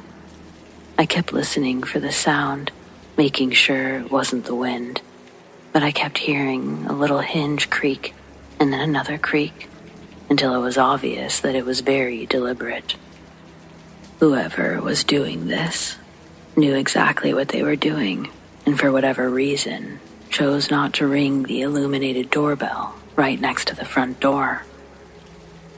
All of this was going through my mind in rapid, terrifying detail, freaking me out to the real threat that I was about to be confronted by a very bold intruder. I breezed around the corner of my room, which was on the bottom floor, closest to the front porch, and I made my way towards the door. I didn't know what to expect, but I knew somebody was definitely out there. My husband at the time was sleeping upstairs, probably passed out cold. He was a doctor who was always on call, kept long hours, so I hesitated to wake him or get the police involved until I knew for sure what to report. I stood silently in front of the door, armed with my phone and a baseball bat, waiting to see what, if anything, would happen next. Roughly 2 minutes later, I saw the front doorknob being turned slowly, like someone was trying to manipulate the door open. It was locked, but since whoever was out there had taken the time to quietly get that far, I felt fairly confident that they were about to take it much further. The old front door we had at the time didn't have a peephole. It just had this little bit of glass over the top of it that only a 7-foot-tall person could see through. My only alternative was to look through a side 3-foot-long by 6-inch narrow window, just adjacent to the door. I kept the lights off and slowly tried to move the little curtain, just enough to peek out onto the porch. As soon as I did, I was shocked to see a figure cloaked in a hoodie, staring straight back at me. I was overcome with a feeling of dread and panic. At that point, I flipped on all the lights inside the house and yelled through the front door, "Who are you? What do you want?" There was no answer. I repeated myself and asked, "Are you injured, or is there someone I can call for you?" By then, it was at least 2:30 in the morning. There was still no response, so I ran around quickly and made sure the windows and back doors were locked. I also went to the top of the stairs to look out the hallway window to the parking area. I wanted to see if there were any cars or other figures hiding out in the darkness. I couldn't see anything unusual anywhere. I ran back down to the front door and yelled, "I'm calling the police now." Finally, I heard what sounded like a woman in a monotone voice say, "I need you to open the door and let me in." I was dumbfounded and choking on fear, but I asked her why, what was wrong, and if she needed me to make a call for her. I asked if she was hurt, but I got no reply. So I informed her that my husband was home and sleeping upstairs. I told her I would wake him up and started yelling for him. She interrupts my shouts with a cryptic, robotic reply. "I'm not hurt. I need to come inside. I have something to give you." I was flipping out of my mind by now, but I pulled the curtains all the way back on the side window, turned on the front porch light, and asked her to show me through the glass. She turned around and I could see that she was holding this perfectly groomed, long-haired Pomeranian. It was wearing some gold medallion collar, a fancy one that had the dog's name engraved on the front. Even through the glass, I could see that the address wasn't mine. She must have known that. At that point, she said to me, "I'm here to give you back your dog. Let me in. I'll give him back to you." I snapped back, "That's not my dog, lady. Look at his collar. My dog's right here." And both of them were sitting right beside me, standing guard, but keeping strangely silent. She said again in her creepy way, "I just want to give you your dog back." It felt like I was in the Twilight Zone on steroids. I said, "Look at the dog's tag. Where did you find this dog? Look at the address. It's not my dog, but I'll make a phone call to its rightful owner if you tell me the number on the tag." I was becoming more concerned about the dog. being a devoted dog lover and the fact that this disturbing person wasn't actually its owner. She didn't move, and I noticed the dog she was carrying was being unusually still as well. It wasn't acting upset, anxious, trying to get away from her. It didn't make sense. It was the most peculiar situation I'd ever seen, but the feeling was ominous and dark. I started looking carefully at this woman so that I could give the details to police, in case she took off with the dog. I could see that she was a thin, younger woman, possibly a late teenage girl. She had straight, dark hair, covered by a red hoodie she was wearing, and a pair of dark jeans. It was impossible to see her eyes. I reached into a nearby coat closet for a flashlight. Just then, she said, "If you would just open the door and take a look at the dog to make sure it's not yours, I'll leave." I grabbed a knife from the kitchen, held my phone tightly, and walked towards the door. My dogs never moved. I figured I'd take a close look and slam the door if I had to. I figured if she was unarmed, I might have a chance of grabbing the dog and getting it to its rightful owner. So I said to her, "I've got my phone. I'm ready to call the police if you try anything. Can you just step back from the door and I'll take a look at the dog?" I pulled the front door open slowly and took a long, careful look.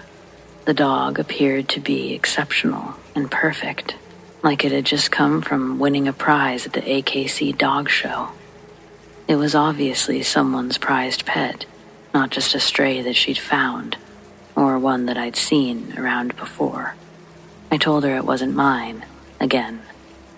As I did, she took one step towards the door, and I noticed she was holding something in her left hand behind her back, while her other hand was supporting the weight of the dog. She kept looking down at her feet and remained silent. I asked her to put the dog down. As I said that, she glanced back towards the road and the parking area, but I didn't see anyone or any cars there. I asked her again to put the dog down and to leave the front porch area. I said I would let the dog in as soon as she did, and then I'd get it back to its rightful owner. At that point, she looked up at me and seemed to stare right through me with her cold, dead, penetrating eyes. I've never seen anything more bizarre in my life.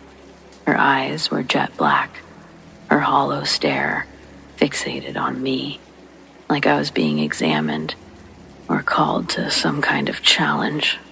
My hands were trembling, and it was all I could do not to throw up. She didn't seem drunk or on drugs of any kind. She seemed surreal, and in my mind, I kept thinking of the Grim Reaper. I was hearing the words to the Lord's Prayer and struggling not to make eye contact with her. There was something very unnatural and menacing about her eyes, her intensity and her odd, calculated, cold behavior. I couldn't figure it out. I shut the door and started screaming for my husband to come downstairs. He finally came down. I yelled to him, "Hurry! There's somebody standing on the front porch. She's got someone else's dog, keeps saying it's mine. I think she's carrying something behind her back. There's something very wrong with her. Be careful." I called 911 as he opened the front door, but she was already gone. There was no sign of her anywhere. We even got in the car and drove around. The police couldn't find her either, and they couldn't find any reports on a missing woman or a missing dog anywhere in the state. The incident haunted me, so I decided to research lost pets with the description, any reports of women or girls like her in the area that might have been reported or listed nationwide, but I couldn't find anything. Curiously, the only thing that kept coming up was a new sighting of the so-called black-eyed kids in the Portland, Oregon, or northern coastal area where I was living at the time. I'd never heard of anything like that. But when I saw the pictures that other people had posted, read some of the stories, similar reports, my heart froze. She looked exactly like that. The eyes, especially. I don't know what else I could tell you, but I'll never forget it. I'm not sure what her purpose was, though, but I feel like she targeted me because of the fact that I was isolated, known for having my dogs with me everywhere. I would do anything to protect a dog or a helpless animal. Somehow I think she knew that, but it'll always be a creepy mystery.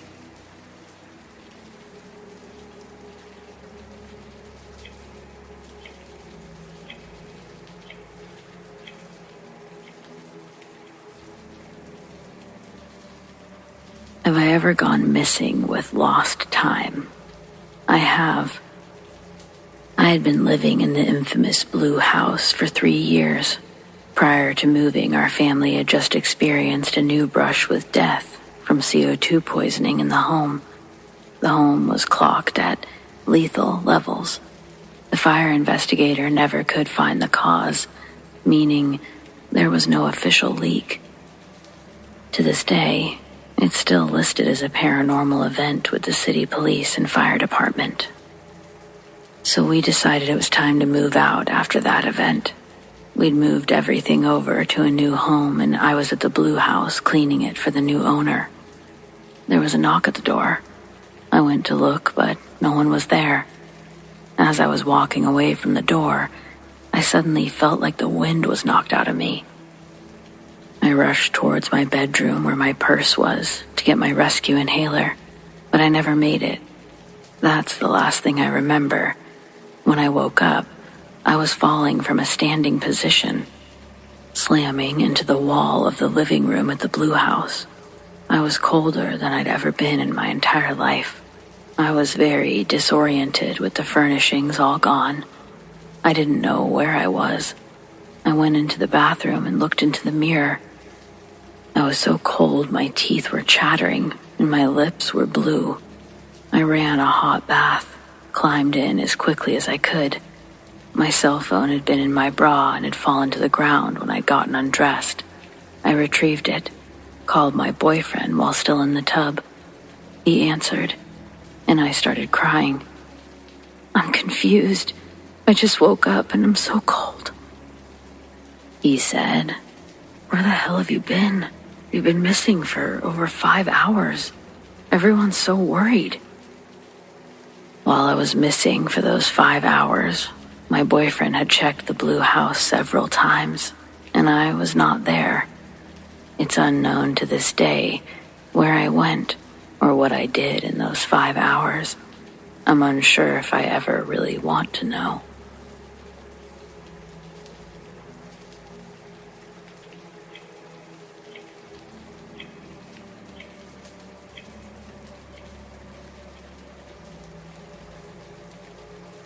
I quit my summer babysitting job this morning.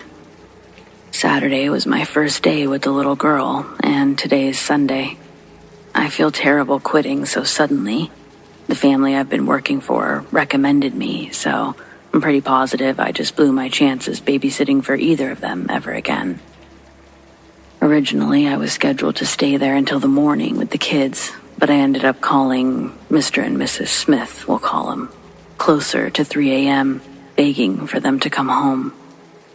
I needed to get out of there. It was an overwhelming sensation that had been lingering since I pulled into the driveway. As much as I tried to blame the feeling on first day jitters, nothing could prepare me for how quickly my anxiety would spike being there. The children were 3 and 5. Let's name them Jack and Jill. The kids were watching Bluey in the living room after dinner, and I was cleaning up. The living room was within sight of the kitchen sink. After I started the dishwasher, I walked out into the living room and saw that Jack had fallen asleep on the couch and Jill had gone upstairs to play in their bedroom. Jack wasn't big for his age, so instead of waking him up, I was able to just pick him up off the couch and carry him to bed. The second floor is a wide hallway with a mirror at the end of the hall, facing back. There's a bathroom and bedrooms on either side. I can see the kid's door is open, and I can hear Jill giggling at what sounds like another person giggling with her. Their bedroom didn't have a TV, but I thought Jill may have had a radio or a Nintendo, something that she was playing with. Before opening the door, I tried peeking into the opening to see if I could find where the other voice was coming from, but the gap didn't let me see much. But what I did see was enough to scare the hell out of me. Jill had long, straight hair, and it looked like static electricity was keeping it up floating. That's the best way I could describe it. With Jack now resting over my shoulder, I supported him with one arm and fully opened the door with my other. Jill was playing on the ground with her dolls. When she looked up at me, all of her hair fell back down to normal. The siblings have an expensive wooden bunk bed at the far end of the room. Making sure not to twist my ankle on the toys, I carried Jack to lay him on the top bunk. When I pulled his resting body from my shoulders and laid him down, I was surprised to see that he was now awake again. His eyes were wide open, and his facial expression looked terrified. I asked him if he was okay. He shook his head yes, but crawled into his blankets and didn't take his head out from under the covers after I tucked him in. While I was doing this with Jack, I felt a push on my lower hip like Jill was getting into the bottom bunk right below, and after I got Jack settled, I leaned down to get her tucked in. But the bed was empty, and Jill was still playing with her dolls behind me. I didn't like that, because what I felt on my hip was clear pressure from cold, small hands. I could feel her individual fingers press against me. The unmistakable feeling of a little one pushing by, but Jill hadn't moved. It was Saturday night, and the parents didn't specify a bedtime for the kids. I asked if Jill needed anything, but when she said no, I got out of that room as fast as possible, went down the stairs to clean up the house before I made a bed for myself on the couch. Cheerios were everywhere. I could have filled a whole new bowl and reserved it for the morning with how many I found. After every last one was found and dispersed of, I was finally able to settle down and watch some TV. The calm was short-lived, though. Another noise had me on my feet again, when from behind me, I heard the sound of a child running in the hallway, upstairs, toward the stairs. I'm expecting to hear "Miss Amy" any second, so I haven't really turned around yet to address whichever child's coming. I'm watching the show on TV, waiting for them to interrupt, but instead, I hear the feet hit the ground with a loud bound in between steps. As soon as the pattering stopped, there was a crash onto the floor that shook the floor under me. I thought, oh my gosh, one of the kids just tried to jump down the staircase. There's a wall that separates the hallway stairs and the living room. It forces me to hop on my feet, turn around the corner from the couch to look. When I flip on the hall light, I'm relieved to see that nobody's hurt themselves, but I'm highly freaked out as to what I just heard. As I'm looking down the hallway, I can see most of the way up to the upstairs hallway as well. Jill walks out of her bedroom to the top of the stairs and sees me standing there. I ask her if she heard that loud noise, and she nods her head yes. So I ask if she knew what it was, and she nods her head again. "It's Hannah." "Who's Hannah?" "She's my sister," Jill says. I ask, "Hannah made that loud noise down here. How did she do that?" "Hannah jumped from here to down there." She then goes on to tell me that her sister keeps asking Jill to jump with her, but she's too afraid. The whole time she's telling me this, I see the light from the bedroom door behind her change size, like the door was opening and closing in the dark hallway. I'm still paying attention to Jill, thinking the sound also woke up Jack, and I'm going to see him come out to join his sister any minute. But after her explanation for the noise we heard, Jill turned around and went back into the bedroom. She then closed the door behind her. The upstairs hallway was completely dark again. I turned off the downstairs light and got back on the couch. Around the living room, there's a bunch of family pictures of the Smith family. Most of them were recent, but lots of baby pictures. Jack as a newborn and Jill, Jack has brown hair and Jill has blonde. It was easy to tell which baby photo belonged to who. In maybe 2 of these photos in the corner of the living room, there's a baby Jill in the picture with another older blonde girl that looks almost identical to Jill now. Could that have been Hannah? I thought. These grainy, somewhat old photos gave me goosebumps, so instead of staring at them all night as I tried to sleep, I turned on the TV and was happy to discover that Nick at Night was playing episodes of Friends, and eventually I would doze off watching the show with the volume down low. The next time I woke up, it was because the living room was freezing and the blanket I'd fallen asleep with was nowhere to be found. The TV was off. It could have been set on an automatic timer that I was unaware of, but the DVD player under it was blinking numbers like the power had recently gone out and come back on. There was another small radio clock on one of the shelves next to the TV that was also blinking to be reset. I used the remote to turn the TV back on, and Friends began quietly playing again while I stood up in search of my blanket. It was cold enough to see the air I breathed by the time I got to the thermostat, which was located across the room. The space around me was warm again. The thermostat was also reading at a normal temperature. I turned on the living room light, and what I saw next to the entryway made me nearly faint.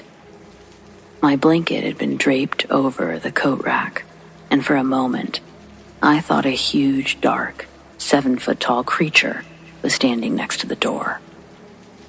It took me a few seconds to figure out what I was looking at, and when I did, I noticed the blanket didn't fully reach the floor, and under it, I saw 2 little feet poking out the bottom, and this time, I knew Jill was trying to trick me. Not wanting to knock the coat rack off balance and possibly have it fall on her, I gently grabbed the blanket with 2 hands and tried to lift it over with a little fluff. The blanket drops, losing its shape, and there's no Jill hiding in the coat rack. Take this how you will, but when the blanket dropped, the coat rack was a lot smaller than what I had pulled the blanket from. When I first noticed my blanket draped over it, I thought I would have noticed something that tall by the front door. When I looked down and didn't see Jill, it felt like my tummy was filled with rocks. There's just no way she would have been able to run away, hide completely like that. She's 5. I just stood there with my blanket, listening to the sounds of Jill still playing upstairs in her room. I didn't care how late it was. I was relieved to hear someone else was awake in the house, and after the coat rack thing that I'd just seen, I didn't want to be downstairs alone. I flipped on all the lights that I could before my ascent. When I went into the kitchen, the microwave timer said that it was 2:52, and so did the oven timer. It was only the living room that lost power in the house. When I'm at the top of the stairs, the hallway in front of me is dark, aside from the light under the children's door. I can still hear Jill's voice giggling, and clearly a shadow moving back and forth. I can see it under the doorway, blocking out the light when it passed. Turning on the hall light, I started heading towards the door. I gave 2 little taps with my knuckle before opening the door. The room was dark, and both of the children sound asleep. It was freezing in there, like when I woke up. The same weird bubble of cold I'd stepped out of by the couch downstairs. It felt like I'd stepped through a wall of stagnant, cold air. Outside the room, it was warm. I quietly stepped back out and closed the door, glancing into the big mirror that faced the hallway. There was something different about the reflection. The upstairs bathroom is directly across from the kids' room. I can partially see both in the reflection. I can see a little past the handle of the bathroom door, but the bathroom door on my side is fully open. I look again into the mirror. I can't begin to understand how the door could be closed in the reflection. I frantically scan around the mirror for any other inaccuracies, but it's only the door that looks wrong. Then I tried standing in different positions in the hallway while staring at the reflection of the closed door. Nowhere I stood could give me the correct view of what the door actually looked like. I'm at a loss for any explanation, and then it makes the slightest movement, and in the reflection to my right, the bathroom door opens a few inches. Still, nothing was happening on my side of the mirror, but I ran my reflection away from that door and back down the stairs. And that's when I called the parents, multiple times. Surely I scared them or worried them, but you know what? I was terrified. Still am, technically. Had I not quit, after this, I'm sure they would have fired me anyway. They were completely unimpressed by me and rather bitter about cutting their trip short. Though, personally, I think that they should be a little bit more concerned with the potential demons or ghosts living in their home. You know, specifically the one that keeps trying to convince their daughter to jump from the second story. But hey, I'm just the babysitter. They're the parents. What do I know? Not my problem anymore, I guess.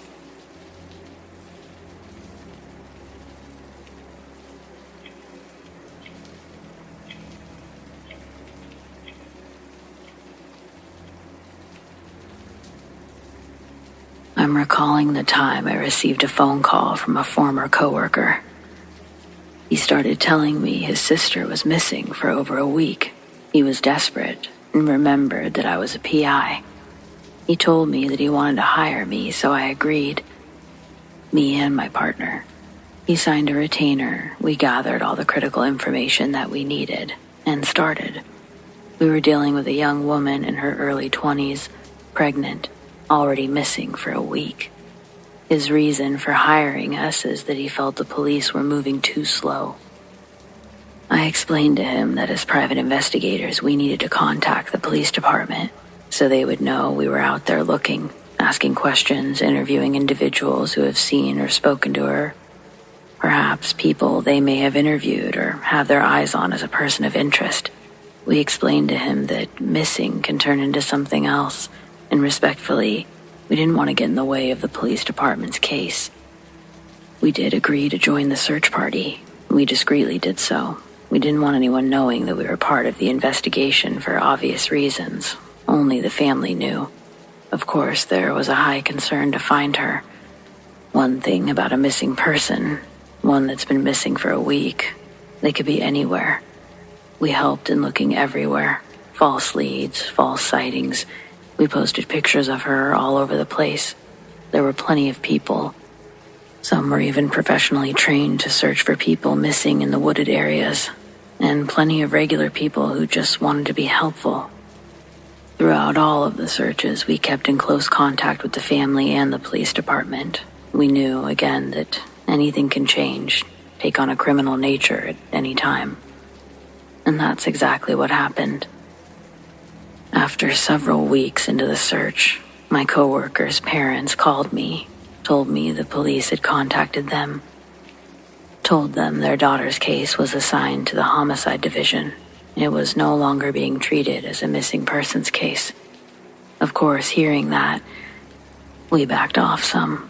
The last thing we wanted was to interfere with a homicide investigation, create future problems for ourselves as investigators who work primarily for the private sector. So unless they requested our assistance, we just sort of waited. Sadly, 3 days after that call, her body was discovered by people walking their dog in a wooded area of a park, partially decomposed and partially buried. It wasn't a place that we had been part of searching, but apparently it was an area that was part of the search. It was so sad for the family experiencing such a tremendous loss. That feeling of not knowing, the days and then the weeks pass. As each day passes beyond that, you try to stay positive. But deep down in your gut, you are feeling this dread because you've explored her room, combed over all of her belongings, family things, personal things. The last conversations with people who knew her, who may have seen her, you kind of conclude from all of what you've gathered, she doesn't fit the type that would have just walked away. Then that dreaded feeling and voice again rising up from your gut, telling you she's gone. So that's what happened. And they did catch the guy. They casted their net, located and traced the killer via CTV cameras. Cameras. I can't speak enough of these. It turned out to be some new guy that she'd met, someone the family didn't know about. He was tried, convicted, sentenced to 20+ years. Not enough time, but more than most monsters get where I'm from. An eerie side note that came about after all of this was that during the search party, they'd even posted one of her pictures on a telephone pole right in front of the killer's house. When a person goes missing, sometimes they just seem to vanish into thin air. You exhaust all your avenues doing your darndest to find them. It feels like you're chasing a ghost that doesn't want to be seen or heard. But sometimes there is someone that knows and has all the details because they were there and they may have caused this person to vanish. In the end, I guess I'm just glad the family didn't have to go on wondering. They got the closure that they deserved. But really, they all deserved so much better.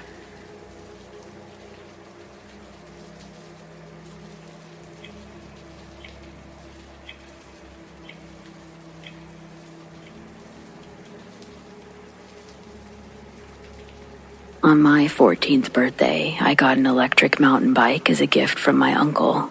Its intended purpose was to be my means of transportation for school, so I didn't have to take the stinky bus anymore. That was its intended purpose. What I really used it for was taking it up the hills with the older boys that rode actual motorbikes. My electric bike wasn't nearly as powerful as theirs and couldn't get enough speed to do tricks, so I basically used it as a chair while watching the other kids drive around the woods. One day, I got a healthy helping of peer pressure that leads me to the peak of a hill, trying to line my tires with a thin walking trail in between two tree trunks wider than my wingspan. At the top of the hill, there's a small, flat patch that I'm supposed to do a circle in to already have momentum when I hit the hill. Well, that plan didn't happen, though. I hit the throttle too fast on my turn, and I launched myself off the back of the mountain like a fucking cartoon character. The backside of the hill isn't like the front trail I was aiming for. The back is just a long drop into trees. And down those trees to the forest floor, several feet down from the trail. By the way, I'm not a guy, I'm not a bro, and the only reason I was up there was because I had a crush on one of the motorbike boys. I thought if I dressed cute and hung out there long enough, he would think that I'm way cooler than these dumb bikes. So, zoom, here I go off a fucking cliff. Before a tree branch bonked my lights out, I remember my last thoughts were, I'm gonna die now. What a lame way to go. At least they didn't see me fall. Teenagers. When I regained consciousness, I was high up in a tree and pretty fucking banged up. I knew I'd broken more than a few ribs. My arms and legs were cut up all to hell, but they still worked. The helmet I'd worn without a chin strap was gone, and the bugs, they were crawling in my hair. It's also now starting to get dark in the forest. I don't know how long I was out, but I do know the sun was nowhere near the horizon when I started. The forest was alive with woodland noise, but no human noises, no motorbikes or voices, no one calling my name trying to find me. In any other circumstances, the atmosphere would have been a yoga dream. Distant birds chirping, insects flying around, some tangled in my hair so I could hear their wings flap in HD. I wish I could have enjoyed it more. But the blinding pain in my ribs and horrible fear of falling to my death any second, I guess I should say fear of finishing my fall, kept my mind a little occupied from enjoying the view. From my perspective, the view I saw was nauseating. Panic and disgust were induced from knowing that I would have to somehow scale my ass down this tree. I've never climbed a tree up to this point. I didn't climb this one. I had no clue how to get down or what I was going to do. Where's my phone? Gone. Where's my DC slip-on shoes? Gone. They slipped off. It was brutal, crawling down one branch at a time. I'd slowly move my weight from branch to branch, making sure they could support my weight. I didn't know that would have been the easy part of my escape from the tree. Halfway down, the branches just stop. These kind of trees decided not to grow branches past a certain point, so I didn't have many other options but to grip the tree best I could, like a giant fire pole, and try to slide down. That worked for a few feet. I'd get a bunch more big cuts, several splinters, and some sort of friction burn on my cheek and forehead.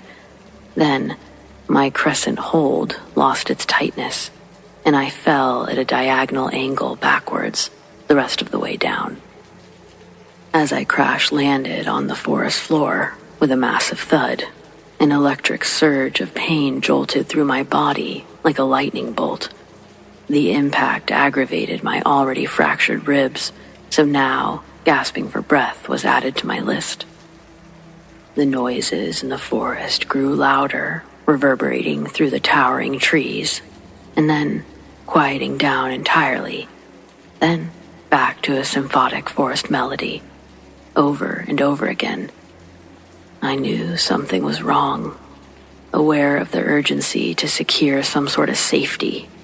I battled with my weak and seriously bruised physique, summoning every drop of strength that remained in my slowly emptying tank. Weakly, I hoisted myself up, relying on the sturdy support of another nearby tree. Everything hurt, but at least my legs weren't broken. The darkness of the night had now engulfed the forest entirely. Each rustle of leaves or distant hoot of an owl, everything was scaring me suddenly, especially the thought that I might die out here. I had no idea where I was exactly, or what was going on with my head, my body. I persevered through that pain, but I realized I was only getting myself deeper into the labyrinth of the woods. The forest seemed to enclose around me, while the wind was relentless. Just as I started to lose some hope, a voice inside me told me I couldn't stop. It wasn't a real voice, just a strong feeling. But then, just a short time later, I could hear a voice in the distance.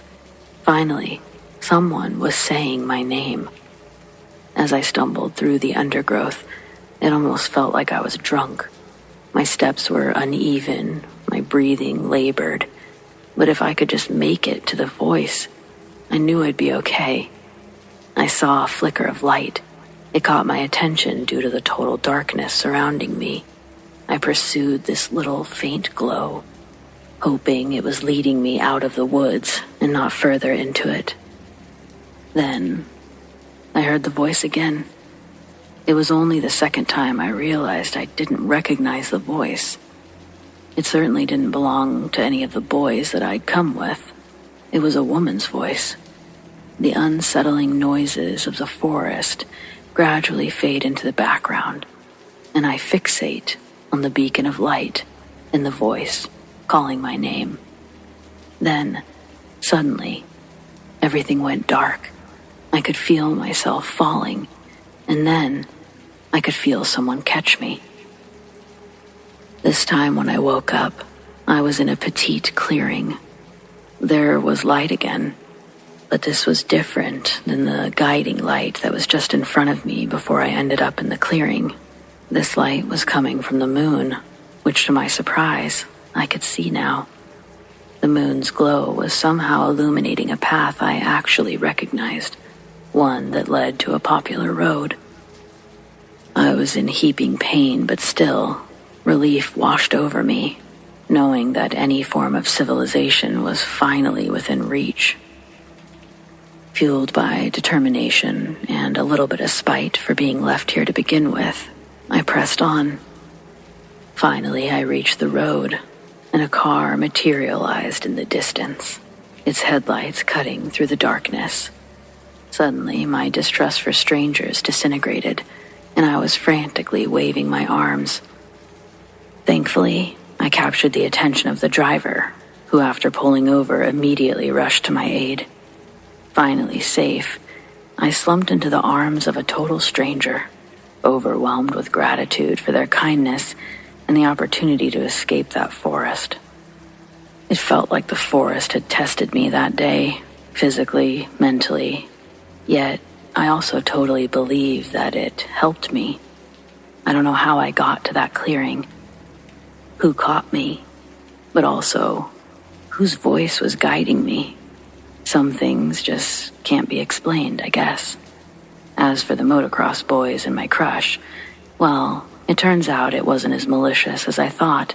They all waited for me to come down the hill and into view. I just never did. They went back up the hill to look for me, eventually. But since I'd literally fallen off the trail and was completely out of view, they all assumed I had chickened out and went home to save myself the embarrassment. None of them knew I was missing or injured. So, without that voice, I don't know where I'd be right now, but I bet it's a lot worse off. I joke nowadays that Mother Nature herself saved me. I guess I'm only half joking, though. Reality is I'll never know, but I'm forever grateful.